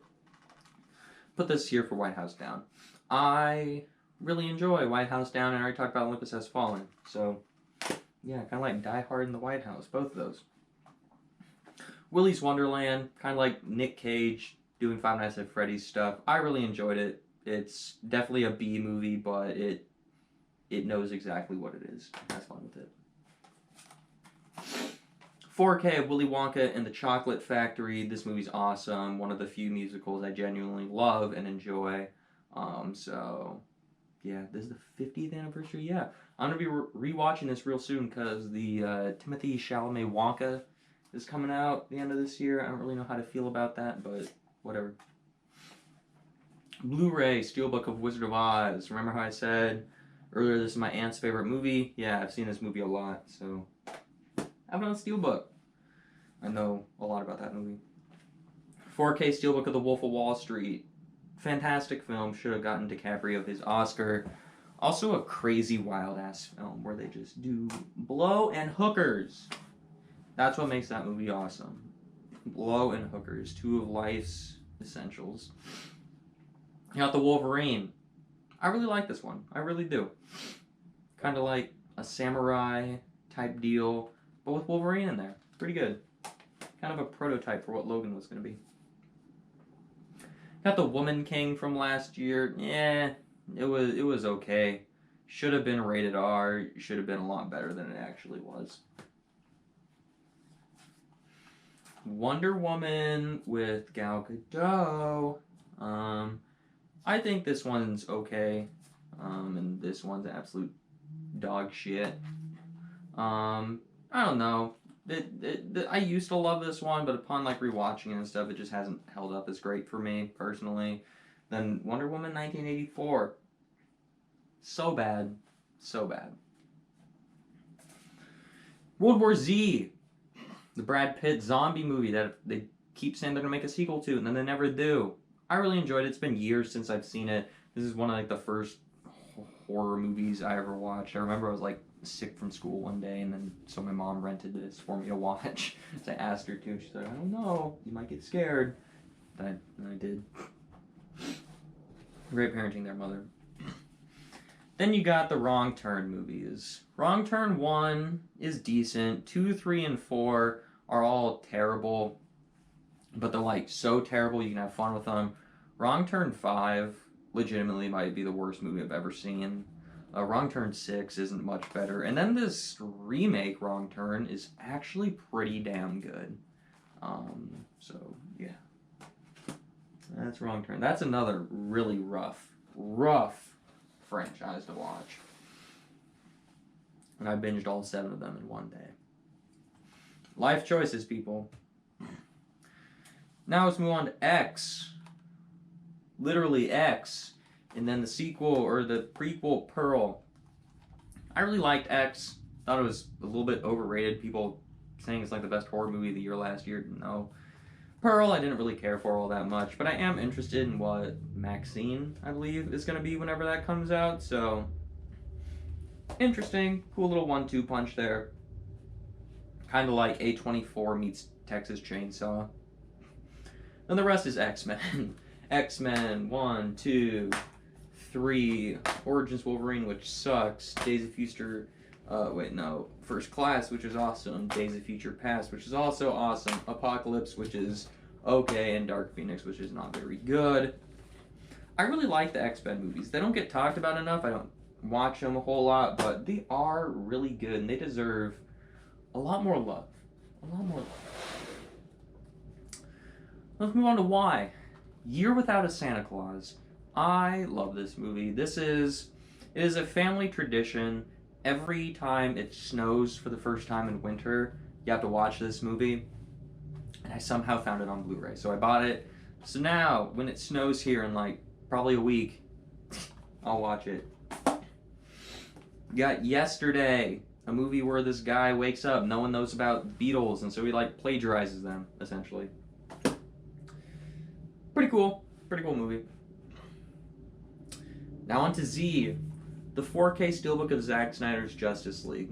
This is the only copy of Justice League I own. I actually own 2 other copies, but they're both this one, the Blu-ray and the 4K normally. But this is infinitely better than that garbage we got theatrically. I love this movie. I've watched it 3 times now. Every single time I've loved it. This is one of the best comic book movies I've ever seen in my life. Love it. Love it. Zack Snyder, when he makes his 3-hour plus long comic book movies, man. Love him. Zombieland 1, Steelbook, Zombieland 2. Both of these, incredible. Both are really, really good.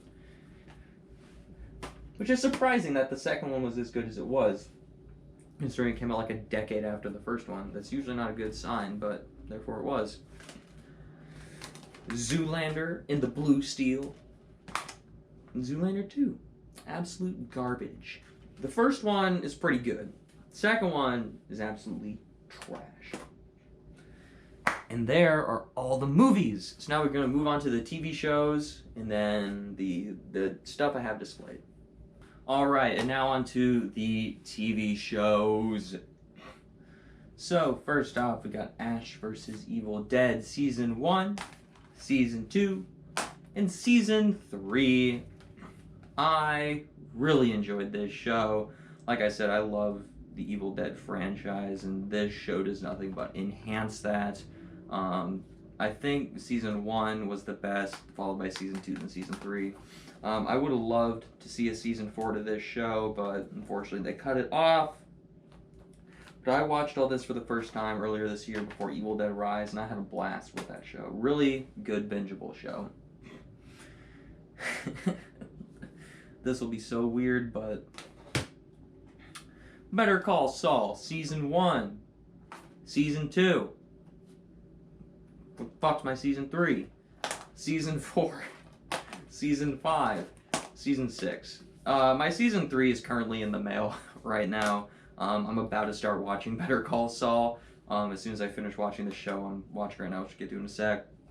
But I am very, very excited to start watching this show. Because if it's anything like Breaking Bad, then I am assuming that it's going to be fantastic, one of the best shows I've ever watched. So that's pretty exciting for me that I just got this all. Speaking of Breaking Bad, Season 1, Season 2, Season 3, Season 4, Season 5, and Season 6. This is the greatest show I have ever watched. This show was incredible. It took me so long to finally just sit down and force my ass to watch this show. And my God, I am so happy I did, because this show's incredible. It's like a perfect show. Like, there's nothing you should ever change about Breaking Bad. It's just amazing. There's a reason it's celebrated as much as it is. It's amazing. So I hope Better Call Saul is just as good as that show. But yeah, amazing show. Probably say Season 3 was my favorite season. And then Season 4 and Season 5/6 were also pretty damn good. Season 2 and Season 1 were a little bit slow, but still amazing TV. Real good. Then you got The Boys, Seasons 1 and Seasons 2. I actually just started watching this about like 2-3 days ago. I'm about 5 episodes into Season 1 right now, and I am loving it so far. So this is going to go right back over there, because I'm in the middle of watching it. I had to go actually grab it from my TV to feature it here. Then you got Chucky, Season 1 and Season 2. Season 1 was pretty good. Season 2 didn't really care for all that much. Like I said, I'm not huge into Child's Play, but it's horror stuff, so of course I'm gonna watch it. But yeah, Season 3, I didn't watch either of those seasons until they came onto Blu-ray, and so I'll probably do the same for Season 3 and check it out. Hopefully it's better than Season 2. Then you have Dexter, the Complete Series Plus, Dexter New Blood. I watched all 8 of the Dexter original series. Haven't watched New Blood yet, just because the season finale of Dexter pissed me off so much that I just had to step away from the show. Season 4 I loved. That is an amazing season of TV, probably one of the best seasons of TV I've ever seen. Seasons 1, 2, and 3 were all really good, and then seasons 5, 6, and 7 didn't really do it for me all that much, and then Season 8 was Season 8. Then you got the 4K of The Last of Us. First season came out earlier this year. Fantastic season of TV. I played the game The Last of Us like 2 weeks before this started premiering, and this is an amazing video game adaptation. Probably one of the best out there. I can't wait for them to do Seasons 2 and 3. I think they're adapting the second game into that, and so I'm kind of holding off to play the second game until the Seasons 2 and 3 start coming out. We're about to come out. But phenomenal show. Got like the newest addition to my collection, the 4K Steelbook of Loki, Season 1. The first time one of these MCU Disney Plus shows made it to physical media, and I got the 4K of it, because got to get that 4K for MCU. WandaVision's coming out later this year. I'll get that too, and I hope they start putting more of that Disney Plus stuff out, because they're also doing Mandalorian seasons 1 and 2. I probably won't get those. I don't care. But yeah, Loki season 1, really good. This is probably my favorite Disney Plus Marvel thing that's ever been released. That's pretty cool. I think my mom just got home. Some dog's gonna fucking freak out. Peacemaker season 1. This show is fucking hilarious. This is better than any Marvel Disney Plus show. I'll say that right now. I love the show. I adore the show. I watched it as it came out on HBO Max at the time, and I was just Max, right? Amazing show. Amazing. Love it. I want them to make more. And then our last thing, the Watchmen TV series. This was really good, a lot better than I expected it to be. It's a sequel to the graphic novel, not the movie, but it's really good. I had a really good time with this show. I didn't really think Watchmen ever needed a sequel, and while I still have that mind, this is still really good, and kind of, to a certain degree, won me over on that thought. That is all the TV shows. Now, let's do all the stuff that is displayed around the room. Alright, and now, before my camera dies, I have like 10% left. All my displayed Blu-rays. First off, the Blu-ray Steelbook of Watchmen, the director's cut. Already said, love Watchmen. Favorite movie of all time. Got the Blu-ray of John Wick Chapter 4. The Steelbook Walmart exclusive. There. Then you got this booklet thing. That's the first 3 John Wick movies in here on 4K Steelbook. So that's awesome. It's awesome. Got the Avengers collection. All 4 of the movies in here. 4K Steelbook. All have like their Avengers logo there, right? So you got Endgame, then Infinity War, Age of Ultron, and then the first one there. Gotta love that. Gotta love that. That is the most expensive thing in my collection. And it's, I actually know this thing is. Now let's move on to the signed stuff. My Friday the 13th box set. This is all the movies there. It's got this badass artwork on the outside from Scream Factory. What makes it even better, though, signed by C.J. Graham, the actor, Jason Actor from Part 6, and Kane Hodder, Jason Actor from Part 7 through 10. So, that was awesome. I hopefully want to get some more Jason signatures on there eventually, but that is so fucking cool to me. Then the other stuff I got signed, this is all from that horror convention I went to. I mentioned it a few times earlier on. Blu-ray, Steelbook. What? Oh, it's all dusty. Damn, that's how long. I don't touch this stuff very much. Pet Sematary signed by Brad Greenquist, Victor Pascal from that movie. You know, like the guy that is the ghost dude. So that's hella cool. Halloween 3 Season of the Witch, Scream Factory Steelbook signed by Tom Atkins, Chalice in the movie, with his signature line, "Stop it," there. That's pretty awesome. Rob Zombie's Halloween Steelbook signed by Malcolm McDowell, Dr. Loomis himself from the Rob Zombie movies.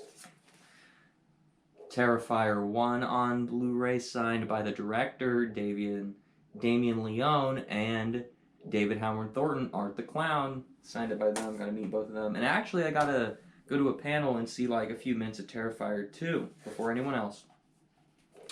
You got Candyman signed by the kid, the little kid from the movie Jake in that movie. And then you got Texas Chainsaw Massacre signed by the hitchhiker guy and also the truck driver. I don't remember their names, but they signed that. Then you got Jonathan Breck, the Creeper from the Jeepers Creepers trilogy, the first 3 movies, signed Jeepers Creepers Steelbook. And finally, the man himself, Tom Savini, the Friday the 13th Steelbook. He did the makeup effects for that movie. But yes, that is everything. We have done it. Whew. It's like 6 hours of footage for me to edit now. But yes, that is it. That is my entire Blu-ray Collection video 2023 edition. If you've made it this far, please let me know down below in the comments section. That's insane if you actually watch this whole thing. Congrats to you. I am gonna go see what my dogs are freaking out about outside. So, yes. Thank you so much for watching, and have a great rest of your day.